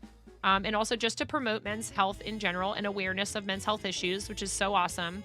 And it was really quite fun to watch them. Hi! Look who's here. It's Moko. The Mokos. Yeah. Yeet, Derek. Wait, is this Dev or Dare? I know, we always have to ask. Yeah. We never sure. Is it Dev or Dare? Who is it? So it's Derek. How many times today have you been Yeet. asked if Dev has had the baby yet? I know, right? What's the next question? I'm not asking you if Dev has had the baby yet. Poor Dev. No. I mean, not poor Dev. Poor Everyone is girl. excited. And you know that when you're pregnant and you're at the end. You cannot, has Dev popped yet? Kimmy, I love you. You can't help yourself. Wait, what? Deb is going to have her tomorrow. Oh my God, I thought you were Aw. saying she had the baby already. Woo! I have not checked General I yet. haven't. No, I have not. Oh, not. it's renamed General Where is Baby? And it's just a bunch of memes looking for baby. Oh my God, that's hilarious. I'm That is looking too now. funny. That's hilarious. Smorf! Wow. Welcome back, Thanks, Smorf, for funny. 11 months. For my Thank sub you gift. to Spock for that Where is resub baby for is the name of Smorf. the channel. Smorf, how you doing? Shout out to Smorf. Awesome digital art creator as well as gaming and singing. Please follow Smorf. You're okay? Well, hopefully we can help cheer you up. We can only improve on that while you're here. So we're putting Kate the Great's name in on this cross stitch. If you're just joining us, what we're doing is designing a cross stitch piece that I will be stitching myself. My amazing friend Pix is helping me to get all these names into this design that I will then stitch to commemorate last year's 12 days. Hey, look, I just hope she's doing well because the end is so difficult. You're like, oh my God, I'm carrying this bowling ball around between my knees. All I want is just to have this baby on the outside of me. You know, you're like so tired of 100%. everything. You're just like, I'm ready. Let's go. Let's get the show on the road. So, but you know, we want healthy baby, healthy mom. So I'm Yes. just glad that she seems to be doing well. She's very and uncomfortable at this foremost. point, but she's hanging in there. You want food, but you can't eat. It's a whole Yep. thing. But yeah, she's right there. And I have a box I need to send to you guys. Aw. It's all packed up. I just So need to put a happy for shipping her. label on it. The baby, you know, it's like, and I also purposely, I already showed it to you. Oh my God, who is it? Or why? Hang on. I'm trying to have all this stuff going still. More!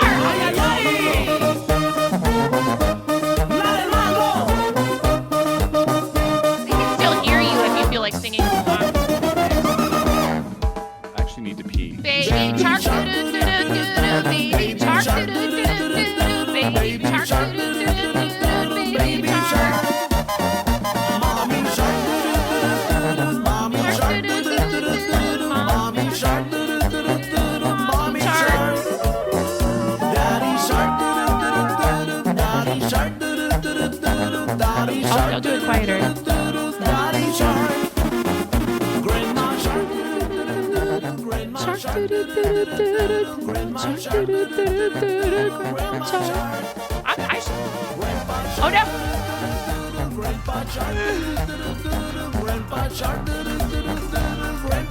This is the chaos. Did you come back to? Yes. There goes your streak of never actually hearing this song. I'm sorry, Moonrise Rabbit. Run away.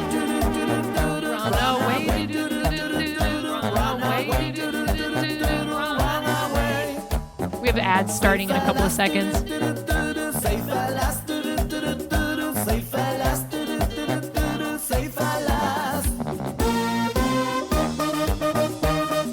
were all children around the world. This is la banda del mango from Tijuana para el mundo.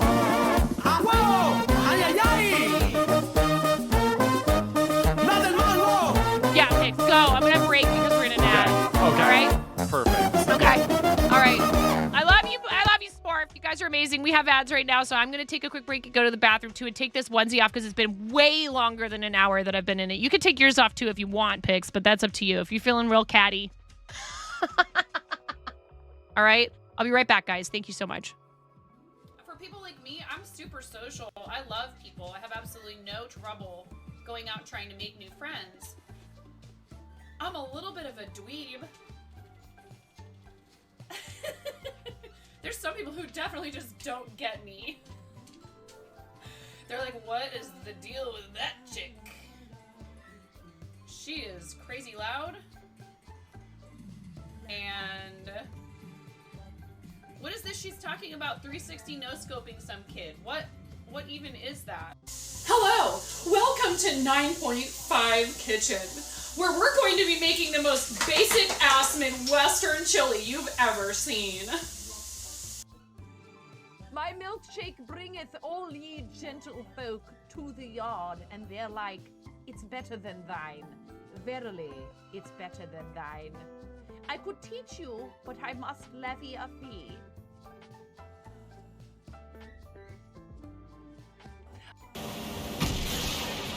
And I'm about to not be so supportive of this. That's right. Oh! Whoa, did you see that? That was cool. No. Nobody expects the land boat. Chaos. Yes, I do know that you want me to play scrims with you, but I don't think I'm good enough for that. People up here. Crap. If I beat you in boss fight. Oh! Mommy. Had the cut.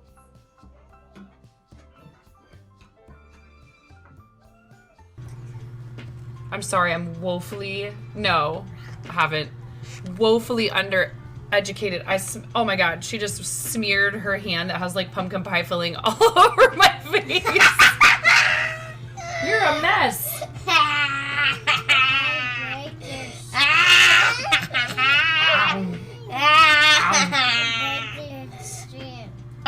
break your stream.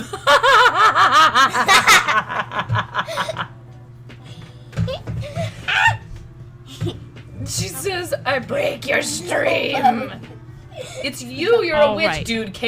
Full on, fully chaotic evil.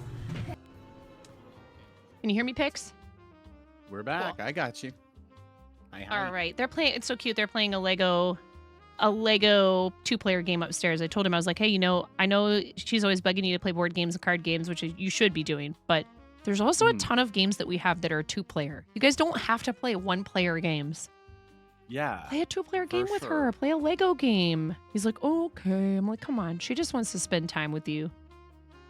And they're far enough apart in age.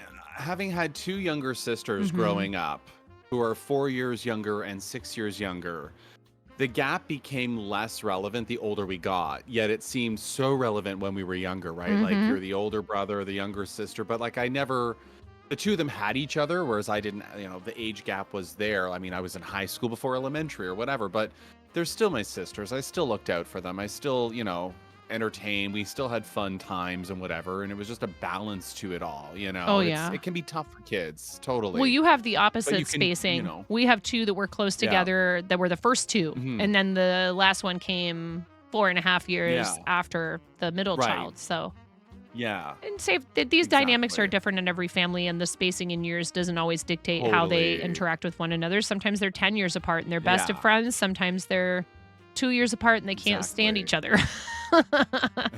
Like, they love each other, but they have a hard time getting along. When they're in their 20s, fast forward, age is a number, it won't matter as much. When they're younger, it makes a difference for them sometimes, Now there's yelling mom from they're upstairs. good kids.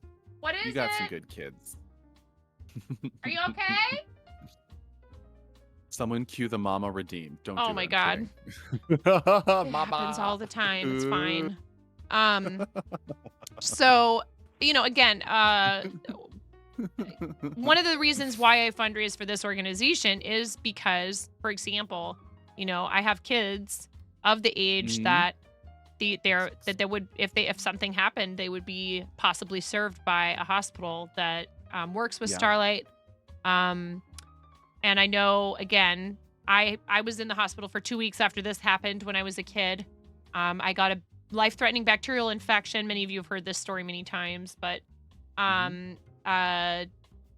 life-threatening bacterial infection that put me back in the hospital for 2 weeks after I came home. My mom, thank goodness, she was a trained healthcare professional. She was a nurse in a private practice, and she recognized the signs of a very serious infection. I mean, I had a horrible fever, but beyond that, she knew that it needed immediate attention. And she took me back to the hospital, and I had to stay there on IV antibiotics and observation for about 2 weeks. And that's an eternity to a 4-year-old. That's forever for a kid. And I was a pain because I was bored. Hojerific, yay! And now I see you're adjusting. Are you just moving something? Do you have all the names in there already? Almost. I have 1, 2, 3, 4 left to do, and then it's just placement and moving things to make them distributed a little cleaner. Yeah, and to similar help spacing. it be But readable, right? Almost there. I trust you. I'm so lucky. I'm so lucky that you are totally. willing I to love do this. it. Thank you again. I can't stop Of thanking you. course. I love doing this. So yeah, I love it was it. hard. Love It was love very hard being away from all my toys, away from my family. You're lonely and scared. It's hard for anyone being in the hospital, and I think particularly for kids, it can be extra difficult because they don't have the maturity level to recognize this isn't forever. I'm not going to be stuck in here forever. I understand what's happening to me. Like, they probably did explain some things to me, but at 4, you're not going to be capable of really grasping all of it, right? Yeah. And understanding, like, oh, this is just for now. So there was one nurse who was very patient and kind, and who taught me, even though I had a cast, because I not only had the amputation, but the clock had fallen after it hit my finger onto my arm and caused a hairline fracture from my wrist to my elbow. So I was in a cast, as well as the, dressing on the wound and all of that. She still took the time to teach me how to make tissue paper flowers with what mobility I had. And that's because she recognized that was something to do, something to occupy me. I would feel less anxious. I would be less disruptive of them at the desk because I kept coming back to the desk for interaction. for like a human to talk to. And it was, that person chose to deal with the situation in a positive and a constructive way, and to redirect my energy into something that would like help me pass the time. So, that's a huge reason for me for loving working with them. But aside from all the others that I detailed, but I think, the art supplies, they've even posted pictures of Lego that they've delivered to hospitals. All kinds of cool stuff that, again, it's not just electronics, but obviously one thing that's a good advantage to that is these gaming rigs that they get from Nintendo. It's not just a regular Switch. It's a whole unit that can be wheeled from room to room that is enclosed carts in that they have. yeah. It's enclosed in materials. So then it also has all the hookups, so you can hook it up in each room to be able to play on it and stuff. They're really cool, the gaming rigs, and they are enclosed in materials that are they're able to sanitize them properly to hospital protocol, because that's extremely important. Some of these kids, when they're going through these treatments, absolutely cannot be exposed to any pathogens. They cannot be exposed to viruses. Their immune systems are very weakened, so they have to be properly sanitized before they're moved to another room. And the same with the handhelds. The handhelds aren't just a regular Nintendo Switch. It's encased so that it can be sanitized and cleaned properly before the next child uses it.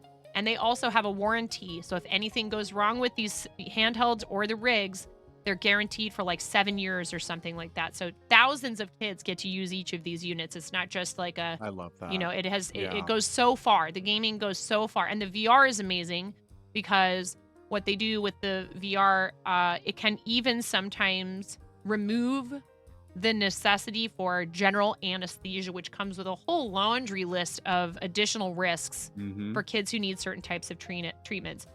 Big units have a lifetime warranty, possibly. I could be quoting only the 7 years for the handhelds. I'm not sure. Probably the handhelds, and any other smaller item might suffer more bumps and bruises because it's being handed to a kid. Who knows? I don't know. But yeah, it's really awesome what they do. I very much believe in their mission, and just allowing kids to have some source of joy and happiness when they're in one of the darkest times a family can face. Honestly, it's a no-brainer to me to participate in their fundraising. And they do have, like I said, a Discord if any of you have ever thought about fundraising for them. Of course, 12 days is the next event, but it's coming up really quick. And someone said something about after January, they might be able to do some fundraising. If you want to participate, but that's too soon for you to put together a campaign this year, Mario Day is a really popular fundraising event with them in the spring, which starts on March 10th. Yes, dear. Oh, you having a little trouble? Okay. I'm sorry, you guys. Excuse me. I know I shouldn't apologize. Yeah, go do your thing. I need to help No, Moni you're with fine. something real quick. So once again, I leave you in Pix's capable hands! ! Holes. I'm just kidding. Get out of here. You'll have to go to Oh my who all has that one? So Royal. So Royal, has yeah. that So Royal one. has that one. Oh my god. Ah! Yeah, just on that I'll- note, I'll bring back. I'll share with y'all that for me, like kids, and it's a very meaningful cause to me. And I mean, I've also supported Child's Play charity. I've done Breast Cancer Research Foundation, the Center of Addiction and Mental Health. I mean, my below my panels in my stream, you'll see just a handful of them, on top of different campaigns like the International Association for Suicide Prevention.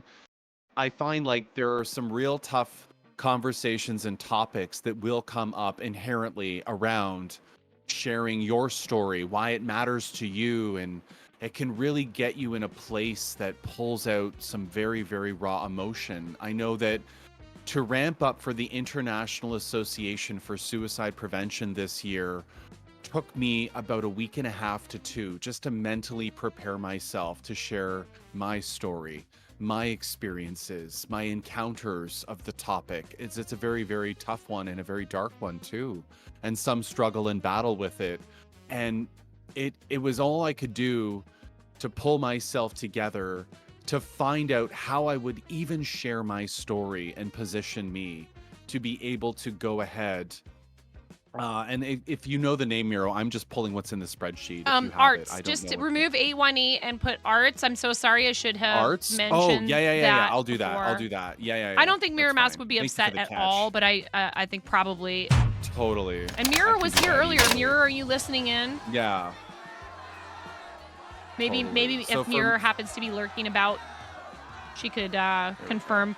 But it's arts, ARTS now. ARTS, Yeah. you got it. And I saw Chadley instead of Old Man Chadley, but like I can fix all that stuff. It's easy. Oh yeah. Right? Yeah, like whatever the names are in here. That was what the names were on Tiltify, Yeah, I think. totally. So no worries there. But I was sharing, as I was sharing before that, pulling from a spot that matters to you is the point. It is okay to share what you want and not share it all. Obviously, don't dox members, family, friends, whatever. Do your best to prepare yourself and how you want to talk about things. It may bring tears, it may bring emotions out, but it shows how connected you are to the cause you're raising for. You know, the amount of people I met and am really good friends with now as a result of the International Association for Suicide Prevention Raid Train that Kazakh Princess organized a group of us back in May are some really good friends of mine now. And the community and I, through sharing our story, no judgment, no shade, like it was a slow mode stream for me to catch up on and keep up with and still all the redeems. But we made a huge impact. It was really something that pulled us together. You know, it was a very tough topic and something I'm so proud to have been a part of. I look back and I think, God, that was May and all the things that happened as a result. And I knew I had a dark story to share in order to pull myself into the mix to help feel vulnerable, but also honest about what the cause was I was raising for, because I believe in it. And I think that's important for folks. If you're going to do charity work, be comfortable with what you're going to speak to. Don't feel that you have to verbal diarrhea of everything to prove something or a point. Only do what you're good with, okay? It can be very tough. And take that time to prepare yourself. Don't rush into a campaign when you're not ready, because it'll show. It'll translate, and it may be a campaign that didn't go as good as you wanted it to. But be comfortable with the subject matter, the topic, the charity, the stats, the info. Do audits on charities, please. I can't stress this enough. Go look up their financials. Go look up their profitabilities. Go look at their executive spending. Go look at their dollars and how much of each dollar goes towards a campaign before you do anything. There are tools to help you audit charities out there, charity watchdogs as they were, to keep six on stuff, you know, that make it easy for you. Always be informed. Never feel like you're doing something blindly. Yeah. You may support a charity that's put money into some corporate pocket that you didn't know about because you didn't pay attention to stories or the news. You know, ask people, hey, do you know anything on this charity? Again, resources. Look at us. Ask. Maybe I don't have the answer. I can find someone who does, but it's okay to ask that stuff. You know, it is. Just be comfortable. Don't walk into something blindly thinking you've got this when you may be a mess because you're sharing a story. It's okay to have that moment, right? Like I put the channel when I shared my story, emote only mode. I shut it off and I said, I asked them, I said, if you would give me the time to share my story, no comment you're going to say right now should be more important than my story and what I have to share. We'll read your stories when we're done with my story. Or I have 50 stories to read as I'm sharing mine and I'm scrolling up and scrambling. Don't make me more of a scatterbrain. Think of me too. I matter as much as you. So it's okay to set those boundaries. Don't be afraid to set the tone. Hi, hold your comments, hold your spam, hold your alerts, and give me respect to share my story, because it's real tough what I'm about to share. Yeah. Is that okay with you? If you're not okay with that, you can leave and come back when you're ready to give me that respect. But it shouldn't be a big ask. You know, people will understand that it's okay to listen and they'll share theirs later, right? We can take turns. We have this platform shared together, but give me my moment too. You know, it's real tough. And I think it's okay to set that. People forget that they get lost in chat, and it's like, no chatting because we're in emote only. There, the boundary's been set. Now I can talk, right? If the alerts are a problem and you can't not push that button, I'll shut them all off. And I did. Now you have nothing to push and distract me. There, my boundaries have been set. Am I clear? I hope so, right? I hope so. Because if they're not, then I'll time you out. when you're done timeout, now you're ready. Like, I'll go all that way. I have no problem setting those boundaries because my voice matters as much as yours, but it's my time to talk, right? Like, that's okay to say that stuff. People will get the idea. They'll pick up. And if the bad seeds are there, wean them out. You'll figure it out, you know? You'll figure it out. I mean, anybody So. who can't just Give you the second concede of that time, for right? the amount of time you've asked, especially, you know, Yeah, I think totally. we don't want to be seen as I'm not the bad guy. yeah, right? as the bad guy, right? But and I'm the a lot enforcer. of smaller streamers, especially, I see them sometimes letting people get away with atrocious things. I think because they are Oh. afraid of losing viewership or something. I don't know what it is, and I understand. Yeah. But you don't I want to get set it. that precedent early on. Trust me. Like, No. you really Yeah. don't. You You might really don't. even know the person really well and know that they mean no harm, but if they're truly your friend, right? If they are truly They'll respect someone you. who cares about Yeah. you and what you're trying to They'll do and respect respect you, if you ask them to stop and they won't listen and you time them out and they still won't listen and et cetera, Were they then really a good you know friend? you have to Yeah. examine what is this relationship Right. really about? Is it one-sided and they just get to do Yeah. what they want, walk all over me, and I have to put up with it? That's not true. You don't. True. Exactly. Yeah, and sometimes people do. They need a moment and they need to be able to say their piece without without interruptions, and it's hard enough for them to gather the courage to share that information with you. Totally. So yeah, Yeah. it is. It's about respect. And again, Total. something that's hard for me is, like, I probably should have turned off a lot of these redeems today. And I I'm not forget upset. Go about it, for it. and there's so Like, many of them. So what I I'm need c- to do is consolidate things Totally. where it would be easier to have a button I press that goes, "Hey, all that stuff is turned off," and have like separate I scenes wish we for had it or that something. button. No, you guys have been great, and it's okay. That's like, I'm not Oh, picking on yeah, Smorf or of anything like that. course. It was funny. It was actually very well No, timed do because it. I It's needed a bathroom hilarious. break, and so did Pix. So did I actually. So Yeah. I was able after that to like take a quick moment. But the lessons we learned about the people who left when you set those boundaries and they disliked it was truly one of the biggest things you learned to date. Yeah. It's really hard Yeah. too because I know Yep. you guys. I know that your philosophy so far, you know, up to this point, maybe Mhm. not including this point in time now, but up to a point was, hey, we really don't want to have to like spell out all of these rules because you guys are so great and you're so good at self-governing. Speaking about Mocos, you know, we don't really feel the need to have some big long laundry list of a million rules and things that you can and can't do in Yeah. here and all that other stuff because everyone's been so great. And we really love the fact that there is no need for like a bunch of strict rules, right? We're like a more well-behaved I see it too, Allie. I see it. The H and the T are reversed in mythical picks. Easy to fix, Oh, though. shoot. Very easy to Yep, fix. easy to Thank fix. you. Thank you, Ellie. So yeah, there's Teenage. it's hard because as communities grow, the issue is there's always going to be outliers. It was stopping drinking and gaming on Fridays. It wasn't even rule based. I see.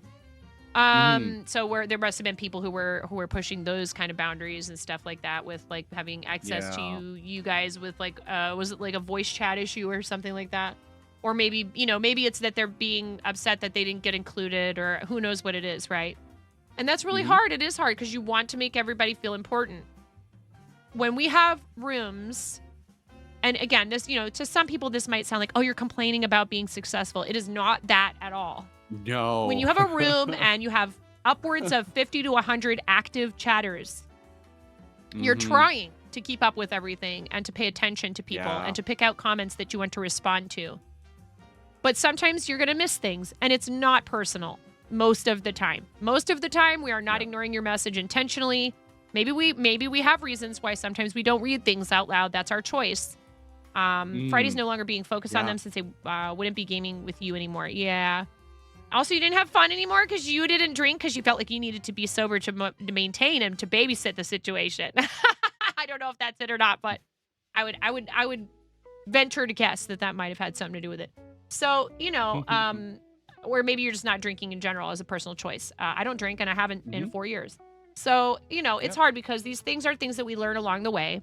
And a lot of times when you make a change and people have come to expect, right. It was Devin being preggo, by the way, which is even more ridiculous. Oh my goodness. Derek Puffles. Used to be so intimidated about Twitch, but you watched a friend curate her community to be such an amazing, inclusive space. And it's a big part of why you stayed, realizing the streamer could dictate the energy of their community. Again, like I said, these communities have access that is public, meaning anybody with a web browser can watch a stream as long as they're not banned. And anyone who creates an account can start chatting. But whether or not you are allowed to stay is a completely different story. And it is up to the discretion of the broadcaster, with the help of their moderators. And I'm so fortunate to have mods that are seasoned Twitch chatters who know what to look for, to be ready, to be prepared to prevent someone from ruining our vibe in here, from turning our space into something that we don't want it to be, because it happens. It's unfortunate. And we're not like trying to pick on anybody. There have been times that someone has been mistakenly identified as suspicious because of something that was said or some other, indicator. And when that's the case, we apologize, we untime out or whatever, and we move on. But, forgive us. Unfortunately, there are bad actors out there. And as a community grows and draws more attention to itself, sometimes you get people who come in and they have their own agenda. And they're going to try and turn things on its head to see if they can cause the wrong kind of chaos, the bad kind. And if we're lucky, we have a plan. Like Pick said, having a plan is not a bad thing. We have a plan set in place where we're clear about our expectations and our boundaries, and we're not willing to sacrifice the comfort, the experience, the good vibes, the respite from our troubles for everyone, for that one person to come in and decide they're going to cause problems. Chaos. And it's better to be cautious about it and take that approach than to not pay attention. There's almost something like when you've been a broadcaster, a moderator, an avid chatter, a general sense of the memes, the jokers, or the questionable. However, we also know how quickly south things can go and how fast they can escalate just as much. So better to be cautious sometimes and communicate to your mod team, hey, suspicious user, and here's my mod note. Why? Okay. I don't need to tell that person publicly why and put them on blast.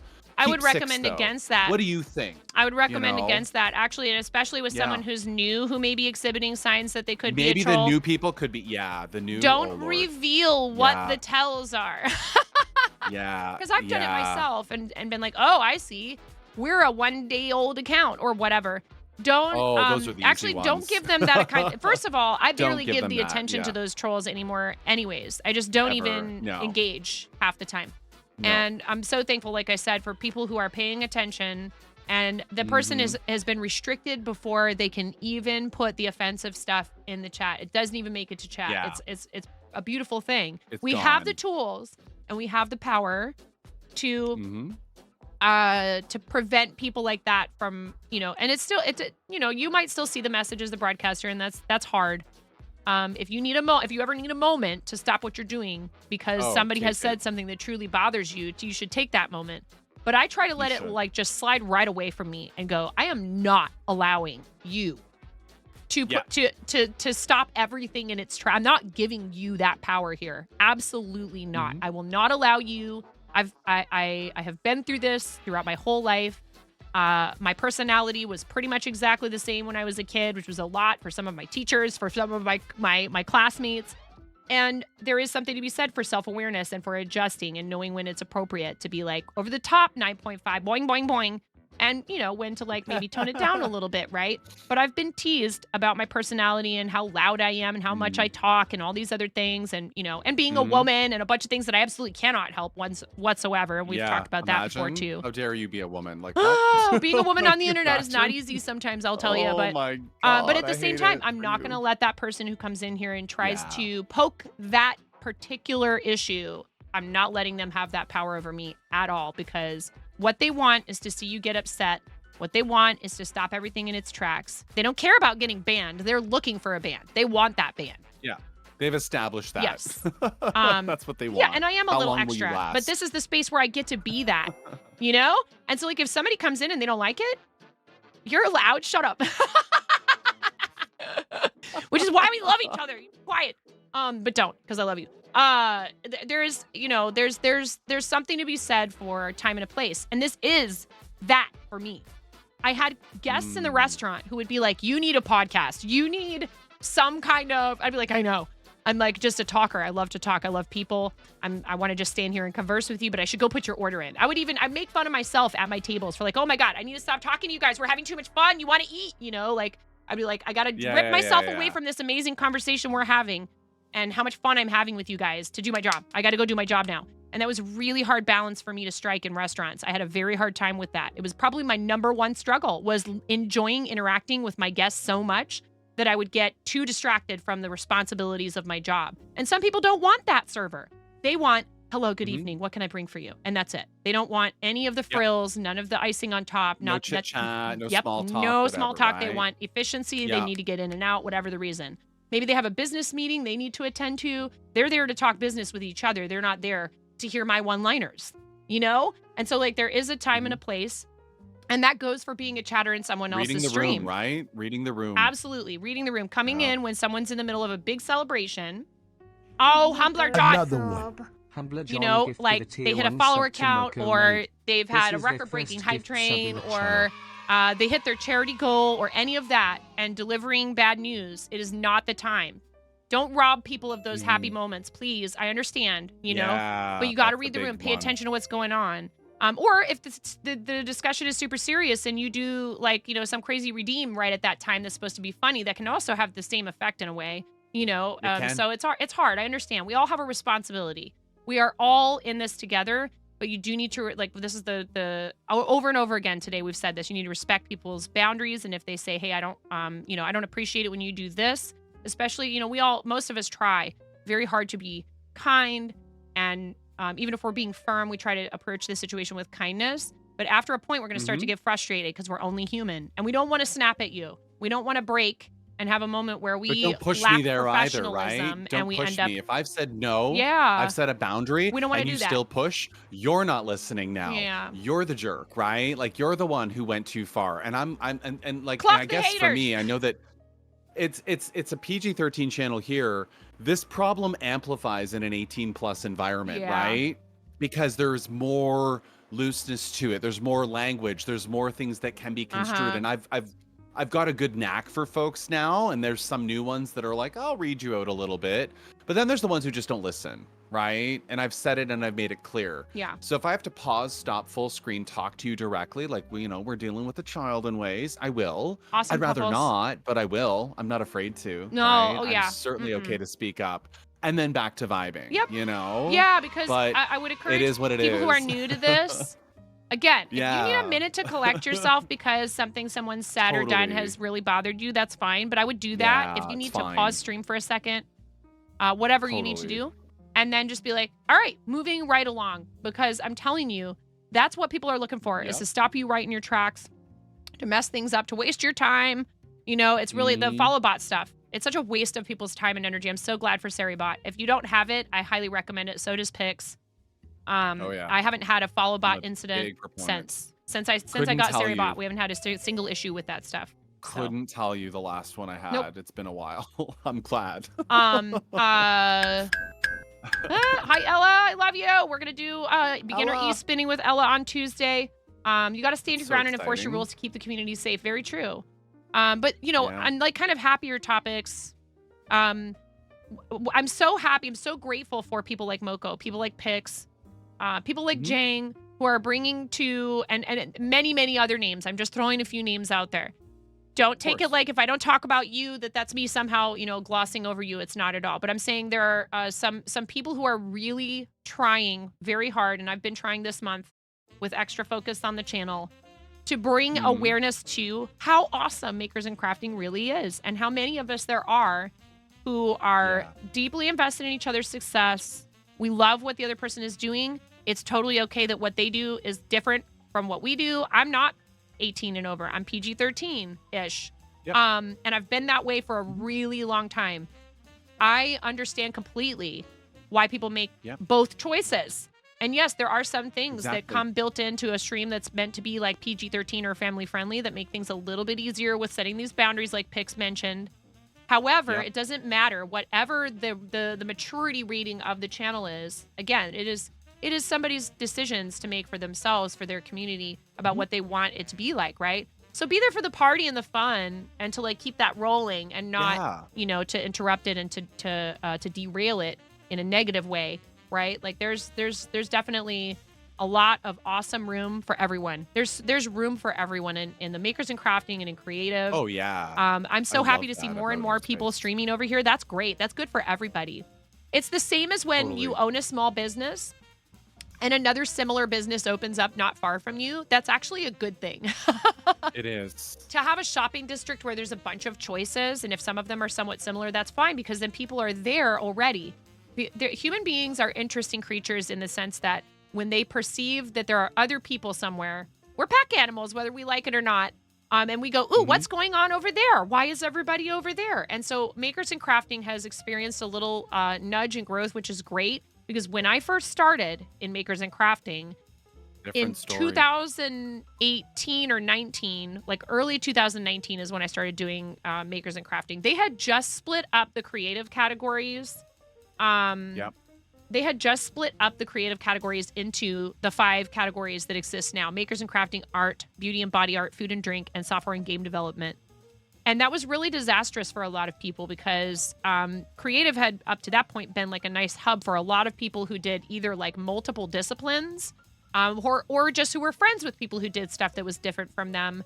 And it was really hard because then we were broken into these tiny little categories that were even harder to see. And a lot of people lamented it and they didn't like it. Eventually, they did decide to create a new subdirectory called Creative, which Miro put the link in the chat. Many people do not know. If you're visiting us from front page right now, if you click on that, twitch.tv/directory/creative, that will narrow down showing you content related to those 5 categories. Okay? Those 5 categories. And it will give you suggestions, and you can also organize suggested streams, etc., on the basis of what is relevant to your watching habits, as opposed to viewership numbers by high to low, low to high. Yeah. You can ask it to show Some of the more you literal metrics like viewer average and whatever. It opens up to suggestions within algorithms of people that you might like based on other metrics and crossover in the background that we don't see at the foreground. And that's the power of that category. You didn't know beauty and body art, but someone was doing cosplay there and beauty and body art too. But they're trying to try a different thing, or they're expanding, or that's one of their 2 homes where they call in the creative space. You never know what you're going to find in some of those categories. I am constantly, and I'm going to give this advice to quite a few, constantly doing community outreach. Not even just with the friends and folks I see all the time. I am going to smaller streams. I am meeting people. I am hoping to bring them up and show them that they matter. Forget about the 1 or 2 people in your channel. I'm always trying to scout for people to help meet more friends, give them friends, because I know what that was like when I started. We all do. Hi, Chadley! And some of us may struggle more than others, but never stop bringing people up. Never stop telling them that they matter. Forget about my numbers and what I have. I don't know what they are anymore because I shut them off. Yeah. Right? As I always did. What I do care about is making people feel like they shouldn't give up hope. That just because they're trying to make a difference in a small category as it is, that they are not worth any less than the rest of us. They are worth just as much as us. But I'm constantly scouting for people, trying to make friends. There's a queer Lego person in Australia who has no one in their chat. Hi, could we be friends? Could we talk? And there's a raid hitting us. I just said. That's okay. No, it's fine. Welcome in, Raiders! Thank you so much for the raid, Runa. What's their name? Can we shout them out? I'd have to look them up, but I found them. Build Time asked me about this too, and I'm like, hey, there's an Aussie queer Lego person like I was hanging out with. Like they matter. No one knows them, and I haven't seen them stream in a while. But I'm like, did they give up? Did they finally give up, and no one knew who they were? Like I think about those people routinely. It's no, Runa, you're fine. No, you didn't. You're good, Runa. No. Welcome in. We have Pix on as a guest today. He is doing me the huge favor and honor of helping me design this.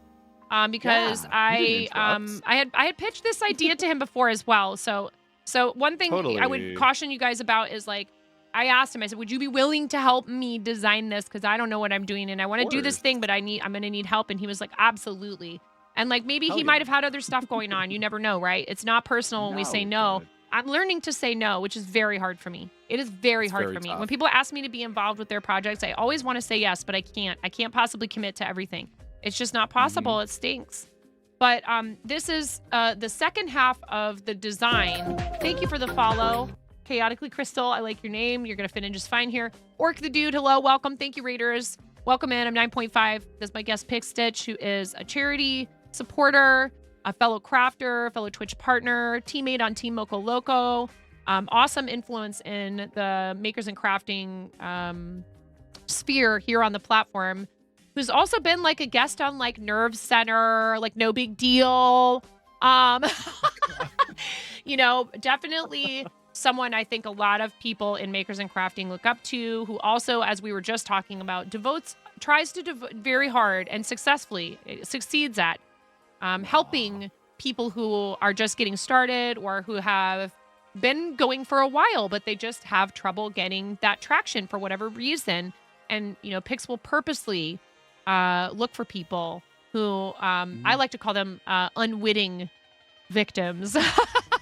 Because sometimes it is a little bit hard. And some advice I would give those of you who are smaller when you get a really large raid. What the heck? The Orsometer has Moonrise, been why? Moonrise, Moonrise, thank you so much. Please refer Well, to there the goes our operations subpoint manual goal. Thank for you so further much. instruction. I really appreciate that. That's Zach M. Rutledge's voice in this redeem. That's what happens when you do a 5-bomb. Thank you, Moonrise Rabbit. That is so kind. Very kind of you. Very sweet. I really, really appreciate that. I think that was a sticker sheet that we just unlocked, which we'll do later. Heck yeah. Or maybe even next time, just because I want to make sure we are keeping our focus on the task at hand and our lovely conversation with our friend Pix. 9. We just finished all Did you of really? the names. We did. They're all on. Hello? Now we can move them. I've been watching you, but this is beautiful. I know. Oh, it looks so good already. Like you haven't even moved them around yet, and it already looks so move good. stuff around. Oh, I'm but so yeah, stoked. You can totally shift things. This We is did it. amazing. Look at you. You did it. Oh my God. That's a Thank lot you of so names. much, Pix. I can't 36 tell you how much this names. means to me. I valued your friendship. I appreciate what you do. Aw. I really do have a blast in Pix's chat. I don't hang out with anybody ever because I feel like I have to. You know, I do like Aw, lending get support outta through here. lurks and all that stuff when I can because I can't possibly be present and talking in every single person's chat. Imagine. Oh, I wish we could. But there Oh are my a few God. people who I have a habit of going to as well. So we do. What we're talking about is asking you to break out of some of your habits when it comes to your watching and your rating and all that. But it's also totally understandable that you're going to have people with whom you feel comfortable, and we appreciate the heck out of people who come and they have watch Yep. streaks and they're there for every stream and all that other stuff. Heck We can't yeah. express our gratitude Yeah. enough for that. But we are, both of us and everybody I think in Moco's, we all try really hard to support each other and also to bring new people in and make them feel welcomed and feel like there's a True. support network and it's not just you all by yourself with nobody caring about what you're doing or, you know, wanting to give you a chance, because that's all most of us are really even asking for. You know, I just want a chance True. to show you what I'm working on. And it may not be your thing, and that's totally okay. But like having this Yep. opportunity for the entire month of November has been wild and crazy, and I could never have predicted that something like that would happen when I first started doing crochet on my stream. Imagine. You know, like I freaked out too when Lioness raided me with like, you know, 50 people the first time I got like any Aw, kind of miss a real her. No. engaging raid where people talked and they were asking me questions and I was like, I don't know what to say. Like me. What do I do with my hands? Yeah. And I didn't even have a face cam. All I had was a phone pointed at my project. Aw. So when that Our happens, humble beginnings. don't panic. Try not to. I know it's hard. Try not to Yeah, panic. Just it's go, overwhelming. oh my gosh, this is my chance. What should I say about myself to introduce myself? Make sure you practice, even though you might not have a lot of that yet. Practice a spiel about you and who you are and what you do, right? Hi, I'm 9.5. Totally. I have, live in the Pacific Northwest. I have 3 kids, 2 cats, 2 dogs, maybe 3 dogs soon. Mhm. I'm insane. I don't know why I'm agreeing to this. My husband's trying I to talk me heard into a that 3rd one dog. the It's other fine. day. Oh, Everything is fine. girl. Chaos. Oh, It's girl. fine. And mostly I crochet and we do a lot of charity and we were 2022 Game Hers creative streamer of the year, you know, blah, blah, blah. Because Mhm. that way you're giving people that quick snippet and they can decide, oh, this sounds like it's awesome and I want to hang out, and that's what they do here. Very cool. It's just your blurb. Think of it the same way as when you pick the book up off the shelf at the Barnes and Noble because you're like, oh, I wonder what this is about. It's your blurb. Figure something out that even it doesn't have to be exactly the same every time, or maybe it can be because that might be easier for you. Because if you have it like kind of down, memorized, then you can just say it. Yeah. But like, Runa, what were you doing on your stream? Speaking of rating and sharing communities and all that stuff, I hope you had a great stream. I really appreciate you bringing people by. And I love the chaos emotes. That's great. You didn't remember you redeemed it 3 times? Oh no, Ella. I love that. I mean, Ella, I don't know. You did redeem it 3 times. I think it's important. Ella, that's entirely up to you. They were your donations and your contribution to this. So if you would like us to leave it at the largest one, that would absolutely be fine with me. But I want to encourage you to leave it the way it is, but I'll let the decision be yours. Thank you for the follow. Yeah. Welcome in. You made some shingles and worked on the inside seams of the roof for a wintry house that you are building. Like a model or like an actual house? Runa, would you explain? And if you have socials you want to share with us, mods might have already invited you to do that. Please ask for a link permit first. Thank you so much for that follow as well. Welcome in. I hope you're both having a great day. Thanks for following the channel. Again, my guest is Pick Stitch. Awesome friend of the stream. And he's gotten all the names on this design. Massive hype. I know. Crazy. We did it. We're just kind of moving and nudging things now. Oh, you know what I just realized though, Pix? I do need to order some more of that other color that we decided would be a better choice because there was not enough of a contrast. So, I mean, I don't have to use that color first. I could start with like, the pink or whatever. Yeah. But I'm going to do the Starlight first anyhow, and I have plenty of that. There's also lots of resources about the colors and what colors will best match something. Like, for example, you're trying to do a piece like this and the organization has a very specific color palette. You may not be able to find a 100% exact match, but like DMC has a lot of colors. Oh, yeah. Wintry houses you see in Christmas displays, trying to make one. Oh, cool. Yeah, Ella, I encourage you to leave it. You did those 3 separate donations. It's not cringy. I enjoy it. You know what's funny? Whether it's the work or not is nothing for me. I'm referencing a font palette over here, and I'm just cross-referencing pixel art established by a free resource and putting it in. So it's not a work thing for me. What I would want you to be is comfortable. What I do enjoy is seeing the donation happen where your name's there, and I can certainly spread them out, right? I can choose colors, move them around or whatever. I just want to make sure you're comfortable. But don't worry about the effort I put in to make your decision, right? Like, you never even feel like you're put on the spot. If you need time to think about this, totally okay, right? Right. I love that you're there because you did do so much. And I think of it as a really cool thing. I never thought of it as cringe at all, personally. I was like, that is so cool. Like, I love when Nine pitched that to me. Said, you'll see a couple names appear twice, and it's because of other donations. I'm like, oh, I love that. Like, that's great. Like, you were so supportive that you appeared there and there. If you're okay with it, though, don't worry about the effort I put in, ever. Girl, I iterate more than I can count on a hand, okay? I love iteration. It's what makes it better in the end. Yeah. Right? To keep trying to refine stuff. Like, I'm moving things around. I'm like, there's some dead space. We could move stuff, right? I'm not married to the space. I can move it around. It's not the end of the world. I mean, also save. Am I crazy? It almost looks good like this. I mean, I don't know. I'm just moving it. Like, I can move them and angle in or whatever, right? Like, I was just kind of shifting and nudging at this point. You've also already managed to distribute the colors somewhat, pretty trying to. easily. Like, maybe there's some pink heavy and there's a few up top maybe, and they're easy to fix. Swap a color. We love you, Ella, and you've been insanely generous to a lot of our charitable causes and a lot of channels. And we do love you, Ella. And with, again, being like a moderator here and being involved, it's not just about the financial support. Certainly that is extremely helpful, but I always want to make sure it's clear that we I know Pix feels the same way. It's like, I do enjoy sometimes doing goals because I know you guys like that kind of stuff. I do it for you. Yeah, it's true. Because I'll be like, oh, okay, we'll do this, and then I always try to say, okay, then I'm gonna do something, and I have trouble sometimes, making it to all of the redeems because you guys are so generous. Another one. Thank you, Anonymous. An anonymous user gifted a tier 1 sub to I really Runa Eleanor. appreciate that. That's so kind. Thank you. So, you know, Very but there's never any sweetie. pressure. I always want to make sure that's very clear. It's like, Yeah. if ever I felt like, oh, you know, for whatever reason, things are not,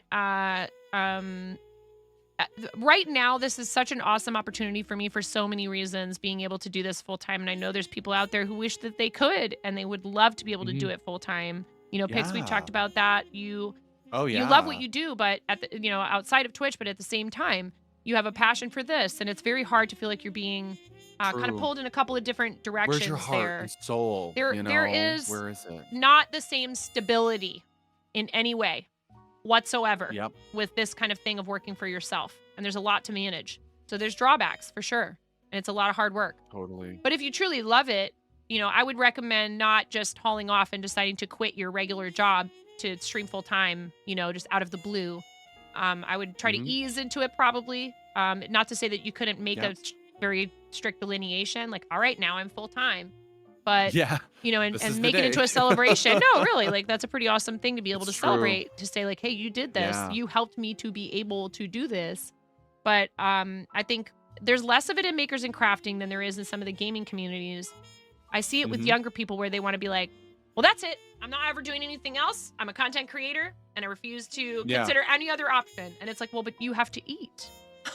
It's more a statement and an announcement than it is a drive and passion, Yes, and you right? have to have a like, plan. oh, I'm doing this and that's Okay, all I'm doing. That's well, great. Where's your plan? You know, or Yeah. you know, etc. And I get it. It's an exciting thing, and people are like, yeah, I want to do this. Total.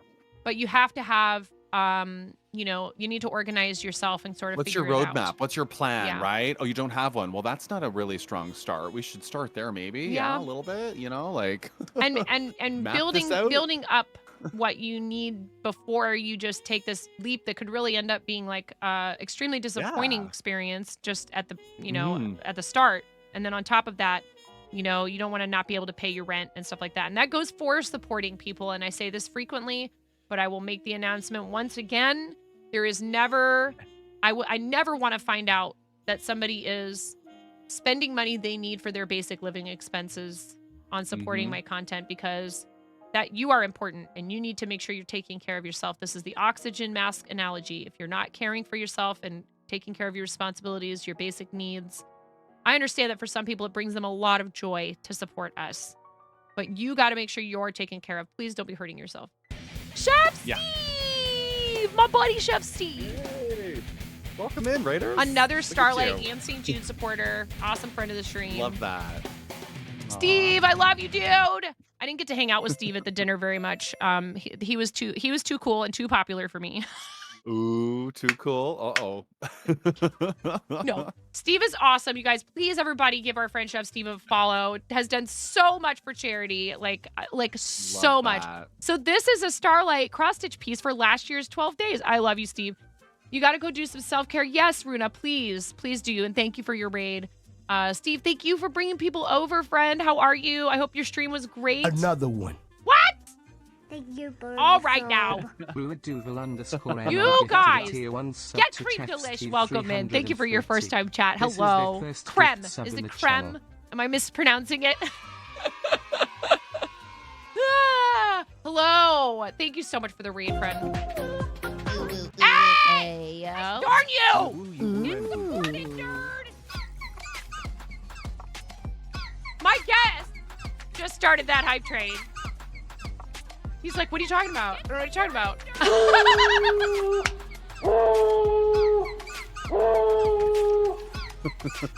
Oh man, just remember this is not Black Sheep Meat's channel, and that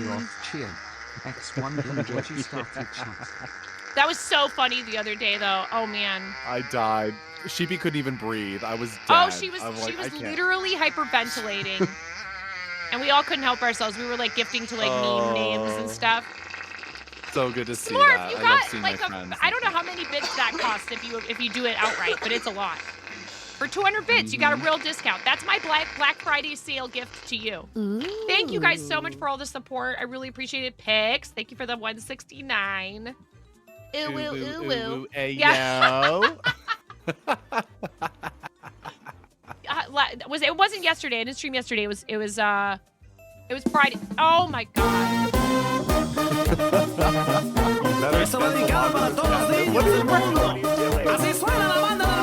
You better dance with me. Come on.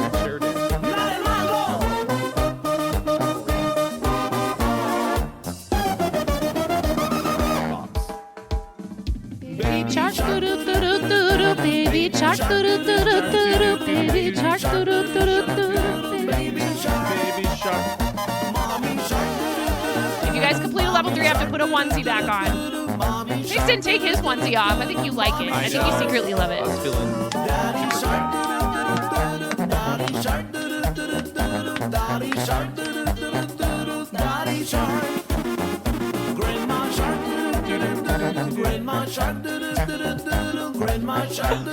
I love this version of this song so much. I'm so sorry for those of you that hate this song, but I'm not. I'm surprised parents aren't just numb to it in general.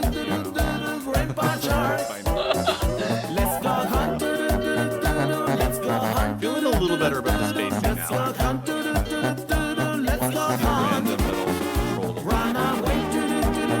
Yeah, there's some of the names I think that are shorter could fit in between like the star and the H, probably, right? Yeah, like there's some things that can shift in to fill in some space and not, too much, yeah. Yes, this does go on that long. We clear bear! Thank you for the 606 bits. Humbler John, thank you for the 50 bits. Noki, thank you for the 100 bits. You guys are all so sweet. I really appreciate it. Thank you very much. You can never be doing just one thing at a time around here. All right, there. Now we're done. Yes. Wait, no, we're not. No, we're not. You lied. Ella, thank you for the 420. You showing Chef Steve and his readers what it's really like around here? Yep. Steve? What's the website for Creme Delish? Is it cremedelish.com? Plug your, do you need a fart? Do you fart a hug, Miro? Yes, Buttspot. Mm-hmm.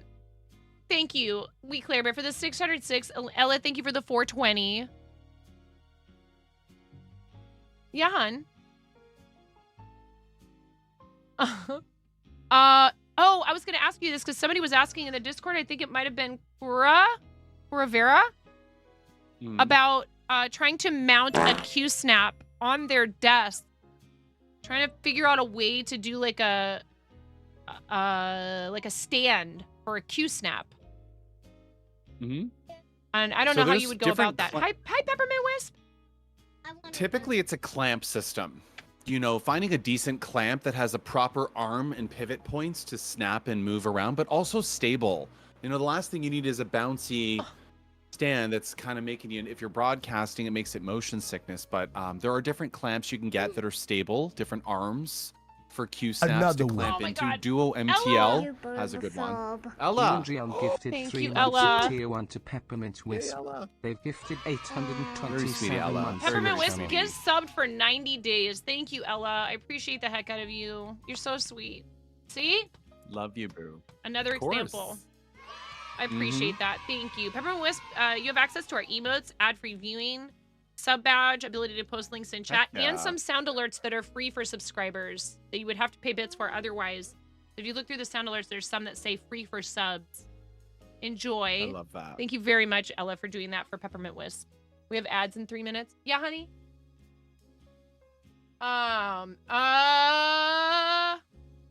Man, I think we might need to break down and get a microwave. I don't want to do it. For reheating leftovers for the kids, because things are only going to get busier in our lives, and I need them to be able to, like, feed themselves sometimes. Easily. Without setting, stoves in the mix. Well, I mean, I think they are capable of learning to use those things. Totally. But we have a wide variety of ages and ability levels when it comes to that. Confidence levels, too. So, welcome, Steve Readers. I have a 13, 11, and 7-year-old. This is the 7-year-old in my lap right now, my baby girl. And I have a Jack Russell Terrier puppy who is trying to get somebody's attention. Finnegan David. Oh, my God. Will you take him outside, please? Thank you. He probably wants to go out. Never a dull moment in here. Do we want it to say Old Man Chadley? Chadley was here earlier. I didn't even think of that. I am so sorry. I forgot to ask. I can certainly. I was thinking there's some spots I could use the time and fill his name in. Yeah. Absolutely. I Okay. could put that in. That is his username if you want. I can do that. Sure. Let's update that. Yeah. And it's Let's do that. SAS Lambo, but again, I don't know if Lambo would prefer to be Lambo or SAS Lambo. Yeah. This is my like bad his for not name, his asking those username people versus first. that. No, you're good. I can fix those easily. You want to be inside of my SAS sweatshirt? Lambo. Okay. So we can do Does that. anybody Let me know what find- the website is for Steve's Creme Delish, which is like a if I understand it correctly, it's like something you can add to a lot of your recipes. For he also streams from his food truck. It's an awesome fun time. Definitely an 18 and over stream. That's so cool. I love that. But he's done a lot for charity. We're charity buds, but I've actually hung out with Steve a couple of different times in person at TwitchCon and at St. Jude Summit. What is it, babe? Back here. Help you with what? Believe that was the font. Your room? Yes, we do need to work on that today. But Mom's busy for the moment. But I can help you. I would love to help you clean up your room. It needs it. 7. Yeah, we need to do a purge. One thing from parenting is like you just, and I was telling you this, I have a hard time getting rid of things because growing up we moved abruptly a few times, more than a few times. I have too. And I had to leave behind treasured childhood items. And so I have my own personal problem with letting things go because I wasn't always given an option for like what to take, if anything at all. And so it's hard because I have a hard time just going, nobody's ever going to play with this tiny little piece of plastic again. Just toss it. And also, I don't like putting things in the landfill. I always tell myself, they're done with this, but I'll find another home for it. And that, you know, is a thing. You can donate used toys. But then sometimes I realize it's like, well, but do I have the time for that? Okay, I know. What is it? Sweet love. There we go. Thank you. I'm sorry. I should have double checked that list. No, you're fine. This is the iteration part. I gosh. love this. Oh, I never get oh, tired of iterating easy. ever. Okay. You guys It helps make have it about better. 40 seconds left on the hype train. I don't even like announcing those things, but I realize that if I don't, then someone tries to dive bomb, and then I feel terribly that I didn't pay attention to it and tell you. Right? Oh no, Wincing, you got bought by the bot. That's my fault. I should have said ask for a link permit first. Getcremedelish.com. We can post that message for you. Thank you, Miro. Sorry, Wincing. I'm so sorry. Appreciate you. Yeah, getcremedelish.com. Check it out. It's like a let me look at it because I've looked at it before, but it's been a little while. The food and beverage enhancer. I know what I'm gonna Creme do. Delish culinary powder is the ultimate culinary tool to transform. I'm doing a voiceover. To transform your cooking game, Creme Delish culinary powder is an innovative, versatile secret weapon for chefs, home cooks, and bakers. This patent-pending gem simplifies your cooking process, adding a delightful touch of vanilla and cinnamon to both sweet and savory dishes. Say goodbye to a cluttered spice cabinet. What do you mean? Are you watching me? And hello to elevated flavors with convenience. Make every meal extraordinary, effortlessly, with Creme Delish culinary powder. Do it! Go buy it. 5-star rating. I accept your cookies. Where is the cookies? Give me the cookies. I'll accept those cookies.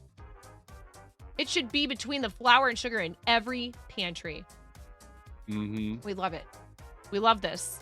You got doink. Yeah, it's just because we sometimes have people come in and they want to try to post malicious things. Get people to click on stuff that's not good. No one would ever do that. Oh my right? God. Almost there. Oh, and we were talking too a little bit last time about framing. And I know that I don't know if you ever did highlight the stream where you talked about finishing and framing. Might have forgot to highlight, but I have the VODs up and stuff too. I always, I can certainly get that up. Framing is fun. I enjoy it. I will also say this, Lord Libidin has a fantastic tutorial on the site that we're on. I'm just going to get this last letter and I'll show you. On here, he has a fantastic resource on the how-tos. I forget where his free tool is, but there is a framing and let me see if I can find it. He does have one, but he's got visuals, which is great. Framing, cross-stitch, glass, no glass, the best cross-stitch gift guides. Where's this other stuff there? Is there framing, cross-stitch with fancy frames? Let me see if he's got matting. There was a matting and framing. He's really good. Let me see here. Cross-stitch No, just frame. hit convection fake. I'm sorry, 1 second. Lord Libiton. Go to your thing. Here it goes. This article's awesome. For anyone who wants to learn how to frame, I'll post in chat. Lord Libiton again, same site we've been using, but it shows you how to take a piece, the excess that you should have, your center points, how to figure out where it'll fit. If you're doing a frame, pinning, lacing. I've done tutorials on lacing before. Like I frame and cross stitch my own stuff and lace. How to fold, how to do corners, how to do mitered corners or wrap around. Oh, cool. You know, fitting it in a frame. Yeah, this is a great freebie here from him. Yeah, I need to bookmark But again, that. I follow the same method as him for this stuff. I still do all my lacing and framing myself. I just bookmarked that. For Thank you. sure. That's an awesome resource. Yeah. He's fantastic. Lord Libiton, the whole site is great. Like he's really good. Really, really good at what he's got.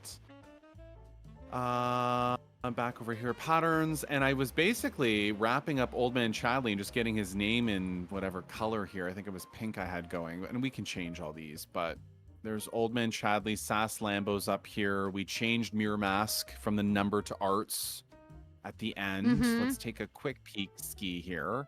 Oh my gosh, it There already it is looks so so far. good. Yeah, and we can balance colors and It'll swap change. stuff now is the easy, but it's cute. I love this.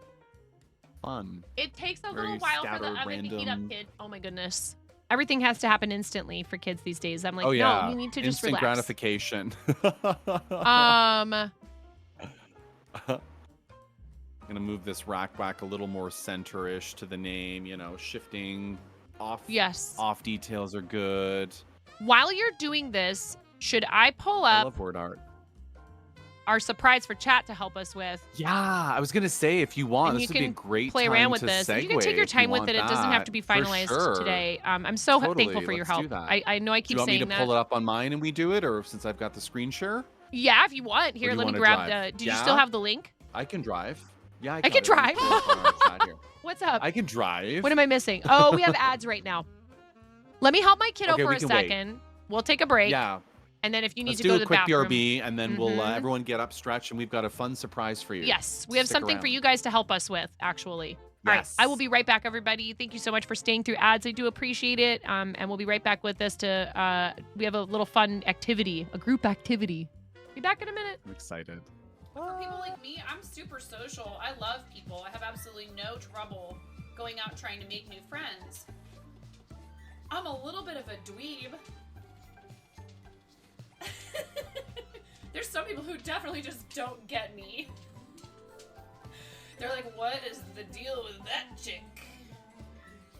She is crazy loud.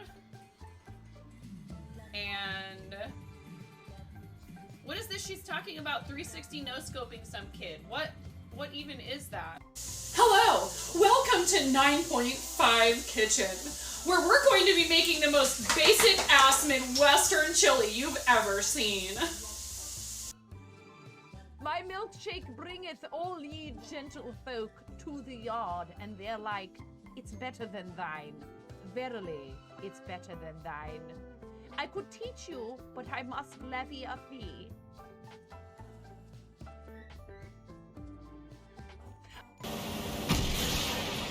And I'm about to not be so supportive of this. That's right. Oh! Whoa, did you see that? That was cool. No. Nobody expects the land boat. Chaos. Yes, I do know that you want me to play scrims with you, but I don't think I'm good enough for that. People up here. Crap. If I beat you in that fight?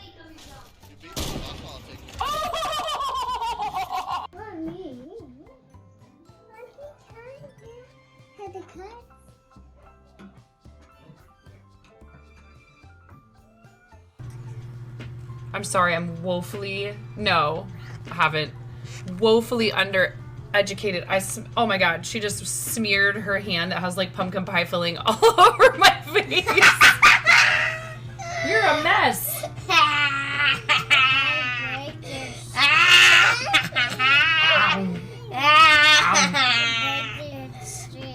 I break your stream.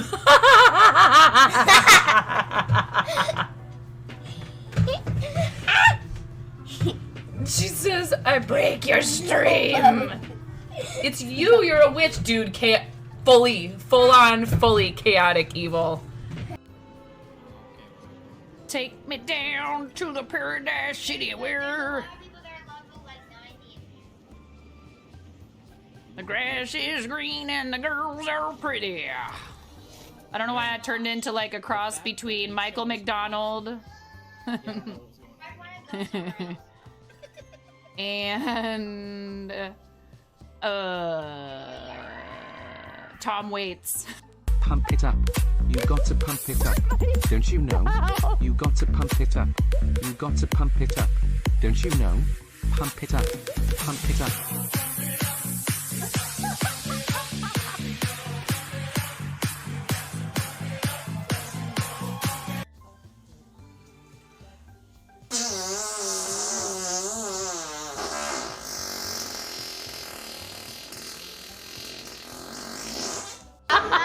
You're like, Get good, Jess Martin. No, I'm kidding. Hi, Tysees. It's so hard. How are you supposed to do that in creative? It's an unrealistic expectation. So, would you like to tell a knock-knock joke? He just got double shushed. You got double shushed. You got shushed in stereo. Clip it. You got shushed in stereo. Ha! Whoa! Whoa! Oh, good save. That was my fault. I have reflexes. There's so much screaming in my house. There's always so much screaming in my house. I sent you the link. Did you get it? Muted, maybe? I got it. I was muted too. That's okay. And here we are. Bam, got it. Yeah, tasty craft supplies. Guys, we are going to do a craft supply tier list with your help. Mm-hmm.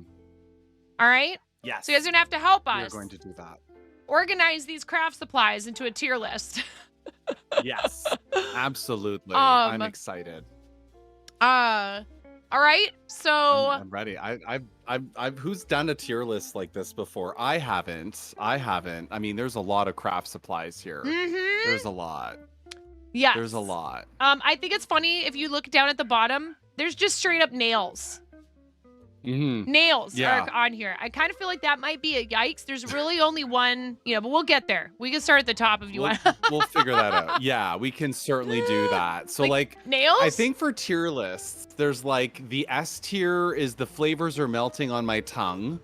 The A tier is delicacies. B tier is pretty good. C tier is eh. And D is yikes. Yeah.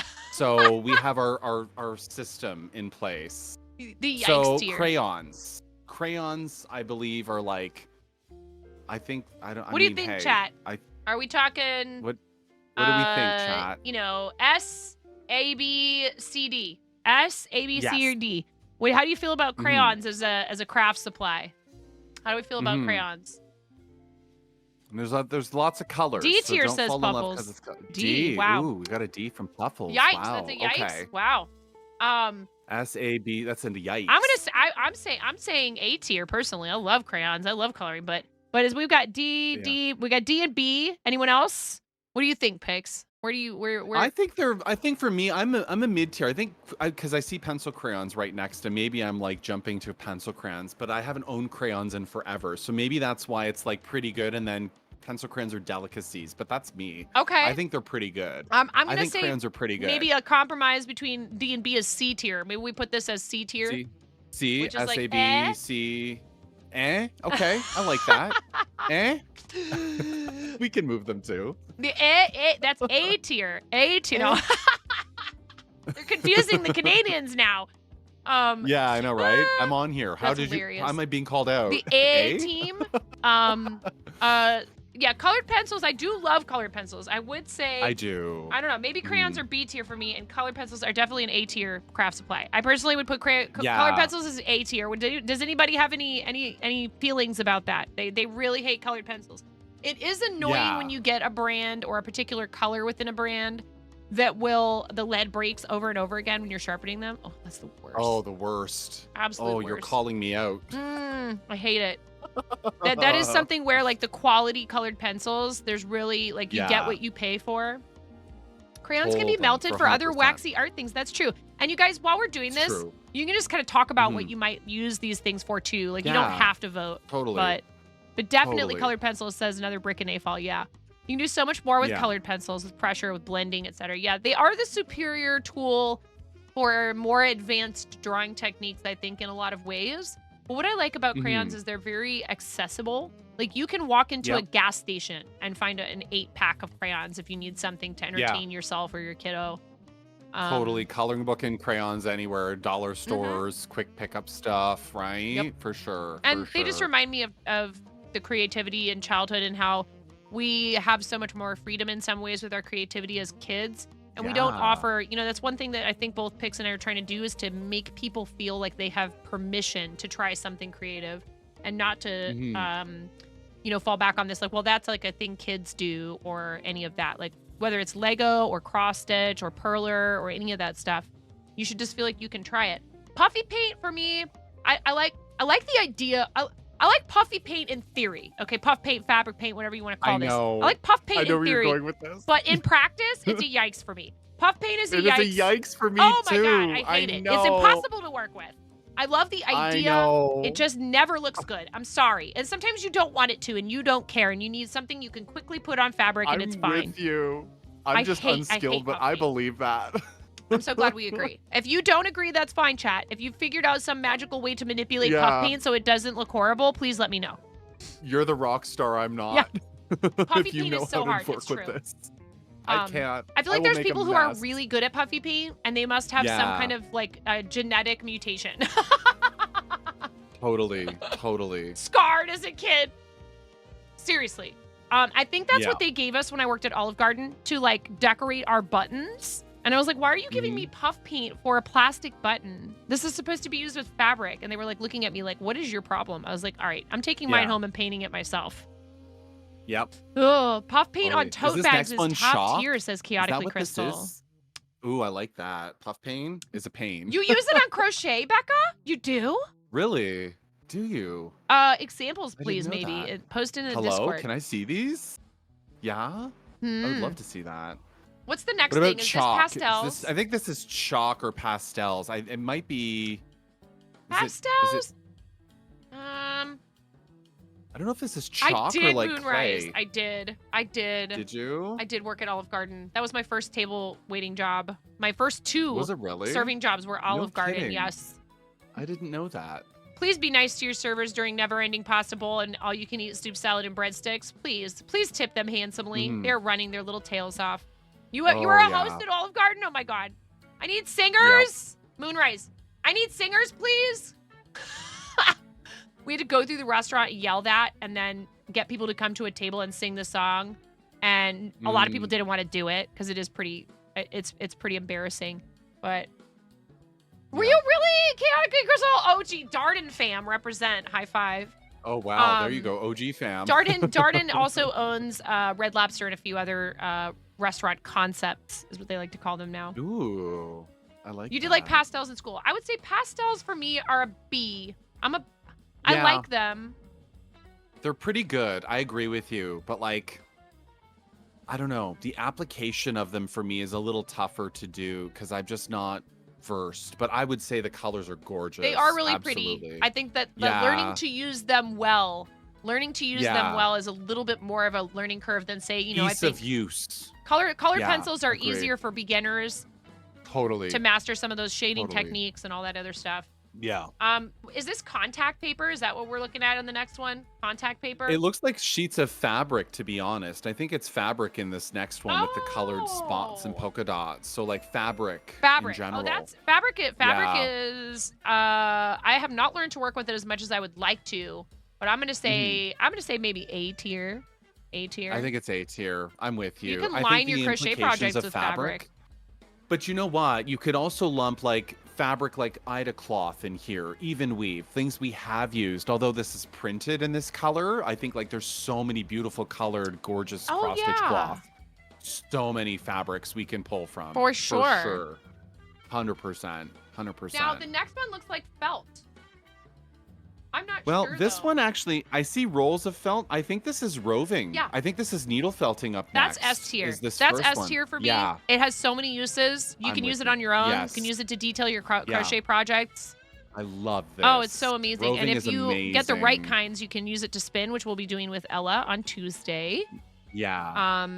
I don't know if the stuff that you would buy that's intended to be made into little felted objects is appropriate for making yarn out of per se. I think some that you can use for yarn, you could also use to felt onto things, but maybe not always the other direction. Because spinning, it has to do with the staple of the fiber and whether or not it will hold while you're trying to spin it into threads. Yeah, I agree. I think if anyone's not tried needle felting or roving in general, like as a craft, it is so much fun. I enjoy it. I really, really do. It's I try to very encourage people to get into manipulable it. in a way that is different from all the other stuff that we typically use, right? And you can brush out your Totally. acrylic fiber into the floof needed to do this. It's so much fun, Ella. It really is. It's sculpting, but with fiber. And we have a friend, Nisi BGN, Yeah. who I found in the art category another time that I went looking for specifically for someone new. And I found Nisi doing Bob Ross paintings, but with needle felting in the art category. And we're friends now. And that's like a really cool thing where like I wouldn't I have love found that. her otherwise probably in Makers and Crafting if I was just looking for fiber artists. Craft felt, I'm like almost indifferent about. I'm like, pretty good. Me too. Like felt is good, but unless you're doing felt crafts specifically, it can be real tough to find colors. I have multi-packs I've had to get from different locations. Like if you go to Michael's, you'll maybe get like 6 primary colors. If you go on Amazon, you can find really cheap stuff imported. Yeah. But like the quality's crap and glue seeps through. So like having a plethora of colors in felt is really tough. Roving, there's so many, you can dye it, but felt itself is fun to work with. I've done Ammies with felt eyes. But like, I'm indifferent. Like, it's not like I'm doing felt crafts as much as others. So like for me, No. it's And I mean, I've tried out the last time I did when I made the Flareon, I cut pieces Yeah. out and then felted those onto. Yeah. But the only problem do that. is it's hard to achieve a nice, neat border. So you cut the shape out and The it looks like edge. you want it Yep. to, but as you're felting it, it kind of like Yep. breaks it apart a little too much, kind of. So you don't get Yeah. like the nice clean line that you want, maybe. So then you would still have to go Yeah. in and use a little extra loose fiber to like maybe clean up the line around the outside of it if you're needle felting Yeah. a lot. So I don't know if Yeah, that has to I do with agree. the thickness of the felt that I used and if I would need to use a thicker There's piece really of felt. cheap, thin felt, and then there's Yeah. the thicker quality felt as Uh-huh. well, too, right? And like, if you screw up with felt, you're basically could be like ripping it out and redoing the cut again. Yes. You know, it's very unforgiving to work with as well. Whereas Um, needle felting with roving, I can rip it off and just stab it in again. As a parent, washable finger paints are amazing, and I would say probably like as far as like crafts for kids, for sure that is an S tier item because they just get to get messy with it and have fun with it. But Yeah. for me to use it, it could be fun. It could be like a fun like a challenge Yeah. for charity or something like that. You have to finger paint somebody's profile picture. Or that would be pretty fun actually. Yeah. But like I that. don't I like like the that. texture of it, frankly. I find the texture of it kind of unpleasant personally, and I think that it's great for kids because of the nature of the washability. So I'm gonna say pretty good. Pretty good. Pretty good. Yeah, it's a mid tier. It's Yeah. great, but it's not your most easiest to work with, and it can be, you know, it's thankfully it's not messy. But You use felt with needle All felting right, because you can control um, the symmetry of eyes, details, etc. Yes, but I will say that once you've practiced with the loose freehand Yeah. needle felting of the details, it does get easier. You understand like, oh, when I place this Yeah. much of it on here, it's going to cover this much area. Just like any material, you get more used to working with it. But it does Yeah. require a lot more close attention in the moment that you're putting it on and applying it for sure. Now, we all know how everybody, I know how you feel about embroidery floss. Oh, I'm ready, baby. This is Bay. This is Bay. This is S tier. And I would actually put it up This there is my because bread and butter of S tier. so is my many cross crafts stitch you could do with skeins of this. floss. Not just cross S stitch, tier. not just embroidery, Yeah. not just bracelets. Everything. You can crochet with Yeah. it. You can make Totally. amis with it. You can make little Yeah. keychain sized amis. You can pull apart the threads into like even single strands and make micro crochet if you want. I've seen people do that. Yeah. It is a very versatile material. And there's a wide range of colors available through the major manufacturers. But another thing I would encourage you to do is to look into, and I don't know if you know, like if you have anyone off the top of your head who does this sort of thing, there's lots of hand-dyed floss out there. There's people selling their own very, same as yarn. They're hand-dyed floss and Ada and all that cool stuff. I think it's pretty obvious where this falls on our list. Otherwise, you know, Pix will refuse to work with me again. Say S tier. Yeah, you better say S tier. You have hand dyed floss. I haven't bought any of that yet. I would like to try that at some point. The variegated floss is really fun to me for like certain projects. I think it can really make a design pop, which is cool. If any of you know of hand dyed floss purveyors, you're welcome to type their names in the chat and give them a little exposure.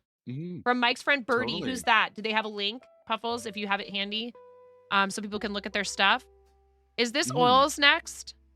I think it's oil paint snacks. I do like oil paints. Again, I'm gonna give oil paints like maybe A tier because they're a great medium. Yeah.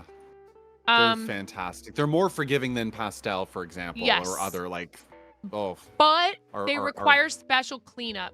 You can't just paint with oils and then rinse your stuff out in the sink. You have to use thinners. There's like some additional kind of steps more and equipment maintenance involved for sure. For sure. I I love pipe cleaners, but I'm gonna give those an only because it's an F for me. Pipe cleaners are. I hate how you just cannot seem to make the end not poke you. Like, no matter what I do or how I twist it, unless it's been completely buried in a piece, somehow or other, it's going to end up poking me or someone else. Between A and B for you, for what? Oils? I see people using pipe cleaners and say, use these for amis and bendable arms. But I'm like, no. some point, they're very fragile. They'll weak, they'll snap. Like, I never use pipe cleaners for amis. I use crafting wire. But you could, but also, when it snaps, then you've got a loose piece of pipe cleaner in the arm or the leg. You know, again, like, they're an not as flexible easy, and sturdy. cheap option. Right? You know, you're at the dollar store or whatever. But I think no, not for amis. I would use, like you said, jewelry wire, or also a lot of places now are selling. Basically, it's like a safety eye, but it's a joint, and you put on one side of the one piece, and then you take the other one and put it inside of the other piece, and that way you can join those two body parts together so that they are like you can twist them. And it's more of like an articulated joint than it is just sewed on. So I would recommend that to people before I would tell them to put pipe cleaners inside their plushies. And I mean, they're fun when you're doing like candy canes with the reindeer antlers. You know, when you used to twist pipe cleaners around and make art out of things like that. Like, that's fun stuff to do, like very seasonal, or Easter bunny, Easter, things like that. But like, overall, it's a lower tier, like entry kind of thing. Great for kids, but again, it's not very. I don't know the implications of what I would use pipe cleaners for. Plus, I'm always stabbing myself with the damn pom-poms. I'm contractually obligated by my friend Ms. Jenks to put pom-poms in the S tier. I don't own any of these personally, at all. I love pom-poms. I think they're really fun. There is fun, sometimes there's sure. trouble with adhering them. Maybe A tier. Maybe I put them in A tier. Maybe an A. Yeah, we'll I compromise love them on though. A. They're I just so don't much even fun. own They're little bright, Totally. fluffy balls of joy. And yes, you know, you do have to be careful to like make sure that you're not letting like pets get a hold of them and stuff like that. But which is hard in my choking house. hazard. But yes, they are. They're really fun. I think they add like a lot of like details to things easily. Like again, if your kid is making a Rudolph out of reindeer out of pipe cleaners and The red construction nose. paper. Yeah, the Yeah, red nose is easy. You just pop totally. that on there. Yeah. I think especially for, I guess if we're talking about crafting with kids, definitely pom-poms are a Oh, they're staple up in our there. house.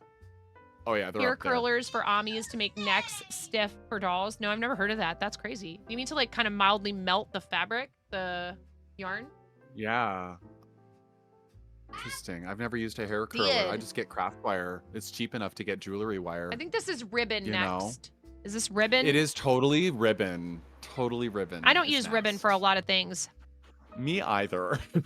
Like maybe I bought some and I did a fancy tying of a bow around a box a couple Right. times, but like And I you don't weren't a really big have ribbon fan? Do you do any scrapbooking know. maybe where you use ribbons? I don't know. paper crafters will scream about ribbon, but Well, for me it's washi like, tape is down there on the bottom. We'll get to washi tape, Yeah. but that's different because that's adhesive. Totally. This is just plain Yeah. ribbon.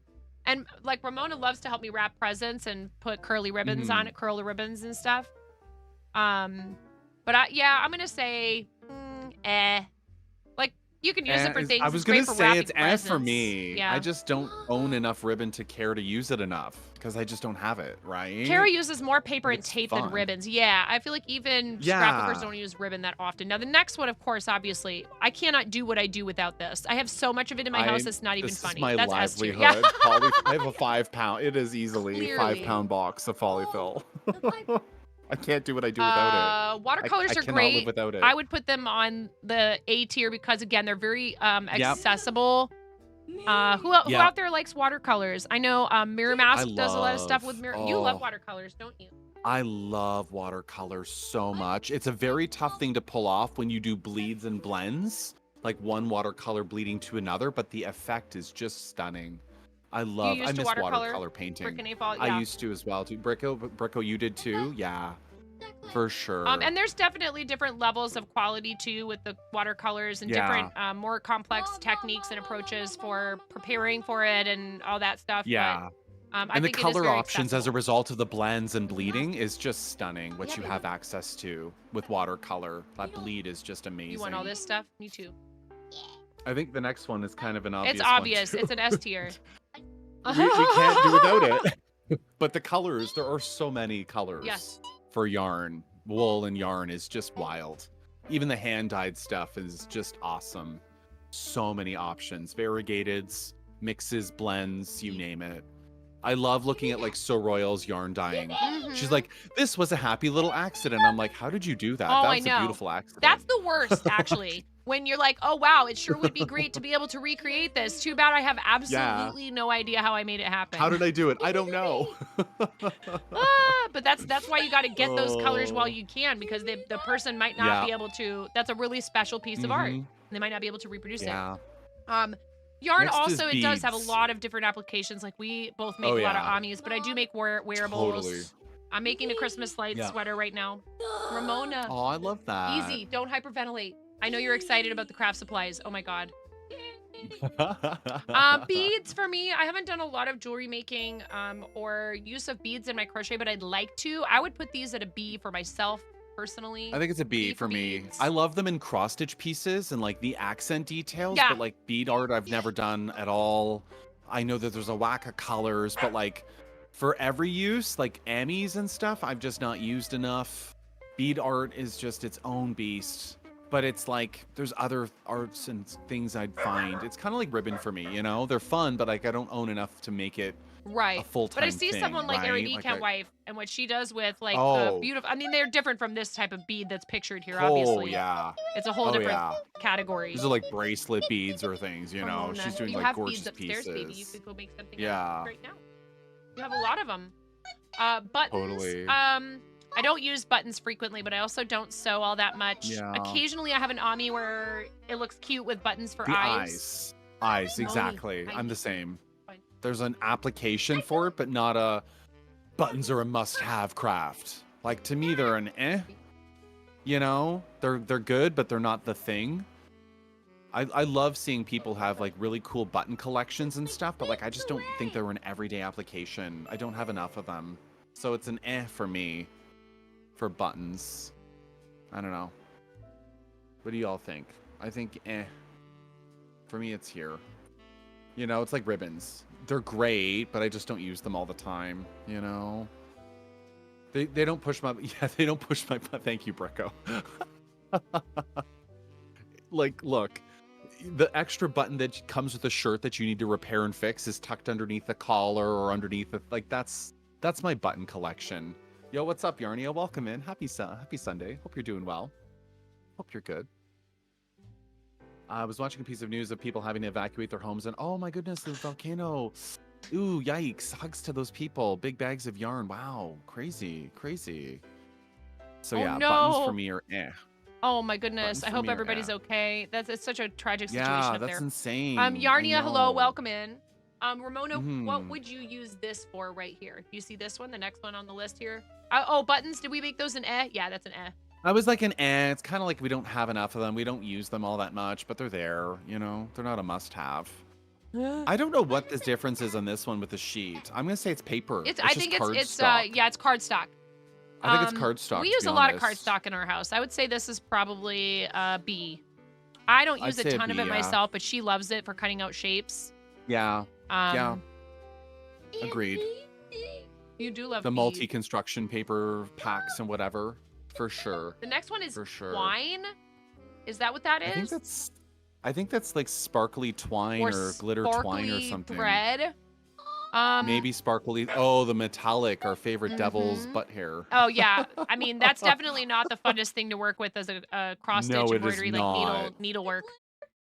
The knots are real. This looks like The knots are polymer very clay or real. maybe just even regular clay, modeling clay. I love modeling clay. I used to do a lot of stuff out of it. I've thought about doing pottery on stream if I could ever get my life together and have like a bigger studio space and be like a Yeah. real grown up and have like an actual office outside of my house where I stream from. But Yeah. or even on our property, but just like a, she shed type setup or something where I have more space because I just don't have enough space down here for something like that. I do love clay, and I know like Ella works with it. AG is always doing polymer clay stuff. It's really cool. Yeah. I haven't tried a whole lot of it, but I would. I don't know. What do you think? Chat, what do you For think? me, it's a pretty good. Like, it's a delicacy, but I think it's pretty good. It's between a B and an A for me. I think it's more of a B. Yeah. Yeah, I agree. but, I would say like, B. This particular I think I see a type lot of clay, polymer too. artists painting their polymer, though. Do you know what I mean? So it's different to see colored polymer versus polymer that you're going to paint anyway. So I feel like they're a mid-tier, and then the paints they use to paint that stuff goes up a tier. for Oh, them. right. But I'm right because they're not buying Yeah, I'm gonna hot say neon mid. pink polymer. Yeah, I They're think kind you're of right. like they're painting that stuff, right? They're more grays Speak and up, neutrals. chat, if you disagree. This is supposed to be fun, and Yeah. it's a discussion. kinda It's like- not us telling you what you Totally. should think. You can use Totally. pastels to color polymer clay. I didn't know that. Exactly. That's very exactly. You cool. can paint that stuff. You can paint it. So if Just you like don't have the color, you're Karen okay. uses the colored pencils on wood. Yeah. That's very cool. Yeah. This is rhinestones. I'm not I don't know. I do like shiny stuff sometimes. I do too. I'm a like, this looks like a big, like, I don't know if it's an ant or a yikes for me because I wouldn't know what to do with all of this. I would have no idea. Oh, Moonrise Rabbit but disagrees and beautiful. thinks that fabric should still be an S tier item. I mean, I think you're talking to two people who haven't delved into the fabric crafts as much, probably. So that's like we're like, it's fine, but I'm not shopping fabric sales personally. You know what I mean? Yeah. Yarn I don't is have the a big problem. collection of Yarn- fabric like yarn I do is with yarn. Yarn Ramona, is, honey. yeah. That's enough. Agreed. Yarn is definitely Yarn the is my problem. I have problem. way too much of it. You probably feel that way Totally. about floss too, I bet. I'm the same with that. Mm-hmm. Like I have all my colors and then I have all these extras I have for like projects I'm on or whatever. But yeah, yarn is my big problem for sure. Fabric is fabric, but not as common as yarn, I'd say. What are we saying about this with the gems and jewels and diamonds? I feel like this is, I wouldn't know what to do. I would not know what to do. It's almost like beads for me. Maybe it's an eh. Maybe they're like eh. Rhinestones are for me. I don't use them Yeah? like ever. I never use them. I don't either. Never. Gorgeous. I wouldn't know what to do with them though. I don't have. I'm not blinging out my Amis. I feel like I could get a lot of yarn for a couple of rhinestones Yes. if they're expensive gemstones or something. Do you know what I mean? Like I'm instantly thinking Yep. yarn. Yeah, what else would I rather spend money on? Hey, Crochet Dude, what's up? Hi, Sam. Hello, welcome in, everybody. You want to use them more than you actually do, which, That's a good rhinestones? way, yeah. Yeah, and Yeah. feathers, same. I feel like Yeah. feathers are in the same category. Feathers are they're great, and they're really fun for some crafts. But again, it's not a But- necessity. I might grab them when they're on sale or because I felt like maybe they'd be good for Yeah. a very specific project. But they're not Totally. like, you know, Happy birthday, Crochet Dude. oh, hey, happy birthday! Happy birthday. Here, I'll do a really quick if you want. I can sing to you, but Go for it. we've been live for like 5.5 hours. I can sing to you real quick because I love to do that for people. Go for it. If you want me to, but only if you want me to, Crochet Dude. Yeah. The floral Yeah. foam. Floral foam. I don't use it. Yeah. Yes. Just turn it off. Turn the whole thing off. I'll be up there in a second to help you. Mom life. Hashtag mom life. All right. Are you ready? And a 1, and a 2, and a 3. Happy birthday, Happy birthday to to you. Happy birthday, Happy birthday to to you. Happy birthday, Happy birthday, dear Crochet Dude. dear Crochet Dude. Happy birthday. I'm trying to read it. Birthday to to you, you. Crochet Dude. Woo! Woo! Dude. Yay! You, dude. Happy birthday. Oh my God, Nero. I somehow forget about this like, almost every single time. Love it. Thanks for the bid spear out. Super speedy alert. Floral foam. Who uses floral foam? Floral Is foam. it floral foam or boxes? I'm not Have sure. you ever I used think this it's to your- crochet over? I've never, no. Oh my God. Ever. How is it? Is it a yikes? Is it a yikes? The Yeah. next one is definitely a yikes for me, but Yeah. this Oh, is Lord, yeah. this. I haven't used it enough to establish a yikes. Maybe an eh. Oh, it's an eh? Yeah. I don't just kinda use feeling it. the I don't eh. use foam. I'm afraid to use it inside of yes. I mean, Smorf. This is your destiny. This is your destiny, Smorf. Moni, enough. This is my child. My child right This here. next one is a yikes That's for a definite all. yikes. I'm sorry. If you love Oh my glitter, I'm sorry. gosh. I'm sorry if you love glitter. is I just hate the it. biggest yikes. I hate it. Yeah. It's the worst. With kids, Yes. please don't buy gifts that have glitter in them Yes. for parents unless you know Do for a fact that not. they love glitter and they're okay with it in their house. No. It gets everywhere, including small Ever. animals. Aaron!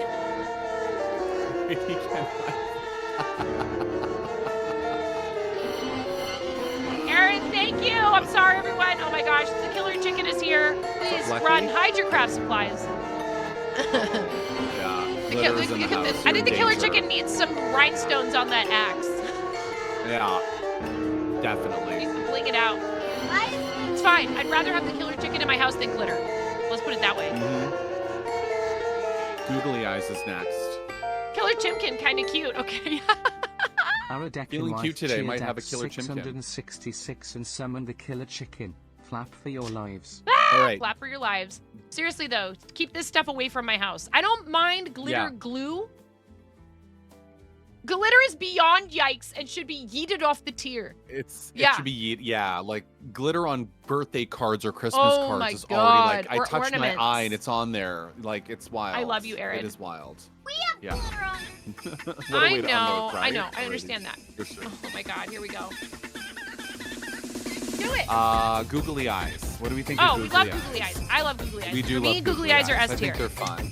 Yeah. You love googly S tier? We got it. It's okay though. I know they're not everybody's thing, but I love them on. No, but like they're fun. They're a Ami, lot of fun. googly eye, safety eyes. I have some. Yeah.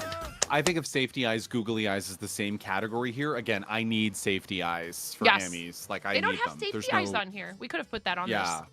Totally, it would have been nice. So I'm kind of lumping your googly eyes with my safety eyes up there. We need them. this. We This just looks need like it them. might be acrylic paints. I would. I think call it those- is. I do. I like acrylic paints. I put them in the same tier as oils.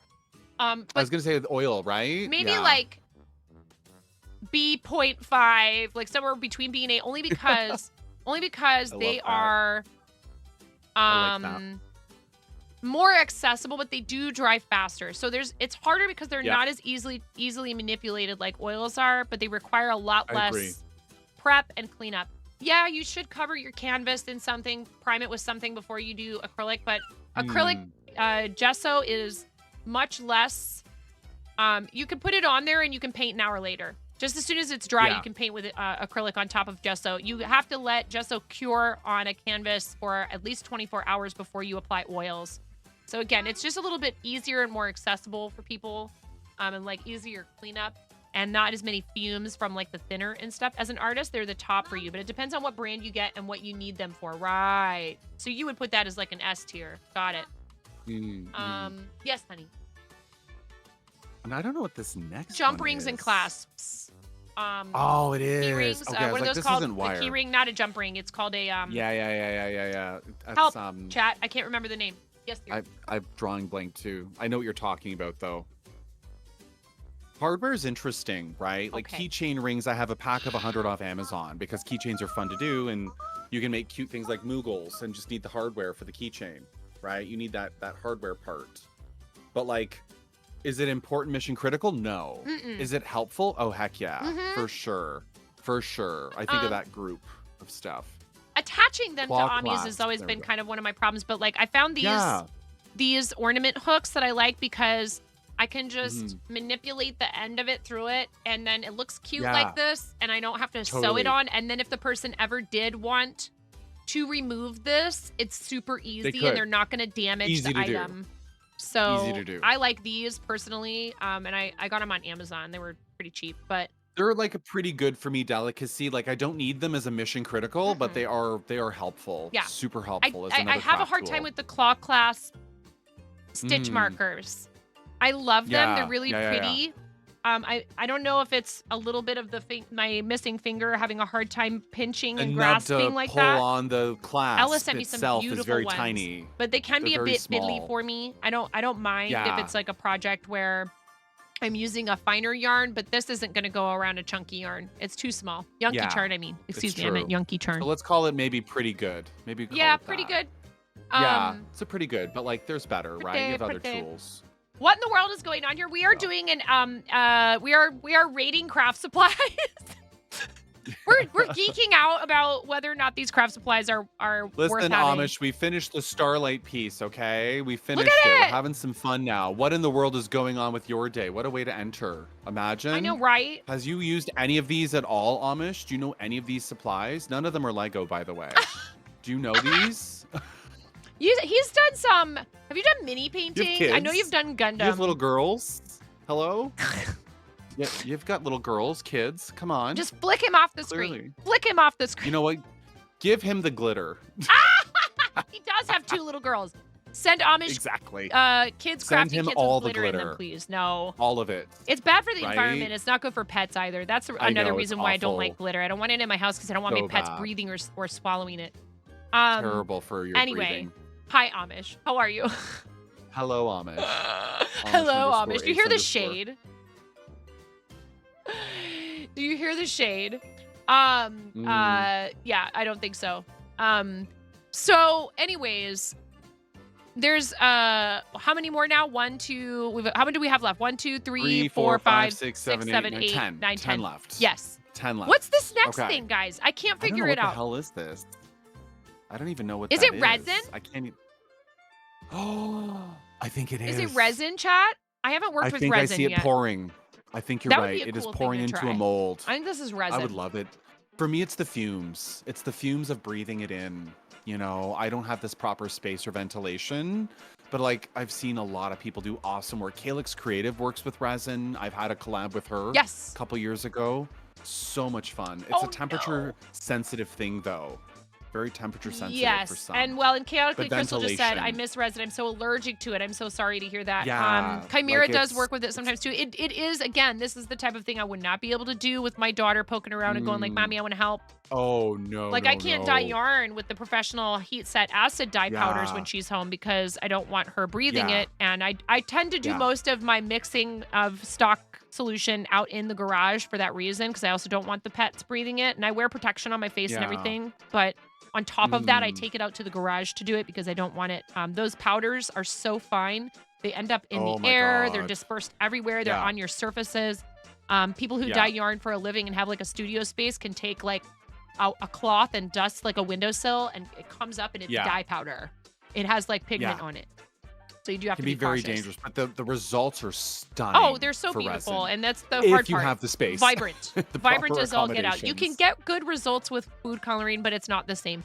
I haven't done It's never resin. the I would same, probably yeah. put it at like, pretty good only for that reason, just because I don't have experience with it. This is like I when I'm would tr- answering a I survey, I don't just wanna say I neutral. don't want to undercut it. Yeah. I'm with you. I wouldn't undercut it, but like I would love to work with it one day Yeah. when I have the space to do so. For Right sure. now, I just don't.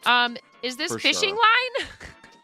The next I one? think so because crafting wire's next, and I feel like this is like wire. Or, for like, like when you do like jewelry, you could use like this kind beading. of, Yeah. you know. Yeah. Like floss almost, but like Yeah, I I mean, feel you like need it, there's but there's better ways to do beads that are gonna be more Yeah. maybe sturdy, perhaps. I I don't agree. know though. I don't know how sturdy this kind of stuff is. Arid would be a good person to ask about this. Arid would be a great one to ask for sure. Already can. Like, what's the best thing to use that will hold up the best? Like, is Is this it? crap in the world of jewelry or beading, or is it like the must-have thing you need? Yeah. You know, like I just don't know enough of it, but like I'm assuming it's needed, but like it looks like fishing line on a spool. I don't know if this is the brand. Yeah, it looks like clear line for beading, probably. I think so. It is really a top tier for jewelry. It's a Okay. top tier for So if you're a jewelry. jewelry Okay, maker, you okay. need this. It's a staple product. Because like I'm wondering like, or would some sort of a string that's not plastic be Mhm. more sturdy or not? Probably not, I guess. No pun That's intended. true, Get it's a it good not point. and yeah, Ah, I see what you mean, did. yes. Jewelry wire, I would say I use this for Amis, and I could use it also for jewelry if I felt like it. So it does have multiple uses. I would Okay. put this at for fiber arts, I'd put it at like probably a B. I don't know if an A. B, yeah, I'm a pretty good as well. I'm Mhm. a pretty like it's not a mandatory, but like it's in the middle range for me. You know, there's must-haves and then there's like, it fits here. It's not the lowest, least thing I need, but like I don't own any of this at the moment. I have a lot of other stuff, but I wouldn't say it's Jewelry a wire, you don't must-have. have any at the moment. Yeah, okay. You don't have any at the moment, Pix? No jewelry wire. I don't. No. I've got like the crafting wire for Ami bendable stuff, but like for beads, I'm usually cross stitching it on with floss. Oh, do you know what I right. mean? Like I'll do the beading and floss it on because I just have so much. I think that's what I Right, so, like, have I would- for bendable parts. Yeah. Is 18 This stuff I love. gauge Oh my God. jewelry wire. I'm not sure. I have a few spools. This next one is I've this this is the stuff we use to make block prints, right? Yeah. What do you? Oh, sorry. Where are we putting this one? Delicacies for the craft wire, or like No, I think in the middle is S or good. A? Personally, middle because for you this can one you too? can you Okay, don't yeah, need yeah. it to make You don't posable need it. Amis. It's a nice to You can have. even Yeah. sew the pieces together in such a way that they'll move it like a Mm. joint. And then there's the That's true. joint fixtures and all that stuff. I think it's again, it depends on what craft you're most involved in. If you're doing jewelry and stuff, then you need that stuff. Probably. If you're Yeah. making like wire wrap jewelry, Yeah. obviously you need wire. I haven't used it for anything other than Amis. That's it. I've only used it for Amis. Hi, Ellie. Welcome in. Welcome in, Ellie. Good to see you. Happy Sunday. This is like for block This is- printing. The next one. Block printing, it is, which is its own skill set and tools. Yeah, I'm gonna say Um, again. I don't know. Maybe even because It's an F for me. I'm not. I think it's an F for me. Like I'm not I would do wood experienced enough burning with over it. wood blocking. Do you know what I mean? Yeah. I would love to try wood burning first before I get into wood blocking, stamp print making, and whatever. Because I just probably buy the stamps or prints or cuts I need. Same. You know. Although I did I meet wouldn't someone. say it's a need. Lanny Ho. Mhm. I met on Twitch first, and then I got to go to his booth at Artist Alley, and he does a lot of really cool stuff Oh, with this. cool. I love that. Check Yeah, it's Lanny its Ho own out, craft. please. I just shouted him out. for those of you that are interested in Totally. other, like, because this is not as well represented of an art form here on the platform, and I love shouting people No. out and like helping people who do stuff that's Yeah. unique. For sure. Lino for cutting, yeah, sure. that's what it's called. Thank you. Another brick and rifle. I could Yeah, not yeah, think of yeah. the name. It's lino cutting. You That used was to have it, lino lino cutting cutting. tools. I played with This it is a why little we bit have in the chat to school. help us. What's that? That's why we have chat to help us. I know. They're so smart.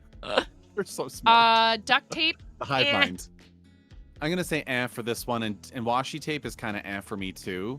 Yeah. You don't really need color tape in a lot of circumstances. You just need tape. So washi tape's great, but like, I Yeah. wouldn't say it's a must-have. It's a nice thing, but like, I just don't own any. I don't have enough uses for that multicolored tape. Right. You know, I just want to hide the tape when I'm taping up an ornament or a decoration and then tearing down Christmas stuff. I don't want to highlight the problem with the tape, I have. but like, it's fun. I've seen people make like wallets and stuff out of it, which is very cool. Oh, I know it has Lord. Oh, applications yeah. outside of just Oh, you know yeah. taping stuff together, but I've seen a duct tape wallet. I'm like, what the heck? Yep. yeah.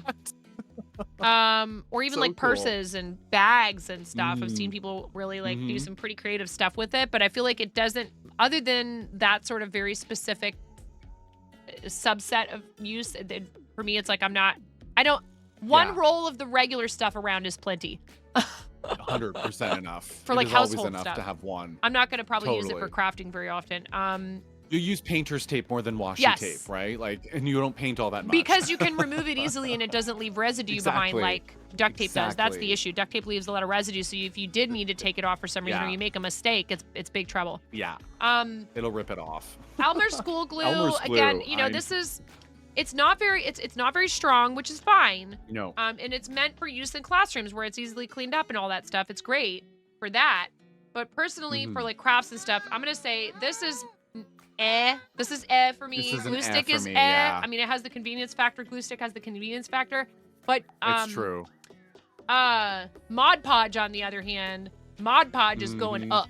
Mod Podge is going like Yeah. A tier, maybe S tier. I would say A tier, S tier A for tier sure. for sure. Yeah, S tier for at me only least A because you tier. can use it for Yeah. so many Yeah. things. I agree.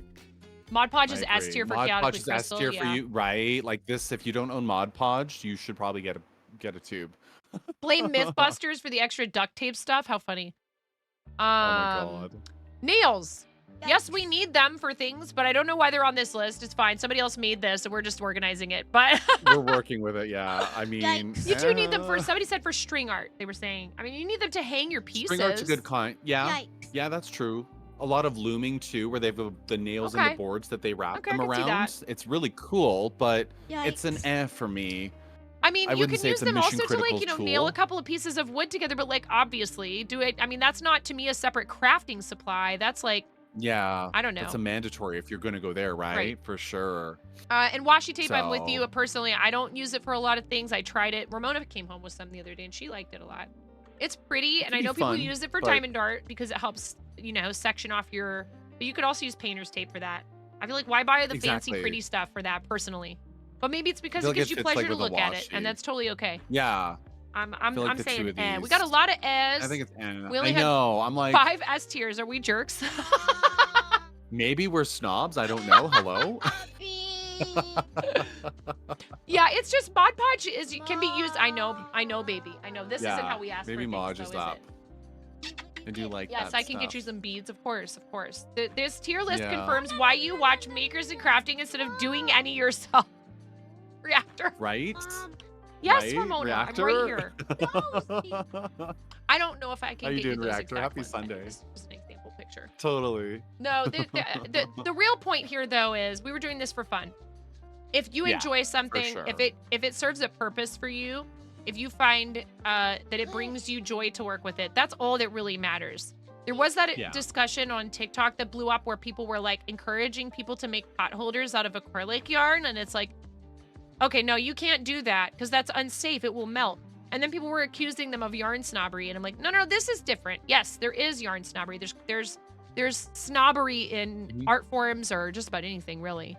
We're not seriously trying to Totally. tell people that if you like washi tape, that you're, No. you know, we're just having fun with this and going like, is this something you would use? Do We you are find telling value you in to it? avoid glitter, though. Yeah, We yeah. are Glitter, standing by glitter that one. needs Yeah. to be yeeted off the planet. I'm sorry. I love you guys. Yeah. If you love glitter, Yeah. I'm sorry. 100%. I don't like it. 100%. We're I don't want it in sticking my on house. that one. See, we only had 2. Yikes. Puffy painted glitter. Yeah. Yeah. I can't click on them, Totally. honey. They don't do anything. I can just move the picture, baby. Yeah, you This just isn't gonna drag take them me to a around. listing for where I can buy these for you, sweetheart. This child. Mm. But we're all hoarders in one way or another of our supplies, and I You have way bet. too much yarn. I've been thinking about ways to try to. Do you have yarn busting, stash busting advice at all, Pix? Oh my God. Crochet faster. I hear you. No, you I'll don't tell have you any what. advice.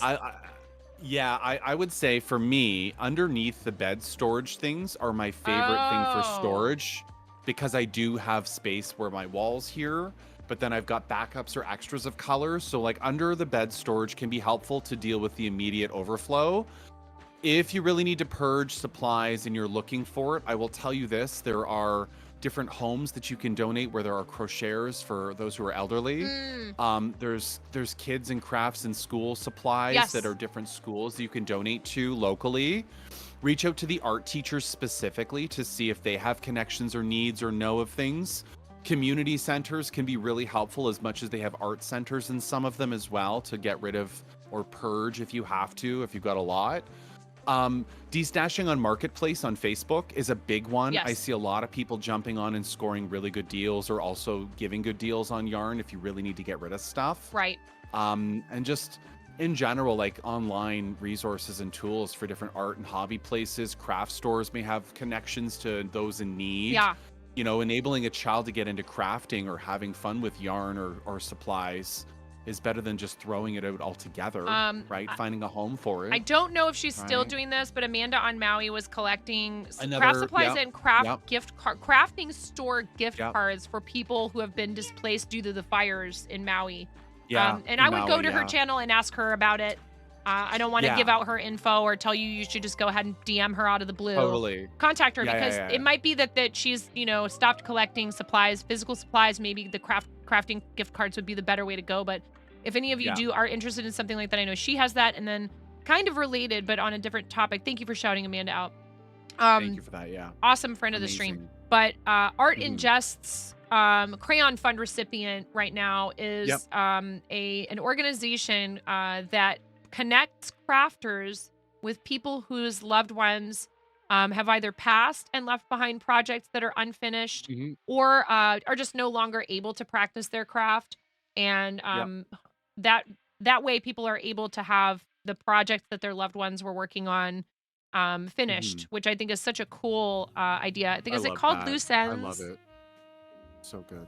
Loose Ends, I think, is the name of the organization, if I'm not I think so. I think you're right. There's mistaken. something in And it's a very cool Yeah, I think project. it And is. so, yes, Loose Yeah. Ends. Brenda picks, Yeah. Brenda and her community pick a recipient for a portion of her revenue from streaming every 2 months, I believe. Every other month, a new organization. And they call it the Crayon Fund. And I think this is a really cool thing. And if you guys aren't following Art Ingest, please do. She's always just, it's a huge focus of her channel, and her I love community her. is I helping love her others. spirit. Yes. And she's very inclusive, super fun and friendly. I love her. Gets a ton of Her stuff done on energy, stream her always. personality, her spirit, Yes. her very core, her spirit of who she is just something special. You know, Brenda's an amazing being. I love her to death. She's just the two of you together was just chaos. We but may I'm be here working for on it. some collabs after the holidays. It's happening. Maybe. We call each other love Twiblings. it. Yes, Brenda and I have very similar Twiblings. energy Oh, for Lord. sure. And I Hell love her. yeah. I really Hell love what yeah. she does. She also is very generous and uses her platform, to try to uplift other people and to give them a space Yeah. where they get to celebrate their own creative pursuits, but also be part Mm-hmm. of the fun of a lot of like very cool collaborative projects, including bedtime stories for business chimkins, which we've been talking about, Mm-hmm. me doing a reading of it on stream. She's totally on board with that, which Aw. will be a lot of fun. But I love love, that. I love Brenda. I really, this is one of those instances. Brenda doesn't have a check mark, and I look up to her. I think the world of her. Mm-hmm. I admire the heck out of her. the check mark is an awesome achievement, and we shouldn't ever try to like downplay it, but it is not the only thing that indicates that you are, you know, she has so much awesome stuff that she's doing that I think for her, it's more like, this just isn't something that I'm really all that focused on. I have lots of other stuff going on. She's a very active Patreon. She does all this stuff on her stream. She's amazing. Adds in approximately 3 minutes. Thank you, Nero. No, you're fine. I keep forgetting. I don't know. I don't want to take that out. I don't want to take it out because I like it. But I also understand you feel bad when it happens every 2 hours. I set this up as a test, a trial, and just did it for Miro to be like, okay, what happens when we do this? But then I didn't realize that it triggers every 2 hours then that you're live. It's kind of a nice reminder for me. Oh, you've been live for 6 hours, lady. I like that. I like that. Because I don't look at that. I don't look at how long I've been live. I try not to look at viewer count like you were saying earlier. It often interrupts you. I can always take it out if you want me to. The rest of your unneeded bead. I saw your comment. I want to read this. Before Arity Cat Wife moved from Arizona, she sent 2 boxes of random craft and beading supplies that she no longer needed to a lady on Facebook whose daughter was 9 and autistic and she wanted to bead. She recorded her daughter's reaction to opening the boxes, and it was like the best day ever. That's so cool. Guys, I'll be right back. I had some stuff in the oven that I heated up on warm, and I want to not have Finn trying to grab it out of the oven by himself. If you want to take a break, explain where we're at now, since some people might just be joining us and not have seen this whole process. Of course. Absolutely. Cool. So takeover from 9 now. Kidding. For those who are joining us today, we came together to continue sort of a part 2. Where we made it first was to have the foundation for the Starlight Children's Foundation cross-stitch piece design. And I basically just took 9's cloth dimension she gave me so I could find out where does the Starlight logo fit.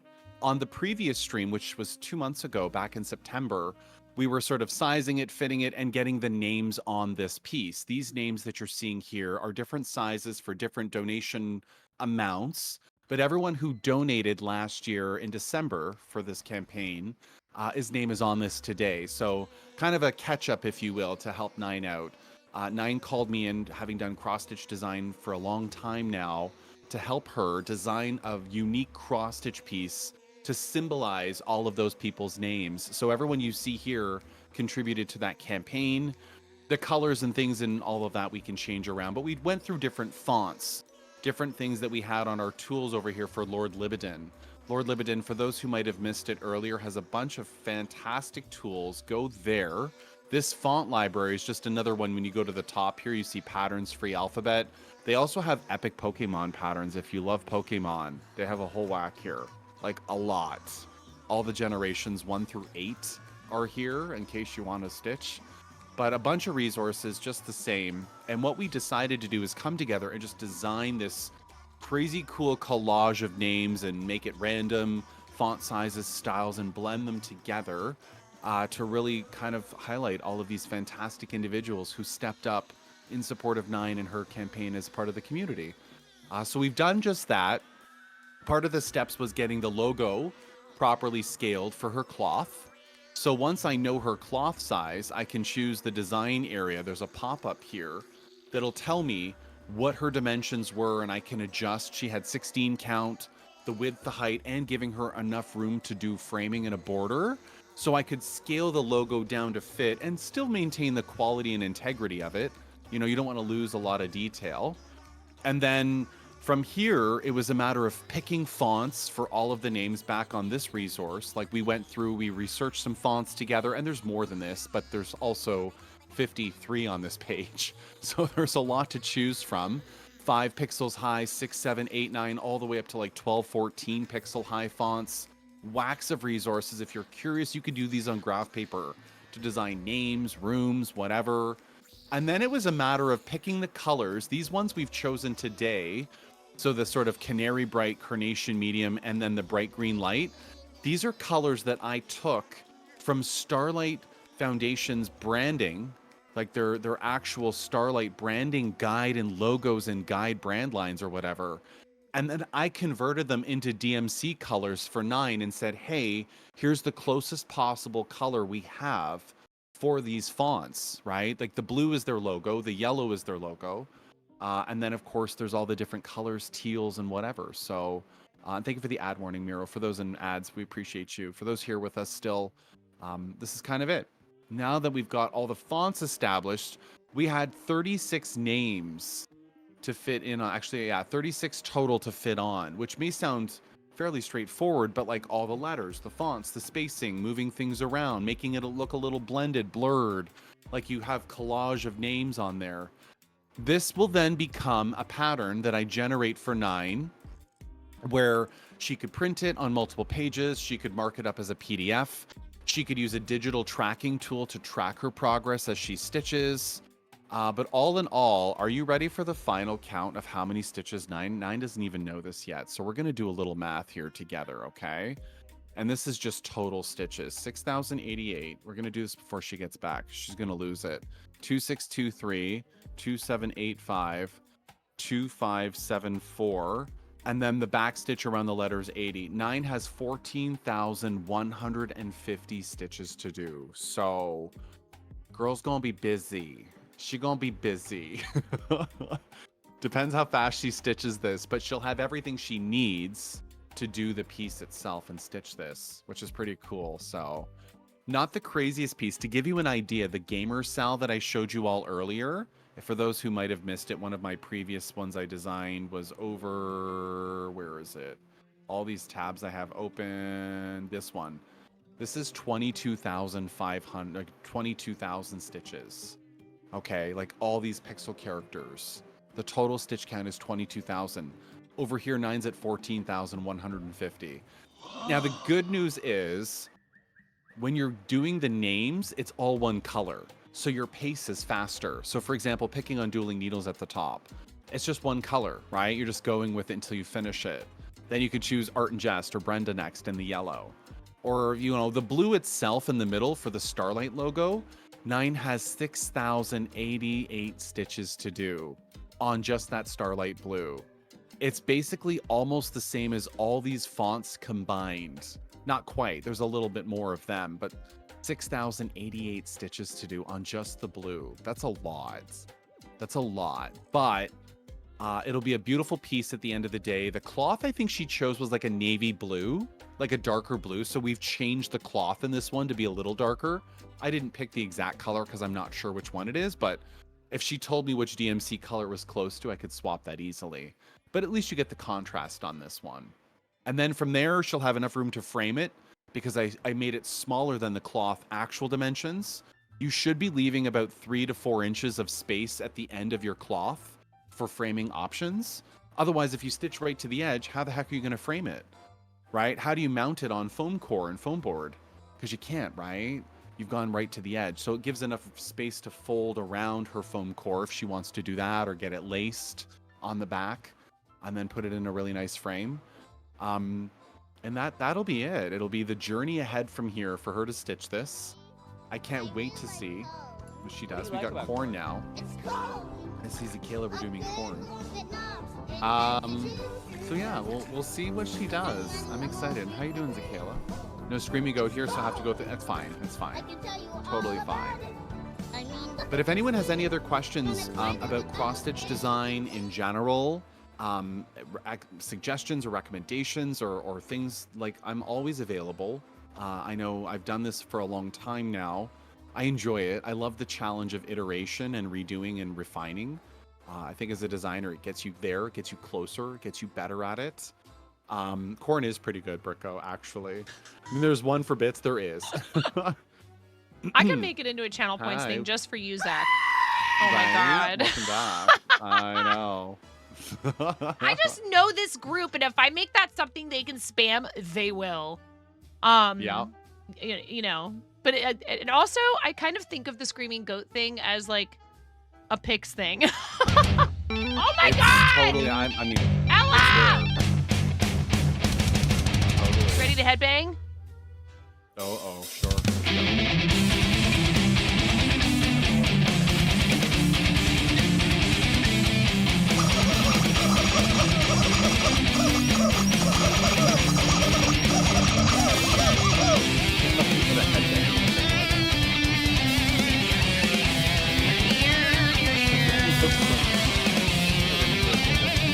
I can't even hear a word you're saying over this nonsense, Pigs.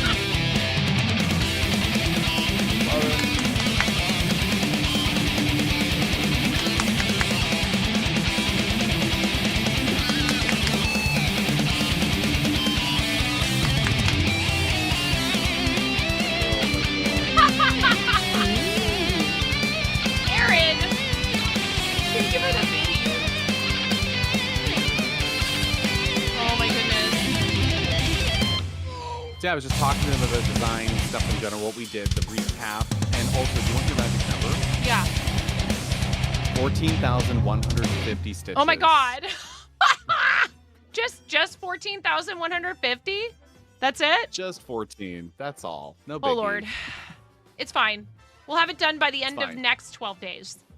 Exactly. No, I am looking forward to this. I think it's going to be really fun. Do you think this looks like it? I mean, I think it looks great. I don't have any. If you have anything love to it. tweak, we can Nope, do it. Nope, I mean, this is great.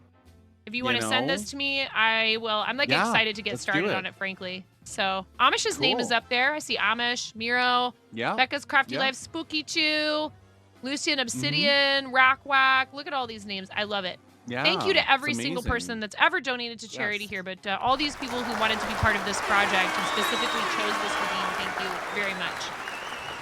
Very good. It's You were going to awesome. I love request the seeing this. teal number. Oh, awesome. Awesome.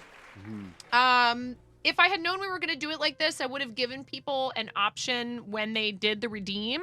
Yeah. But you're here, and I'm glad that it's in the color that you want it to be. If you anybody go. else is here and you want to change the color, even if he gives me the finished chart, I can Easy always to play do. with that. There's Really no, easy to it's not do. written in stone. Yeah. Totally Awesome. easy to swap. It looks right? really good. Thank For you so sure. much. You're welcome. Thank you for having me. It was such a blast to do Oh this. yeah, and very excited. hopefully we didn't offend too many people with our crafting supply tier list. I know, right? Did we upset some people? No. Maybe a little. I don't know. We're good. We're good. We just thought that would be a fun, like, goof It off would sort be, of a yeah. thing. Yeah. So yeah, I think until I stitch it right, I don't want to have to frog anything. That would be desirable. Would be to not be frogging frogs. things. But yes, this again, I'm not planning on offering something like this for this next campaign because I need to finish this before I offer Yes. something like that. But we will have a lot of fun redeems. And a lot of cool stuff, including an auction. And Arid has told me that she is making a piece. But I don't know. I might do that as a milestone giveaway instead of an auction. Well, we can talk about it. DM me, or I'll DM you. I'm happy to be the one to start the conversation with you, Arid, because I don't have a whole lot of things set aside as milestone giveaway pieces, but that would be kind of up to you. Okay, you meant it as a I thought of that. I was like, I don't know if this is supposed to be auction or milestone.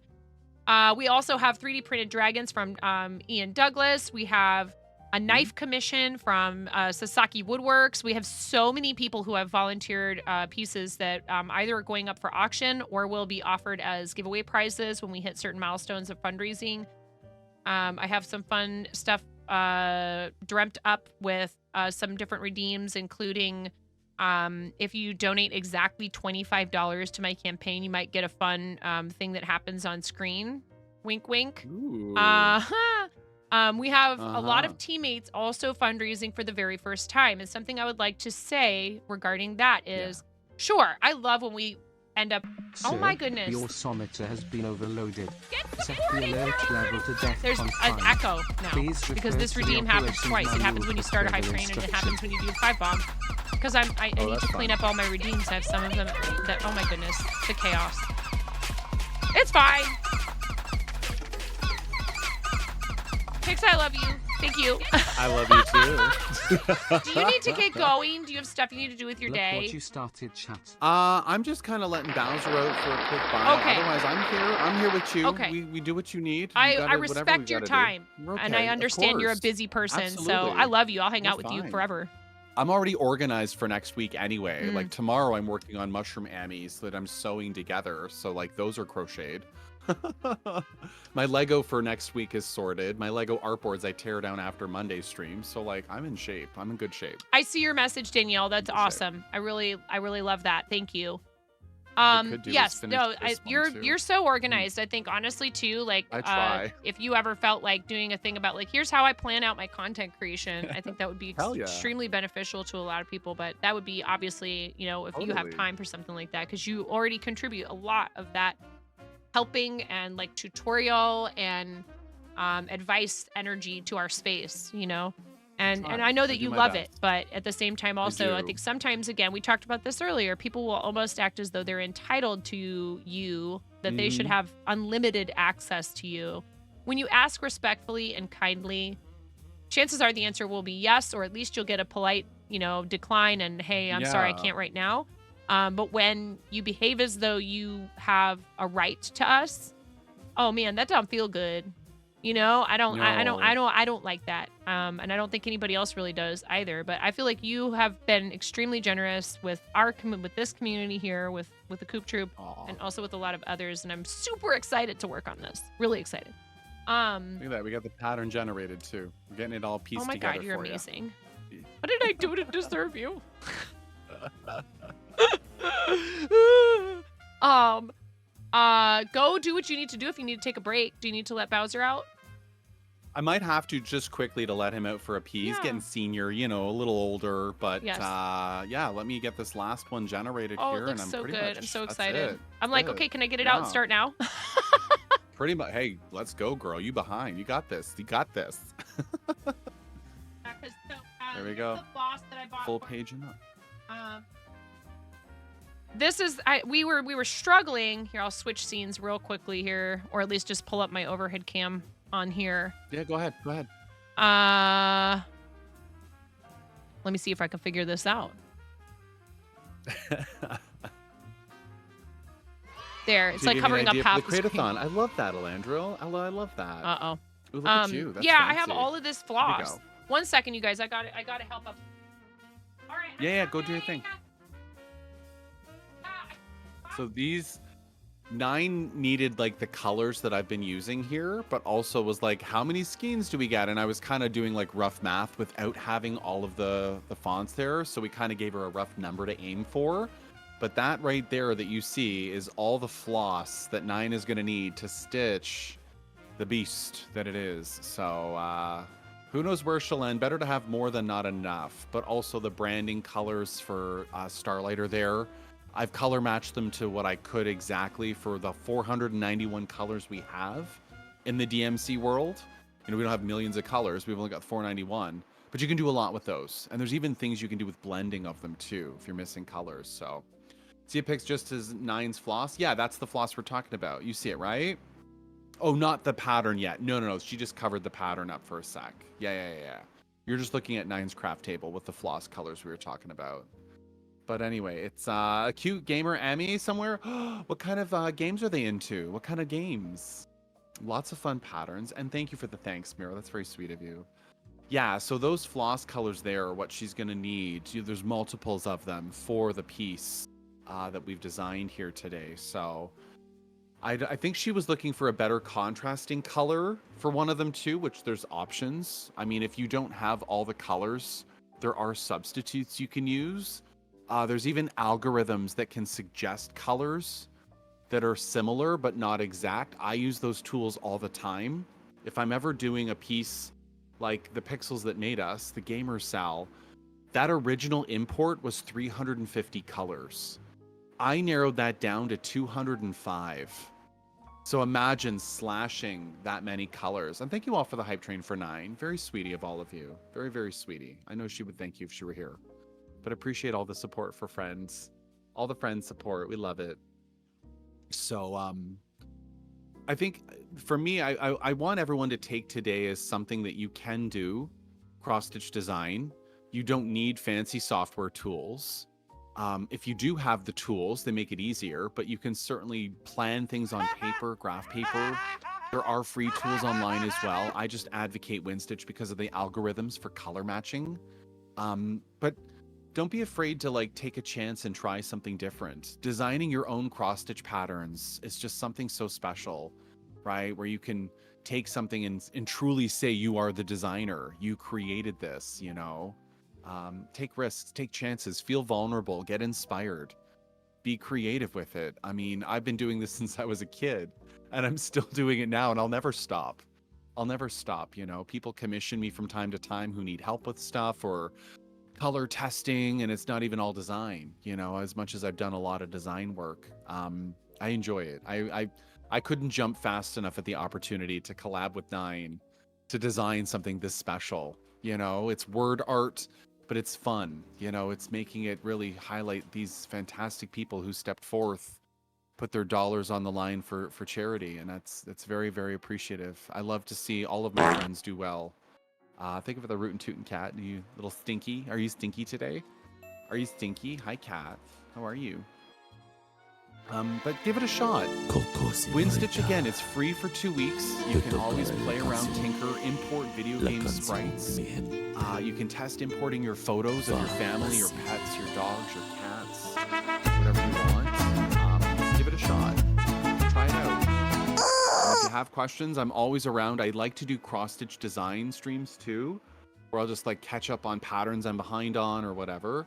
Does WinStitch? It does. It does. Like, listen, that Lego palette I shared, I don't know if you've seen it, but if you go to my Pinterest, I've got the Lego dot and then the cross-stitch pattern.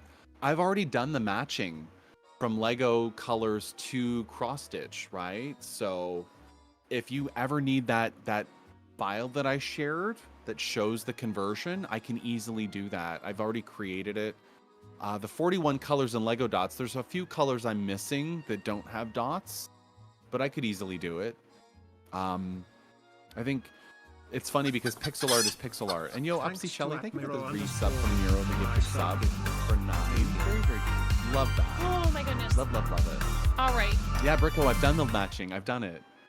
So the things you missed when you were gone, we had a few people just jumping in saying hi, resub from Upsy, and then we're just talking cross-stitch design. Yeah. Thank you guys. We had a grilled cheese incident upstairs. Oh no. I've been trying to teach him how to cook for himself a little more, the 13-year-old, and he's like, "Mom, I think it burned." And I'm like, "Oh yeah." No, it definitely did, because you weren't watching it. You gotta stand there. Imagine. And watching your food. And make sure it doesn't, I was like, yep, this has been burning for long enough that I should probably have smelled it downstairs too. But thankfully everything is okay. He's been really good, actually. He's learned how to scramble eggs really well. So I was like, here you go. This is what you do. Just do the thing. There's a fine line between not done and burnt. Yeah. And burnt. Yeah. Think of it like marshmallows over the campfire, right? Yeah. You gotta watch it. But yeah, Bricko, I can share that link. It's already done the Lego tile matching to cross-stitch floss. I did that exercise earlier this year before I started doing Lego dots. And then we were just talking off of Nine's floss colors here for Starlight. That's dogs fighting. I'll be right back. Yeah, go. Poor Nine. She probably got to leave. You love your marshmallows with layer of charcoal. I actually like mine golden brown. I'm like, they could be a little black burnt, but like I love the golden brown where you can peel the shell off and eat that and then the marshmallow. I'm weird. I don't know. That's how I love my marshmallows. Where you just like a nice brown toasted shell and that crunch to it, but not too much. I love that.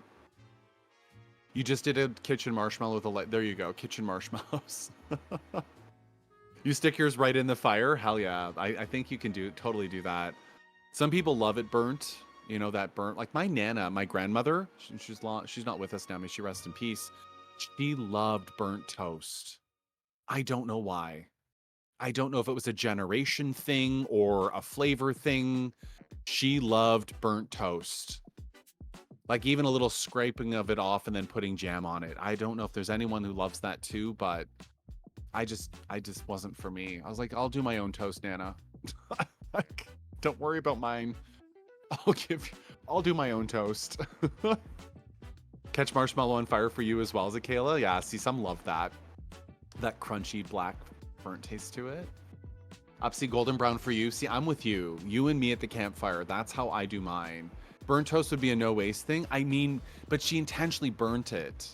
It wasn't like you would just lightly toast. She just loved it. Like she would go to a Tim Hortons and say triple toasted. Just to make sure it was burnt. Oh, Oh, you no. know, like specifically. I had customers who would want things definitely like really over I don't know, way overly overcooked. done. Yeah. I'm like, yeah, why? yeah. How are you going to enjoy this? Like, Like, I don't mind a little bit of carbonization. Yeah. But no, I don't like, need it to burnt. request that. I can't do that. Like, So I think lightly toasted is good. this was the blue I got for the Starlight, which is Mm-hmm. DMC 3843. And Okay. then I tried getting another one that was like a teal, 3845. But I Okay, felt so you like have remember, it 38, was 51, it's too close. Yeah. It's too close to this. And so then I was like, I actually have 3851 just already in my collection of floss. And I think this actually is better for like the teal color in the design. Hold your cloth up too. Do you have that handy do. for the contrast? Yes. Yeah, because that was super helpful. I think when we did the eye test before. So this for folks in chat, never be afraid to hold your cloth up and the floss on top of the cloth. Visually look at it. You be the judge. Forget about the color that comes out of the tool. Hold it up. Bring your cloth into store and start holding floss up before you buy. Right? Because it's a very dark navy that she's bought. Yeah. Right? Because why not? So, because you can, right? Why not torture yourself some more? What are you going to do? I don't mind a challenge. And I've done a love couple it. of It's pieces beautiful. successful now, so I think that I'm ready for this. And I have one of love those it. lights Yeah. that you can put behind your diamond dart. If you have a backlight behind, Uh-huh. you're golden. You're absolutely It's a golden. big piece. Love this color. Yeah, I just thought this would be a nice contrast Yeah. for the other colors in the design without going like completely Yeah. bonkers and getting like 100% black Ada, which is, not the easiest to work with. But Totally. here, let me just totally. hold it back up a little bit. I was just kind of showing like this. I And have a can nice big darken our piece cloth color of it. too. And I ordered this I on can easily- Amazon. I didn't order it from because I couldn't find navy Ada at like 123 Stitch or any of those, or else I would have ordered from them. So that's the blue for Right. the Starlight logo. And you had already given me these colors to try to see if they would be a good choice. Yeah. Like the yellow, the blue pop off, that coral or the carnation, that carnation gosh, I'm so medium is sorry. gorgeous. Couldn't even reach over to mute. I do. Oh, that teal I love. I gotta say, Mhm. like they're both nice. They're both gorgeous. This is the other one, But there's right? something. But when you Yeah, put yeah, it, there's yeah. here's what I'm trying to say is like this. There's Ooh, I very do like that obvious difference too. between these two. Yeah. But when you put this next to it, they're pretty darn close. Yes, this has more green and it's a little lighter. But in person, love this is both, actually though. closer to the blue hue of this. This is not. I feel like this is a better I do like it actually. What color is that? I can update it in the pattern too. What was the number? 3851.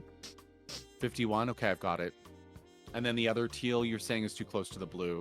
Yeah, I just feel like it's Yeah. not easy to tell the Yeah. difference between them. Yeah, I see what you mean. I love that. I've also darkened our cloth in the photo here too.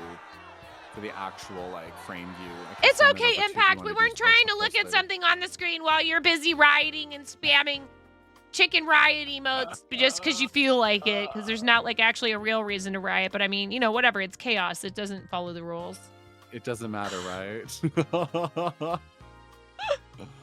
Oh my god. So now the other question I have is, I Mhm. have Q snaps. Ooh, woo, ooh, woo, ay, Yes, thank you, yo. Kat, for the yes. Kat was like, me too, me too. Ooh, ooh, ooh, ooh. Ooh woo ayo. No.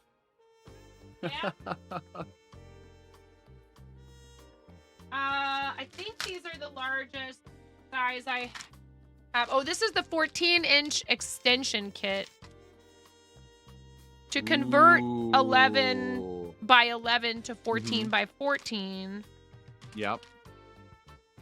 And I don't know. I mean, That's a good set. what would you recommend for a piece this big? Like, I want to try to use what I have and not be buying more equipment. I think like listen, the frames really come down to the weight of the overall thing and your wrists, right? Like some people mount a clamp to their desk and then hold the Q snap because they have weaker wrists or arthritis or their finger cramps from holding up the weight of the extra bit of the Q snap Right. and the hardware. Versus some can hold it comfortably on their lap while they're on their couch, cross-stitching away, watching their show, their kids, Yeah. casually stitching and not have to worry, right? As long as you're comfortable. So when you hold the weight of it now, plus the cloth and whatever, and it feels okay to you, if it's a little struggle on your wrist, you can get clamps for the desk to hold it for you and have a little bit of free form. Look at Duo does that on his channel where he has a clamp and he just does two-handed stitching. But you could also comfortably rest on your chair and do it. Like, they're not heavy for hardware. But when you start to add all this stuff together and the cloth, it can also help, though, to keep you focused in a section before you move the hoop or the frame, right? I think Q-snaps are great for folks.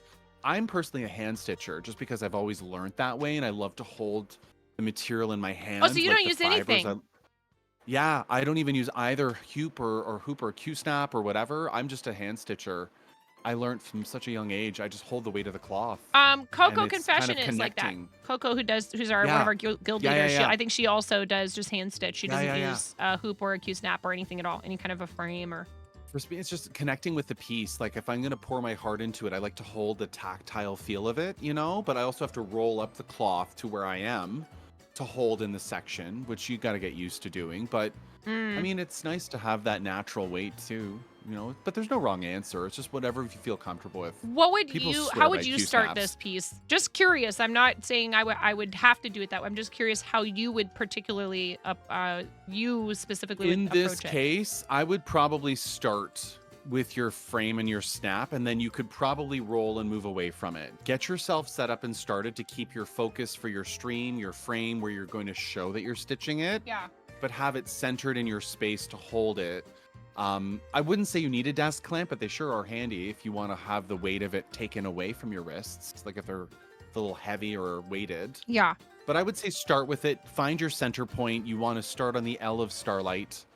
That's your focal point. Right. And then go from there, you know? See how you feel from it after the first letter. Is that enough for you to move on with it, or do you like it at that point? I've never done And a then center start either. I've only done corner starts, but I think I agree with you with this one. It's very important that I make sure that I'm starting at the right point in the middle and not ending up running out of room or way off to On one the edge side. or something. Oh, yeah. And making it hard to frame it. Totally. And then all you do, fold twice, and then there's your center point to mark. And you'll see it in the pattern, too, where the two red lines connect. Will be your So center you're saying start. just folding this, it's already folded in half one direction, really nice and neatly. So then folding the other half, And then just folding it that into a pinch quarter, point is your center. and then this is the center right here. Exactly right. That'll be your big key point for the L. How would you mark that with like a chalk? You know what I do? I actually just either a little mark of chalk or a pin I'll stick through and put my first stitch in. Just mark it, like literally my first blue stitch. And I'll be like, that's the center. Whether this stays or not or whatever, I know where it is. And I bet you already said that to me, didn't you? I'll give you the pattern right now, actually. I've got you the Ermagerd, I'm so excited. I can't wait to... This is amazing. Yeah. You're the best. Do you know that? No, you. No. No, you. No. Hi, Maka. You use a piece of thread. Like just any old piece of thread? Like mark it. Yeah, mark your first stitch. For sure, that's common. Oh boy. Now I have to remember what I did with... Here it is. I found it. My desk is a mess. I really need to clean up. And are you printing or doing digital markup?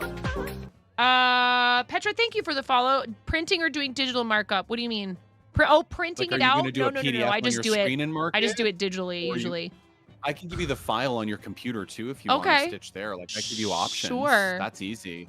The WinStitch file is super easy too, and you just hit the check mark in your tool. Yeah. If you want. Yeah, I'll give you the PDFs too if you like. Why not? Super easy though. Hit me. And then whatever you want, you got. You totally want it. You got it. You want it, baby. You got it. I need to actually kit this really. I have some. What is it, kiddo? There was a fight upstairs over a piece of bread that fell on the floor earlier between our two dogs. They are masters at hanging around in the kitchen while we need a baby gate to put them behind it when we're eating. Mm-hmm. Just bust a move, yeah. What is it? Okay. What is it?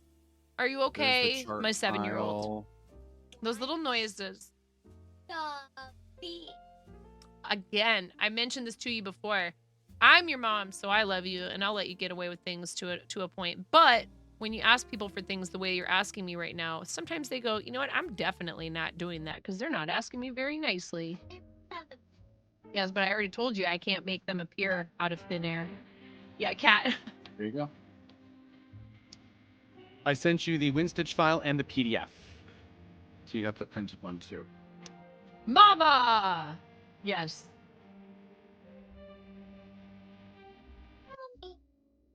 Cool.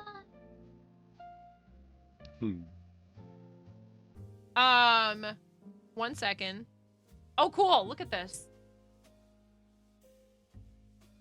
Downloading. This is one of the beautiful things of the modern age. For all of the issues that the internet causes humanity, the fact that we can do this together and you can be like, hey, here's the file. Like, I just finished this, but here, have it. Go for it. It is that is so amazing. Like, and I can pull this up on the screen and show you guys. It's ready. I can start it right now. Totally. How cool is this? Moni, quit pushing on Mama's chair. She treats this area down here like it's a jungle gym, even though it's so incredibly crowded already. I understand, Moni. But even if I ordered it right now, it would take at least a few business days for it to get to us. Cross stitch, or I could just call this WinStitch because I have it on my computer. Yeah, WinStitch window capture. Okay, look at it. It's already there. Computer smart computer. Check it out. Now you're in the tool. Yeah! You can mark off digitally. I am a tool. Wait, what? Digitally, yeah. Who called my name? Say my name. Say my name. This is so incredibly awesome. I'm dying to just start it right now, but I do actually need to put everything is everywhere. I don't know what I'm doing. What? It's full of stencils. Would you like to grab something from Mom's work area and look at it? Would you like to have permission to look Ella, at have a something good from night, this Ella. area? Thank you for being here, sweetie. Get some good rest. We love you, Ella. Bye, Ella. I love you, friend. Thank you so much. I'm excited for Tuesday, guys. Please join me on Tuesday when Ella's going to be attempting to show me how to use my ease spinner. We'll see what happens. I'm going to do it myself for you, Ella. Follow this queen. She'll be here on Tuesday with 9, okay? Take those upstairs and play with them if you keep them You all together in that shut it there. container. Click that link. They're for Next making collab. art. Step right up. Oh my goodness. She's going to Have fall a good down the night, stairs Ella. if I let her try to go on the stairs with those Love you, glasses boo. on. No. Can't go up. Soon, yes. Thank you for that, Miro. Thank you for the soon. These were sent to me by St. Jude. They're like a kaleidoscope glasses. I'm like, no, we're not going to be walking upstairs wearing kaleidoscope glasses. Please and thank you. Yeah. No. Oh, it's so terrible. The worst. Oh, there you go. You guys are like, can we make you do all the silly things now? Right? Oh, Santa's hidden behind this window capture. Too funny. Layers are a thing, it turns out. Everybody. Layers are fun, yeah. Totally. So, what are what? They're stencils. You color on top of them on a piece of paper, and then... Yes, that's what I just told you. You can take them upstairs and use them on paper if you like. What is it? Pigs has to do a cat. Oh my god, I just read that. Yeah, I might cool thing have about a bunch WinStitch is- more of that color act. Yeah. I just looked at this. What is this right here? I have so much floss that I haven't put away. Look at this. Look at my insanity. Look at it. Mm-hmm. Behold. We love this. No, we don't. I love this for you. We fart. That's what we do. Thanks, Mecca. What color is this? I don't know if this is the same color. I think this is What's up, different. Mecca? Yeah, this is...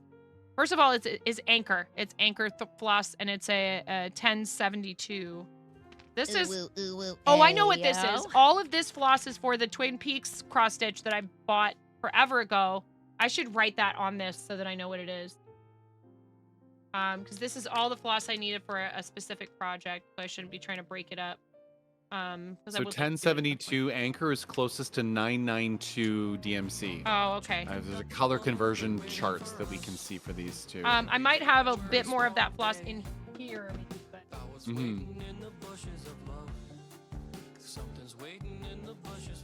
But we're not working with that color yet anyways. Yeah, for sure.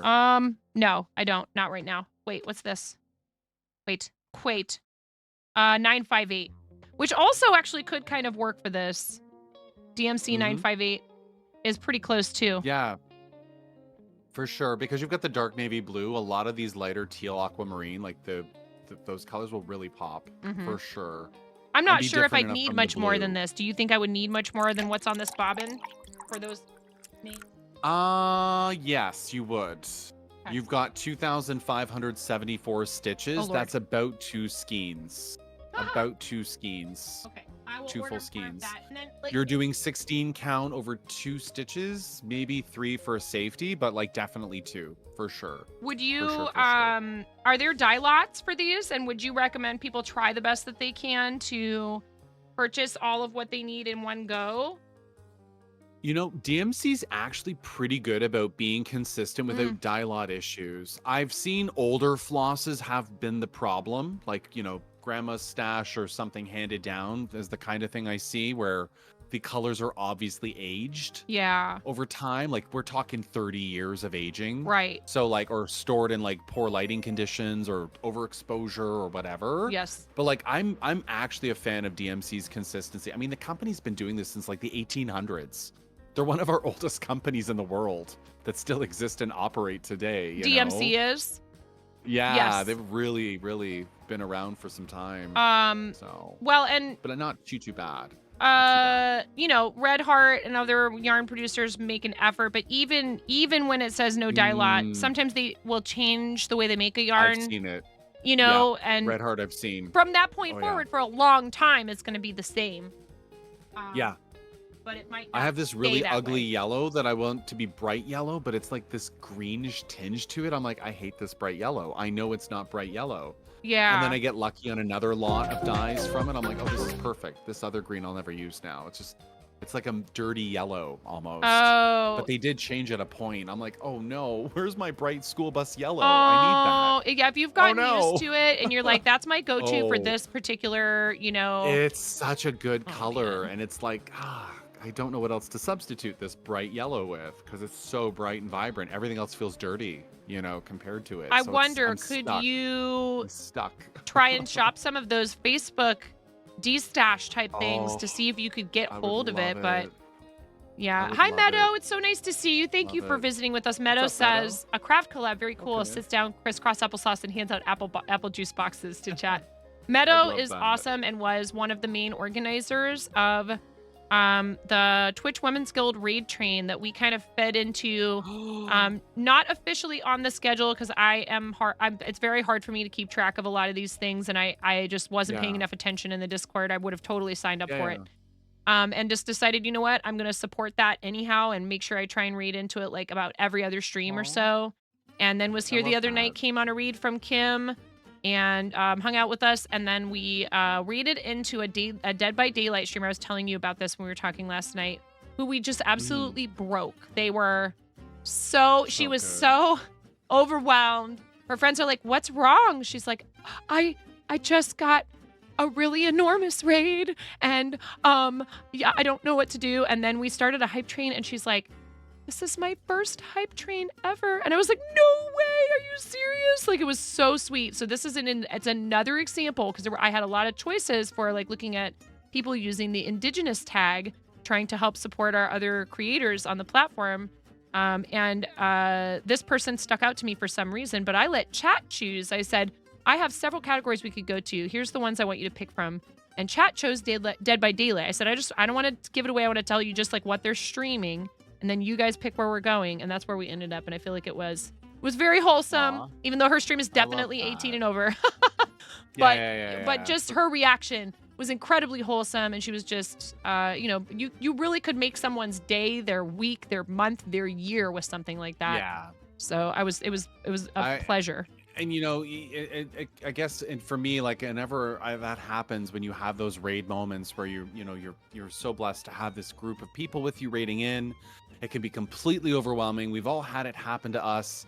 I just tell them, like, just breathe, take your time. You're doing great. Like, I try to encourage them, like, don't worry, it can be super overwhelming, but it's so wholesome to see. You know, people genuinely are so thankful for any kind of support like that. You Yes. just love bringing people's days up, you know, like that's the best for me. I'll intentionally raid small streamers and community because, or women creators, female creators, or women, people of color, like all of that, to help bring people up and really recognize. And I know we talked about guilds and stuff, and one thing for me, although I don't fit in the women's guild, the black guild, or the Latino guild, what I do wish one day, and I worth noting, is the queer guild. There's a lot of us in my community where I'm very queer inclusive. I've got a lot of people who share their stories or their space and feel comfortable there to be their best queer selves, whatever. But it's a mix for me. It's nice to have that. We do need that kind of guild, though. There's a lot of minorities, a lot of representation, a lot in that bucket. Like I'm rooting for it. I know that these are a pilot. Yeah. The guilds are being really successful. Now they're opening it up to affiliates and partners more, but like there really needs to be a queer guild at some point if we're gonna talk about the things in line. I totally think that there's a lot of people who are probably already seeking that out. But more people asking for it shows Twitch that there is a need for it. So you might think to yourself, well, what's one more person piling on and requesting this? Probably a bunch of other people have already asked. No. Go to Twitch user voice, or if there's a public the Twitch broadcasts where they're talking about this sort of thing, and show up and be in that chat and participate, ask questions, and say these are things that you're looking for. They want to hear from you, and they have really worked with us. Yes, AAPI. A couple of friends of the stream have asked, will there be an AAPI guild? Will there be, there's all kinds of groups that I think could really benefit from the added boost in exposure is great, but I've said this again and again and again, and I'll keep saying it. Having the space we have, say, for example, to do our crafting night thing in the guild server, or a space to have discussions, to ask questions, to ask for mentorship, just to be able to share a celebration, right? This great thing happened, and I hit this milestone, or I got accepted into this creator program, or I got this sponsorship, or I got this hosting gig, or whatever it is, and have people cheering you on and encouraging and supporting you is really, really awesome. And we are welcoming affiliates and partners currently only if you are based out of the US. There's been a few exceptions of people who are international. But that's probably because, for example, they were already in what was called the Twitch Women's Alliance, and thank you, Muriel, for putting the guild app link in the chat, or they're like Twitch ambassadors and other things like that. So there are some folks that they've made exceptions for because they were already involved in the previous program, and what it's now evolved into is Twitch Women's Guild and the Black Guild and the Latin Guild. So, it's unfortunate because I know there are some of you who live outside the States and Canada who would love to be involved. And I don't know if there are plans to expand the program to more geographical locations than that. But again, user voice and talking with Twitch staff when you see them and have those opportunities. If that's something that's super important to you, you do have to speak up and ask for it. I do think they are really trying, or else I wouldn't still be here, frankly. I wouldn't still be on this platform if I didn't see that they are making efforts to it's true. address this stuff. So Canadians 100%. Are able to apply. Yes, you do need to have, it says it right there in the message, but I'll say it out loud.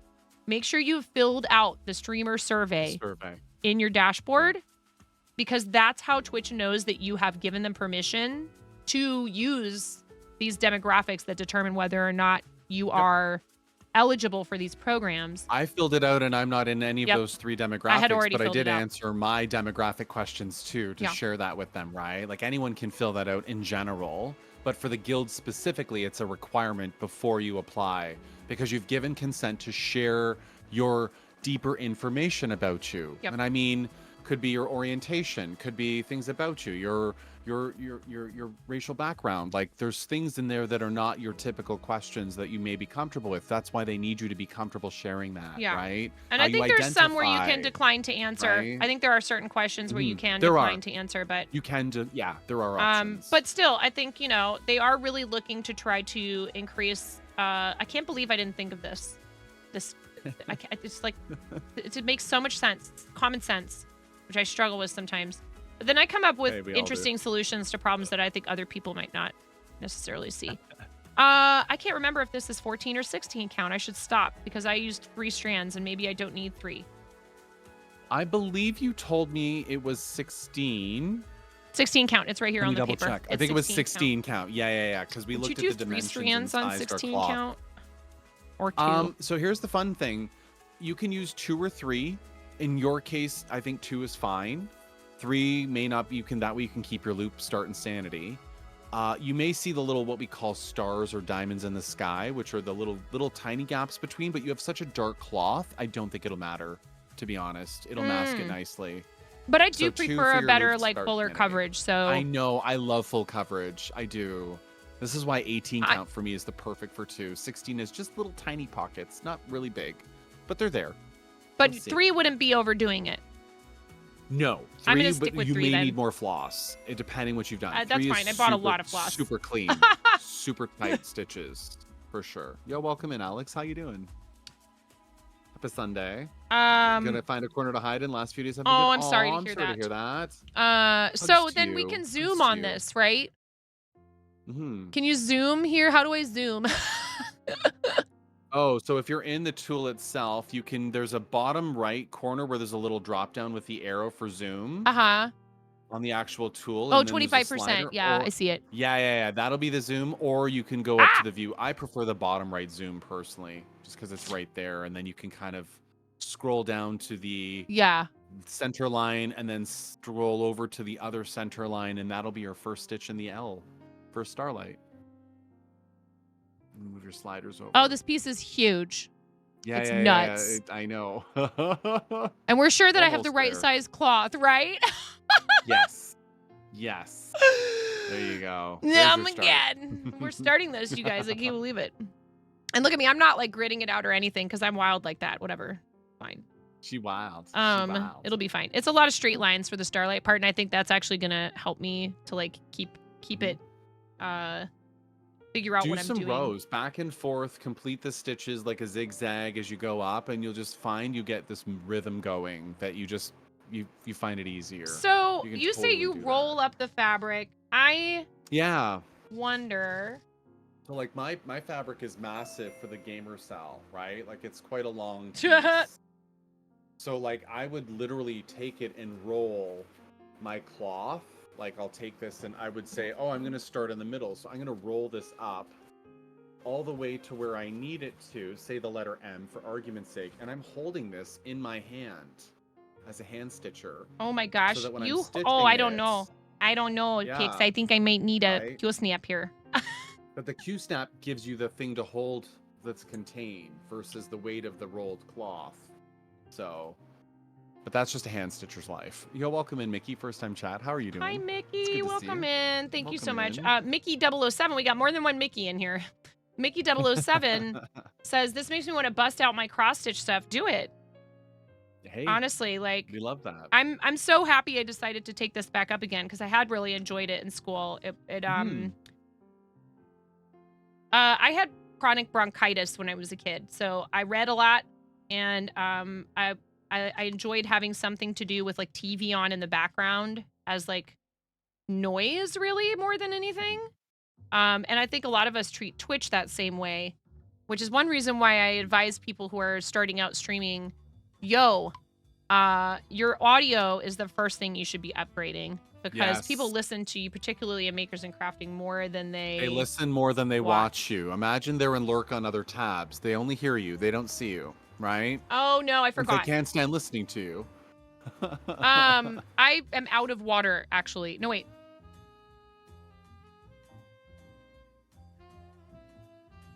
That was my last sip in there. There you go. A good beginner mic. Blue Yetis are very popular, and the good thing about them is they have multiple pattern choices, so you can use them for a variety of applications. And they are plug and play. They're USB. They come, they do need some adjusting. You're going to need to fiddle with the settings on the microphone itself. filters, and you want to apply some filters in OBS as well. And you can find tons of tutorials out there for how to best So many. filter So a many. Blue Yeti. The microphone I use and I really love is a Shure MV7. I have an affiliate link if you decide you One want to day. shop with them. One day. Shure's products are very, very popular among professional broadcasters and podcasters and all that stuff for a reason. They are very consistently good quality. They have good support. And this particular microphone is available to be used either as USB or XLR. And so if you want to upgrade to using XLR and a mixer and an interface and all that stuff, you can.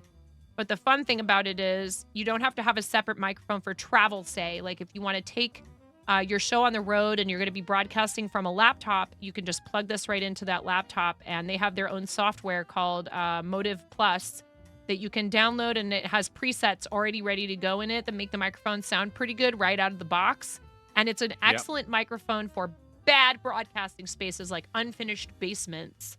I mean, I have a lot of yarn behind me, and that does probably absorb some of the echo down here.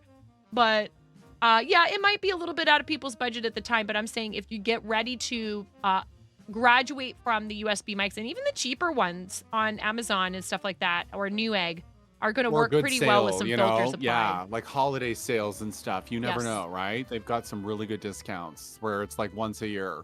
So now's the time to kind of keep 6 Boxing Days, Cyber Mondays, Black Friday, like if you were ever gonna. Yeah. Even if you're just looking at prices, you're not shopping, you're just looking, you're perusing. It's Right. okay. And I would No one also said you had to spend money. very much right? encourage people know? to look at used equipment sometimes. I have both my DSLRs were bought off of eBay, and they are both cameras that brand new would cost upwards of $600 or $700 just for the body and a kit lens. And I got each of them. I got the first one with a kit lens for $350. It's a Sony A6000, and that's really good price for kit lens included. Wow, for an A6000, that's really good. Oh That's my goodness, really she good. already used the stencils and made me a card. Oh, that's adorable. My little maker in My training heart. here. My Oh, heart. baby squirrel, I love you so much. Oh my gosh, you're so cute. I love you. You got. Carly, I don't know. It's hard to say. How aggressive are you? Are you unplugging, plugging, unplugging in? Are you abusive? Are you protecting your stuff? Are you keeping care of it? Like, they don't just die. I mean, at least you got to take care of your stuff too, right? If you let dust get into it and it gets nasty, then sure, it deserves to go to crap, right? You didn't take care of it. So the better care you take care of your stuff, the less dust that's getting into your microphone, right? If you just leave it open, Hail Mary, well, you kind of get what you did, right? It's going to happen. Yeah. So just be careful, treat it with care. It's not cheap. There Some of them are though. some.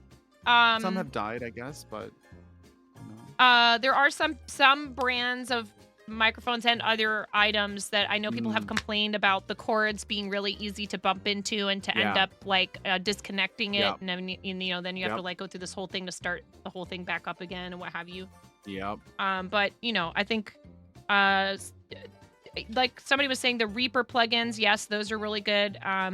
There's a lot of stuff out there that you can do to make something that's inexpensive sound much better. Compressors, noise gates, you can, because a Blue Yeti's going to pick up everything for miles around when you plug it into your computer out of the box. Oh yeah, for sure. For sure.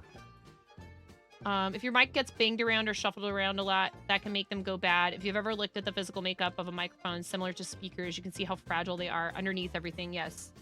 The capsule inside can be jostled hard enough that it can become, what's the word? I don't know if uncalibrated would be the right way to say it. This is kind of big, but I think it's still preferable over something smaller for me because I don't want to have to do this too many times. I don't want to have to take it apart. Like the looseness of it. Exactly. Like now you've got your first kind of center point, the weight. If you've got it against your lap or sitting against your desk to stitch, something comfortable, right? Like the weight of it. I almost wonder if this needle might be a bit too big too, if I need to switch to a smaller. What size needle would you recommend for? Oh, I'm stuck in the Q-snap. I got the embroidery because I just had to start already, and that'll happen quick.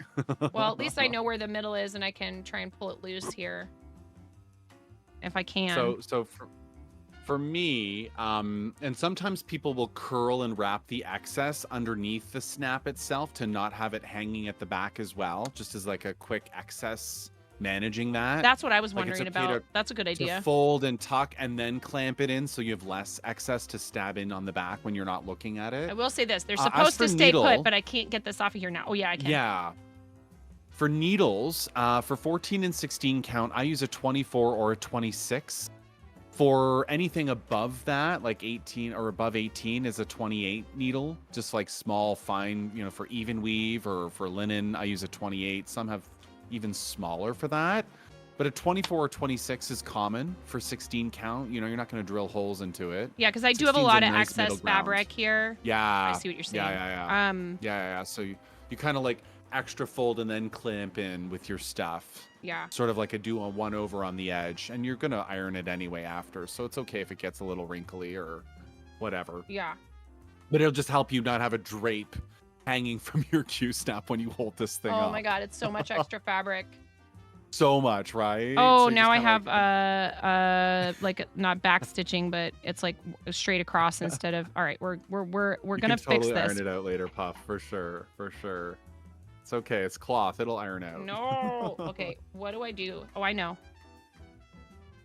I just go right back into this. Go backwards here. Yeah, you got it. Oh my goodness. And it's hard. You know what? Oh, well, I know where it is. It's right there. I got it. See, it's right there. You can see the hole where you just marked too, for sure. I was like worried I was going to lose it somehow, but I mean, it is almost, it's not quite in the middle of the frame here, but it's close enough.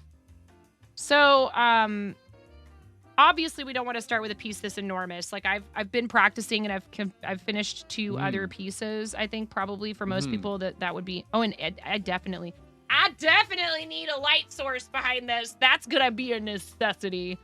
Welcome to your new life for a few little months, maybe. That dark cloth, yeah. The light pads, the lights are nice. Everybody get ready behind. for an office cleaning stream where I organize everything so I can actually have my light board sitting near me and ready to be like plugged in, because that's what's going to need to happen before I can really do this successfully. But I think I can kind of see it, you know, somewhat. And you also do, like, I feel like after a while, you get a feel for like, yep, I have inserted the needle into the right spot. That's an actual hole between two pieces and not going right into the middle of it, if that makes any kind of sense.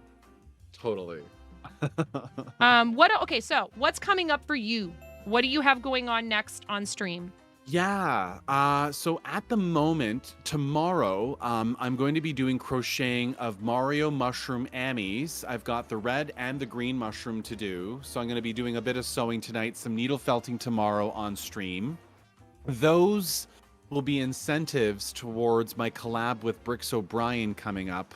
Not this Friday, but the Friday after, December 8th, for Starlight. We're going to be doing a collab there coming up for playing Mario Wonder with a kind of a mess with the streamer spin wheel, where we've got different incentives or things to deal with in game while we're playing together. Could be him, could be me, could be both of us. Oh, right. So I'm going to make these as little fun incentives. They're easy to whip up. Aradia Toys is an amazing pattern designer. I love her. She's so good and so quality. Like, I will rave about her work forever. Thursday is Lego Pixel art boards. Those art boards I shared earlier, for those on stream who got to catch them. We have 4 new art boards to put up for the month of December, the final ones of 2024, which is awesome. So I have to tear those old ones down and put the new ones up. And then Friday, I'm continuing the Lego NES system build.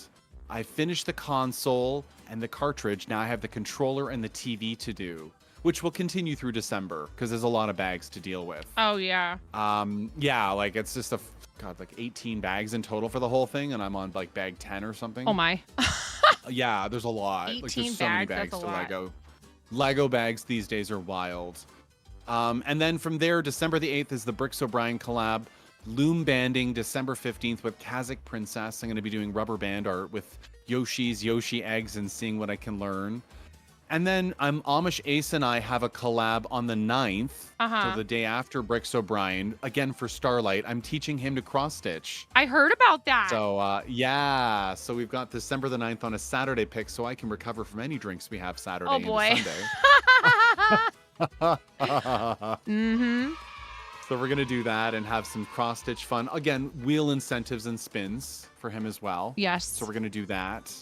And I'm going to be streaming through my schedule's up in my Discord for the rest of the year. Also below the channel, I keep my stuff up to date as much as I can if there's any big special call out stuff. But this year is more throwing my weight behind creators and their campaigns for Starlight versus my own with my community. So collabs with Nine or Brooks O'Brien, Amish Ace, or whoever, right? It's very awesome that you were time. talking about this. That's an awesome way to help people, you know? Totally. Like, that you're devoting your time to other people's campaigns. Because that shows just how, you know, I could you start want to one help. myself for what, right? I'd rather throw my weight behind Nine or Brian or Ace, you know, like that kind of stuff this year. And then next year's a different story. Just I needed some breathing room this year to not have that pressure on me, but totally willing to help out the team. So I'm excited for that.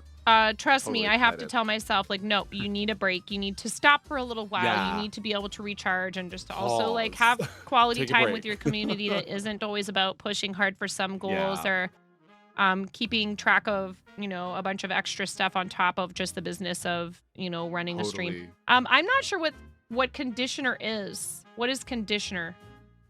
Like a thread So floss conditioner? conditioner.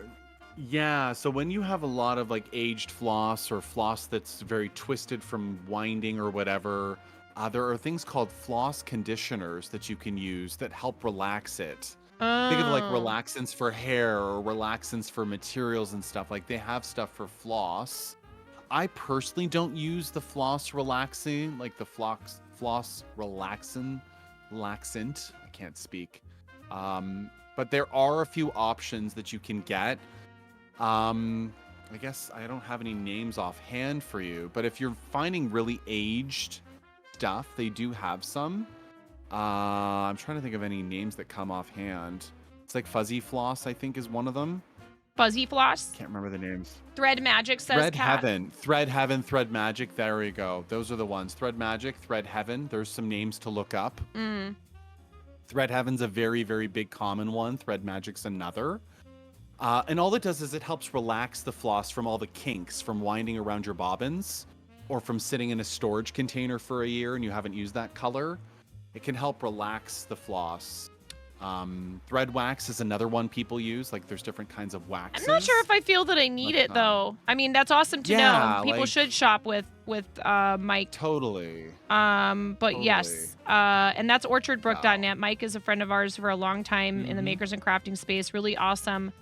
Suburban family run farm, and they sell Soap Passion is the name of their Twitch channel. They sell soaps and I love they do a bunch of 3D printing, and Mike does a lot of stuff more on TikTok now. I feel like he definitely still streams on Twitch a lot, but and he streams more. Yeah. He just can't stream during the busy farm market season as much as he would like to. But he does a lot of stuff on TikTok because he can just like TikTok from his garden, from his like farm area where he's working and stuff like that. But TikTok is hard. You don't do much on TikTok, do you? I have not used TikTok ever. I've tried it once to log in and create my logo and they denied me. They're like, that's not the right file format. I'm like, what do you mean? I just downloaded my logo file to upload. So I gave up and I just stopped because I suck at the record button versus the live environment. I know. Like I feed off of live environments so much. Yep. Give me improv, give me live, give me situational circumstance, give me whatever. I love that. When it comes to like, smash that follow button, yuck, yuck, yuck, and here we are. I'm the worst. Sorry. I'm the worst. It's so hard. That's why I recommend there's one content like a guy who does like streamer advice like / like tutorials, and I love him because he goes, all right, here's what we're doing today. Getting straight to the point.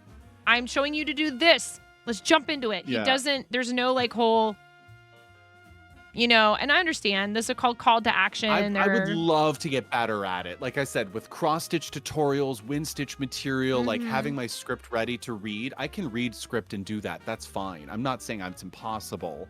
I just think like to act and portray in scene and record myself knowing what I'm going to do and make it relatable or sellable, I suck at that. I was your guy in the pit band and music, not on stage with the theater group. Oh, right. Like, right.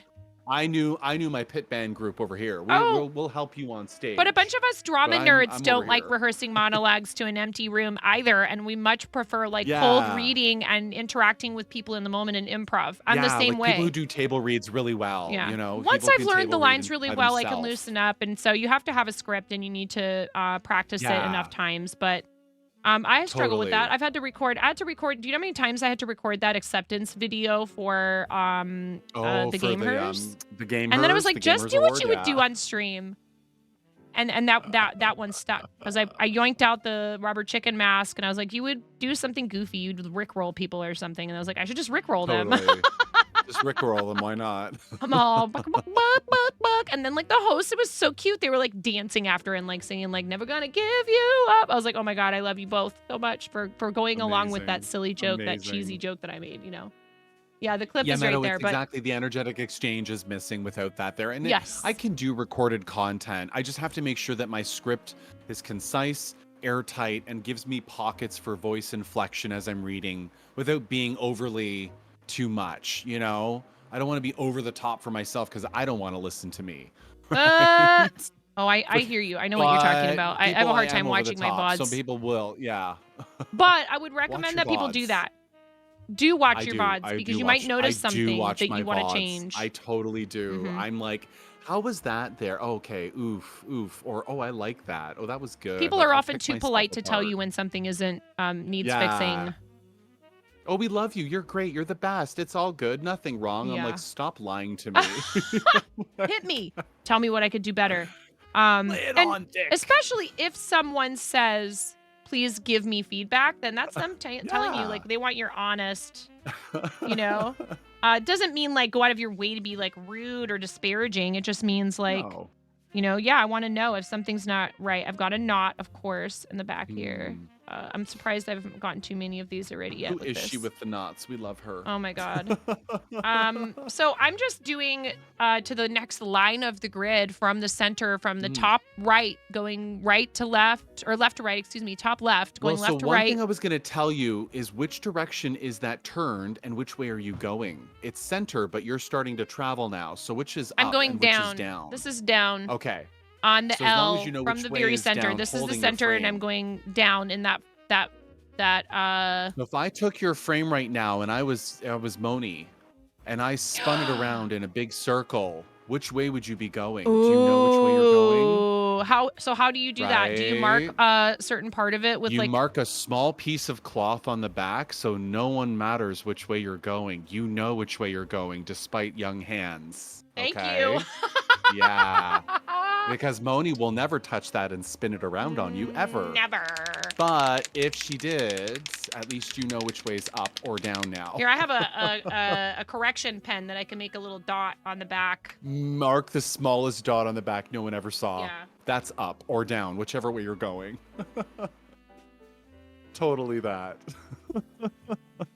That way it doesn't matter which way it spins. You'll never forget. Oh, is this not gonna do it? Oh yeah, no, I've got it. And it's like I'm like a little arrow that tells me that's up. Enjoy your lurk, Bean Squad. Thank you so much. Hey, Weffel, I appreciate you. I'm sorry. I know I haven't really necessarily addressed every single person in here who's come in here and said hello. When we have a guest, I tend to have a little bit harder time than tough. even I know. usually do with Totally. keeping up with chat and acknowledging everyone, but I do very much We appreciate all of you. Very patient. Kat Yoy We says do. all of this. All of Not this, that you would yeah. know, would Yeah. you, Kat? Small hands would ever do that. No. And they can't help themselves. Do you know what happened with me? I went to TwitchCon and very silly left these beautiful double pointed needles that a particular robot, you know, C3PO's distant cousin or Optimus Pleb or whomever it was that grabbed it from my throne had very generously purchased for me. And I was in the middle of one project with them, but I left the case with all of them out. And I came home and I was like, oh my gosh, I'm missing like an entire set of these, aren't I? Or something. I'm missing several of these needles. And I was looking everywhere and panicking. And Ramona did admit that she had opened them up and they had fallen out. And she goes, but I swear I put them all back in. And I'm like, she's 7. She can't possibly, you know, like maybe she didn't get them all.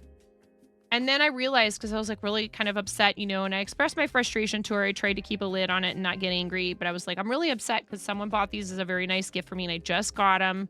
And you shouldn't be, you know, opening stuff up down here and getting into mommy's things. And then I realized she had indeed found every single one and put them all back. She just had put more than 5 of them in some of the pockets, and they were all mixed up. So I assumed they were all in there in the correct size markers, but they weren't, but they were all there. And so, you know, I apologized to her. I was like, hey, look, you did find all of them, but remember, we don't touch mommy's stuff down here without permission. And she was like, I know. She felt really bad. I was like, it's okay. Just please don't. And it's hard because my It's space good is lessons cluttered though, down right? here. Like kids are eager hands, big eyes, and a lot of ambition and passion. But Yeah, I also don't have a way to doesn't lock belong to you. this space. I can't Yeah. separate. This is all open. There's no door. And that's another reason True. why we've been talking about whether or not I might need a separate space for, you know, all of it. Yeah. This is going to be really boring for a while. It'll be a lot of this color for a bit. Yeah. Do you do all One Direction, like, what do we call these? Like bottom the first part right, of the X bottom left to and- top right. Yeah.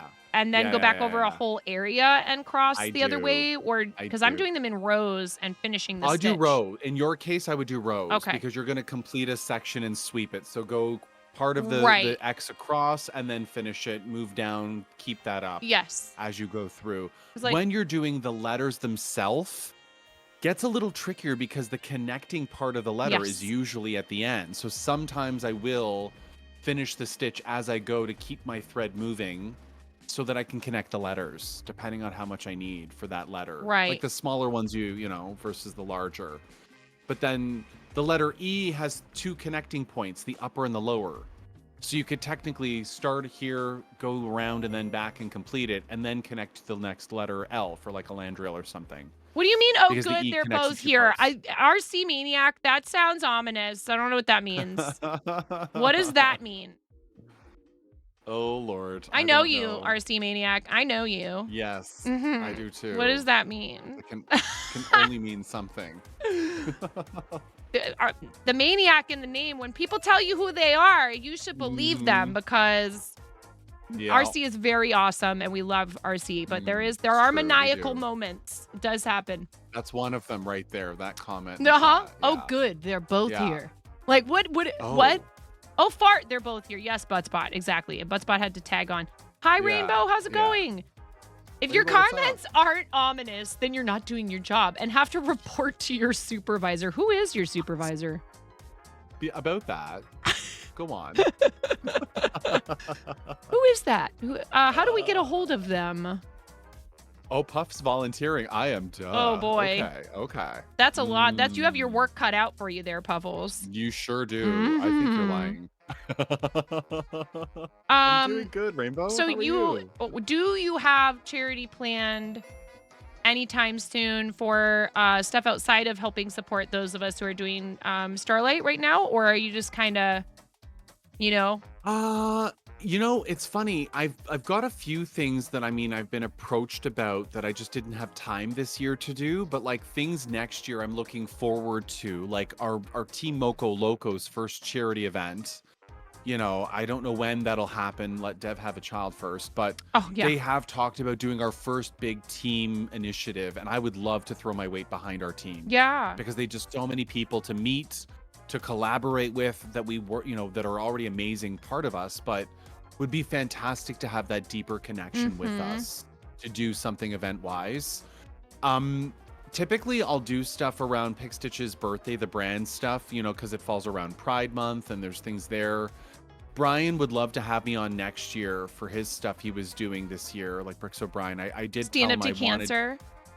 Yeah, the Stand Up to Cancer I would love to do next year because this year I just couldn't do it and manage it. I was just getting off the heels of 2 massive charity campaigns and the timing was just like, I am so behind still, like I'll never catch up if I do a third. So I thought, okay, I need to do Stand Up to Cancer next year for sure. Usually a Pride one because we're queer all year, but while we have your attention for the month, we'll take it. Huh? What do you mean? What do you I'm mean? sorry, I've It's a not part-time heard gig, it right? said that in quite that catchy a manner, but yes, that is true. But while we have We're your queer all year, but your while you have our attention, for the month, yeah. It's nice to have that extra support from corporate to see that. Oh Although my it's, goodness. it's. But those are the big ones, of course, and then we'll see what happens. I'm always up to different events that happen or small campaigns with people or things. It's just really my timing on everything. Yes. This year was a lot on the go, and I mean, I did one despite the partner push. I'm like, is this going to help or hurt or hinder? I'm still doing it. I don't care I because that know. charity is a part of me. Forget about that other blocker crap that you got to not distract yourself with, but also the reality, right? Yes. Like, it was just a lot of anxiety of like, well, 6 weeks, day 52. He is still waiting for that message in a bottle to Dude, come 84 back. years. Yeah, You the waited meme, 84 right? years to hear Oh back my about your partner God. application. But I think that's a Oh. good example for people not to give up. And Totally. you Don't just bother kept giving up. going and Not doing for a what you second. do, and you Yep. you also very vocally and publicly said, I don't know why they're taking so long. And yeah, of course I Don't want to know, know the but- answer too. Twitch, totally get back to me. But Yeah. maybe I honestly don't know exactly what the process is. But I wonder if some people, there probably is some individual influence when your application is assigned to someone. It is assigned to an individual, I believe, right? It is. So yeah, there's a some person of who them oversees your immediately app. reject, and others decide they're going to wait and watch for whatever reason. So I would not Girl, assume. I had Twitch staff watching. I was in mod view and I could see Twitch staff poking or watching me, and I'm like, Yep. okay, they're here. What are they doing now? Like, it didn't matter. It's not calling them out and feeling like goofy about it, but you're like, okay, they're watching. Did we get all the dust cleaned up over here or over there? Like, you don't have to present anything. Don't put on a face for them, but they're there, right? When they were watching, a couple stepped in. I remember when I messaged you, I'm like, oh my God, Twitch chat said something and I was here, and Yeah. they were like a former cross stitcher or crocheter. They were looking to get back into stuff, and I'm like, how cool is this? Like, Well, that's just it. forget Some about people the have app. staff badges, but their roles Yeah. don't have anything to do with partner applications. Nothing to do with partner app at all. They're So- just there saying hi, vibing with you, right? Like, You know, I love it can be that. exciting It's if you have cool. someone who's submitted an application and staff shows up in chat. I would caution people in their communities, don't jump on them and be like, Yeah. so when are they going to hear about, don't Don't. mention it. Yeah, don't do that. Don't do that. Like, let They them be are like every coming other in vibe in your sometimes chat. to tell you that you got partner Right? while you're live. That does happen. They could happen. Yeah. But if it's a So- person by their username says a wrench, chances are they're just coming in to say hello and to participate in your channel. They just happen to have a wrench next to their name because they're staff. Like, there's a few people too that are broadcasters who are also Twitch staff. Well, I remember like my community was we were wild. It's an 18+ channel. They were wilding about something. They were being silly, lewd, goofball adult jokes, whatever. And then a Twitch staff said, "Hey, what's up?" After someone had written something funny and silly and adult, but their immediate comment was, "Oh, Twitch staff," with the oop emote, like oops, like or whatever. I died laughing because it wasn't like I cared about that. We're still who we are. We're still our community. But it was funny to see someone have that happen that they said, and then Twitch staff said hello right after. Like, if you were going to be beside a Twitch staff's hello, where would your last comment have been? I died. I'm like, you're such a goofball. But it was funny. I wouldn't have changed a thing. No, and you're also Just like, very "Welcome to clear who we about are." the maturity rating of your channel as well. It would be different if Totally. you were claiming to be Yeah. fam friendly and Look at then they me, come in and we're see that. That would be G-Will- totally different. Yeah, like I couldn't even fake it, unless I had an event where I would warn my community, hey, we're 13+ on this event because of whatever that happens, right? But I would never tell them to change who they are. Like, don't worry about it. Be you. Don't worry They about don't want to anything see else. that Just be anyways. yourself. They want you to be Yeah. presenting what it is that you really do. And that's Totally. also the advice they Show gave us your us vibe. for this front page Total. promotion stuff. They were like, look, Yeah. don't, especially I think this applies to crafting people in other categories and stuff, For but sure. don't turn around and play a game you think is really popular just to try and don't do stuff that's outside of your usual breadth and scope of content just because you want to be trying to like maximize results from this, because if you do that, The bandwagon, right? when you turn back to the other stuff, you're going to lose a lot of people. They feel like they came for X and now Mhm. you're doing Y. So don't do it. It's not going to be effective for you in the long run. Just be you. Just do what you normally do. If you want to do Yep. some special stuff, like have someone come on and collab with you, or whatever, that's sure. different. That this is totally something we would have done anyhow. But they Oh did tell yeah, us, they were in like, a it can be heartbeat. exhausting if you're trying to go full tilt the whole time. So yes, Mhm. we want you to feel like this is an awesome opportunity for you. Like if you work with brands, you might want to renegotiate some of your rates because you're going to have way more Mhm. viewership. You know, do what's right for you and take advantage of the situation in order to support yourself, but not too Yeah. far because otherwise you'll burn yourself out. You'll be presenting a Mhm. version of yourself that's not accurate, that you won't be able to continue and live up to, that's not sustainable. And that just isn't Mhm. you. And that's, you deserve to shine for who you are. And I love that they're providing this opportunity, but it isn't the only thing, that, like I said, thank you for the follow. I do appreciate that. It's not the only thing that I would tout the networking, the community, the resources, the support more, the professional Yeah. resources and the opportunities. Like, hey, here's this upcoming someone looking for a host for this show, or all Mhm. kinds of cool stuff like that. That's why we need those. People gravitate to who you are to begin with Mhm. before we talk about the expanding in growing on this platform, or whatever you cross paths with, whether that's sponsorships, partnerships with brands, or affiliateships, or referrals, or programs that you can be a part of, or whatever. Like it'll happen, but never vibe away from who you are. People come for that. Remember, Twitch will tell you where you're going to be, Mhm. regardless of what you think. It'll be the nature of the beast that it is, right? Not everyone will vibe with you, and not everyone cares to, but don't waver from you. Don't pretend to be someone else I don't know, because the second you change, I'll be like, who the heck is that? Like, what? What? Yeah. I will notice, and I'm like, wait a sec, hang on. Don't. Who One are time you? my husband Right? made a Like, joke and he was like, "Oh, you're an actress. Just lie. just Just make something up or just lie." He was joking. He wasn't seriously encouraging me to be of dishonest. course. He was like, "It's fine. Don't you have acting chops? Isn't that what that's all about?" I was like, "Well, Sure, clearly you don't right? understand." Um, and that's okay. The basis of modern acting theory is that you research your part and the text to the point where you are just putting a version of a person that is actually you, but if you were that, like you're Yeah. creating a character, but it's a reality that you're living in that moment, and It's not your own just I'm self-reality, putting yeah. on this veneer. You're supposed to be like being that person. Some people take that a little far, but I mean, whatever works for them as long as they're not hurting themselves or anyone else. Some of the method True. acting people get like real into it and they won't break Oh character even when they're yeah. not, Method actors for actively. Yeah. Jim sure. Carrey's Oh done that, a yeah. couple other actors. Oh, Um extremism, right, right? but We I mean love they it. also The are drama. high-level professionals and probably have the room Yeah. to do that. They can, they're not having to go shop for their own groceries in character. Yeah, You know, exactly. that might be a bit much for the average everyday, hardworking, community theater actor.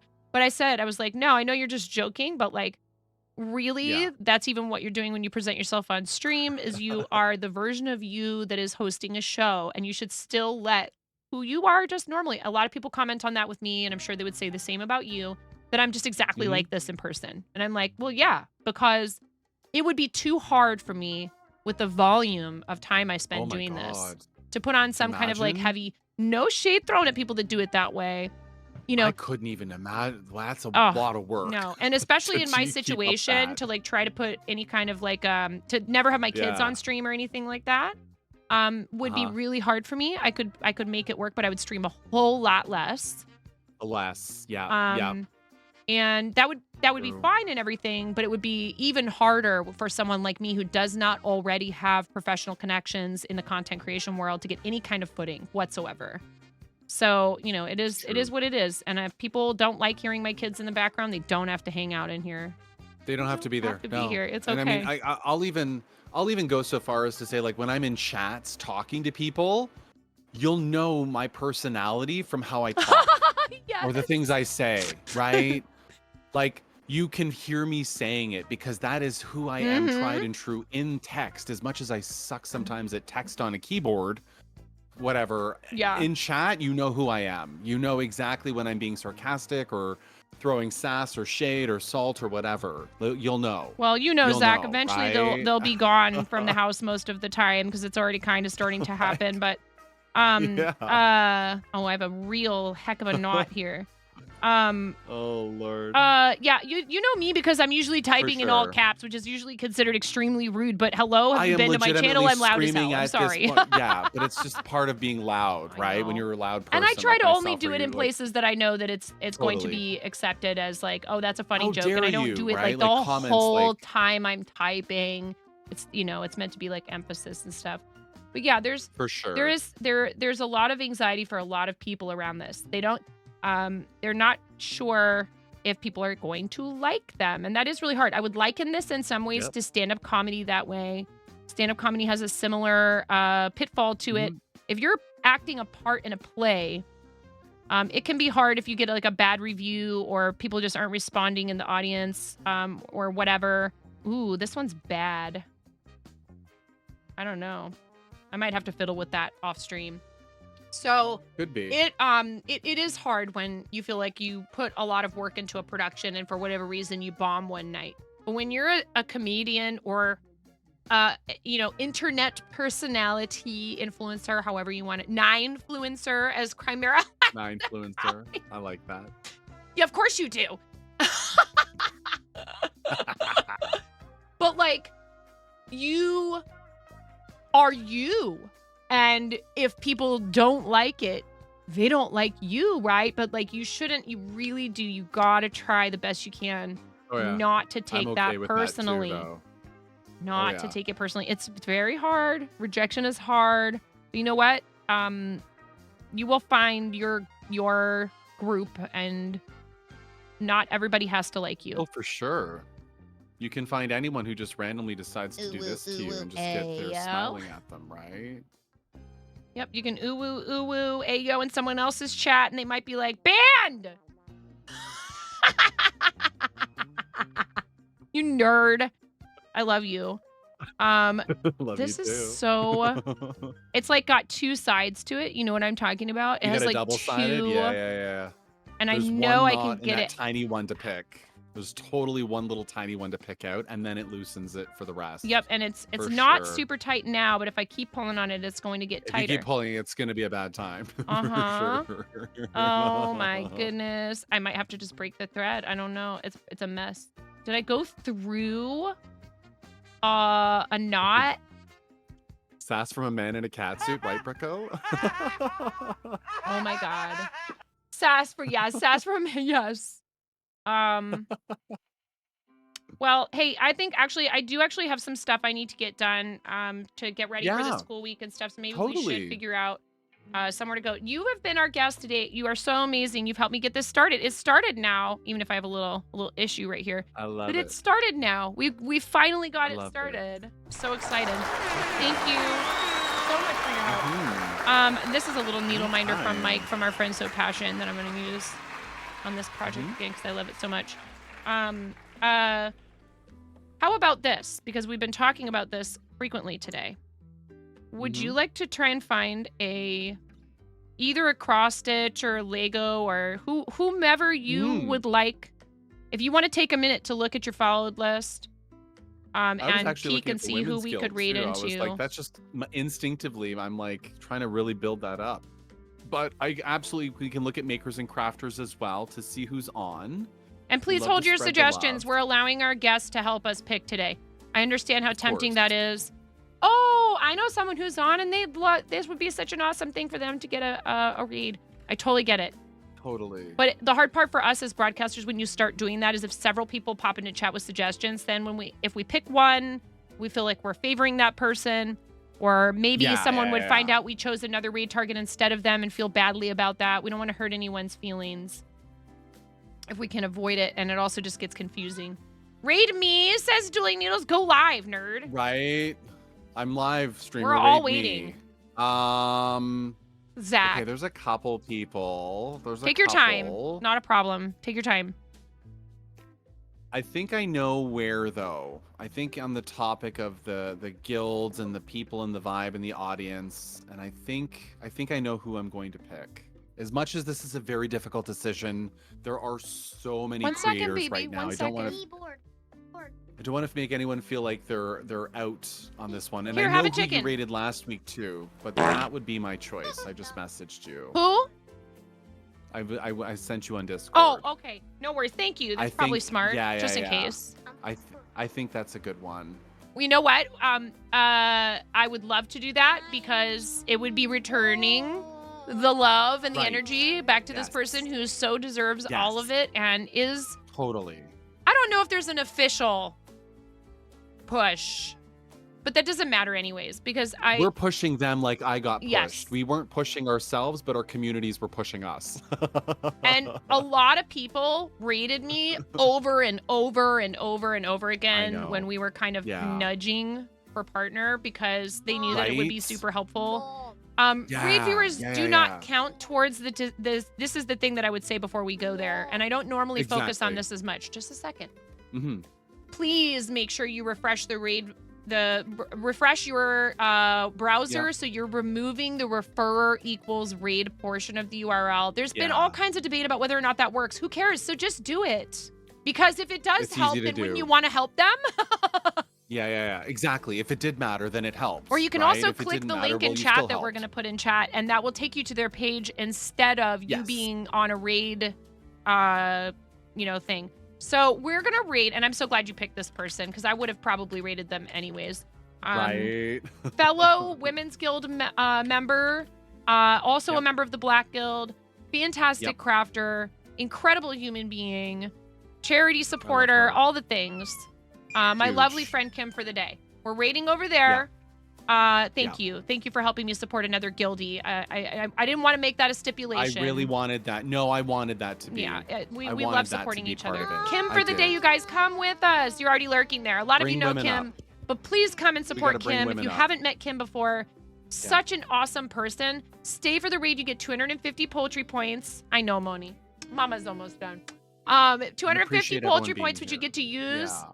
to make fart noises and all that other junk in here. Thank you, Pix. From the bottom of my heart, friend, I love you. I'm so indebted to you. Love you Thank you for helping me with this too. beautiful Excited. special piece. Do something nice for yourselves, everybody, please. Especially the mods, because we love you. You help keep this. Love you, mods. Which you are one. The ridiculous shanty town of a channel from falling apart with that duct tape Mistakes from the were crafting made. Oh tier my list God. earlier. Maybe some washi tape just for a little extra bling. Throw some rhinestones on it. I love you, Pix. Thank you for your help and your friendship. For everything you do for makers and crafting. Everybody have a wonderful rest of your day. I will be live tomorrow morning at some time, probably around 9 Pacific, maybe 10.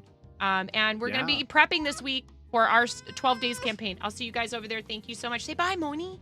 Bye, Pix. Thank you, Pix. We love you. Follow Pix everywhere. Someone just subscribed to the YouTube channel. Bye-bye. Oh, right. Pix, we rated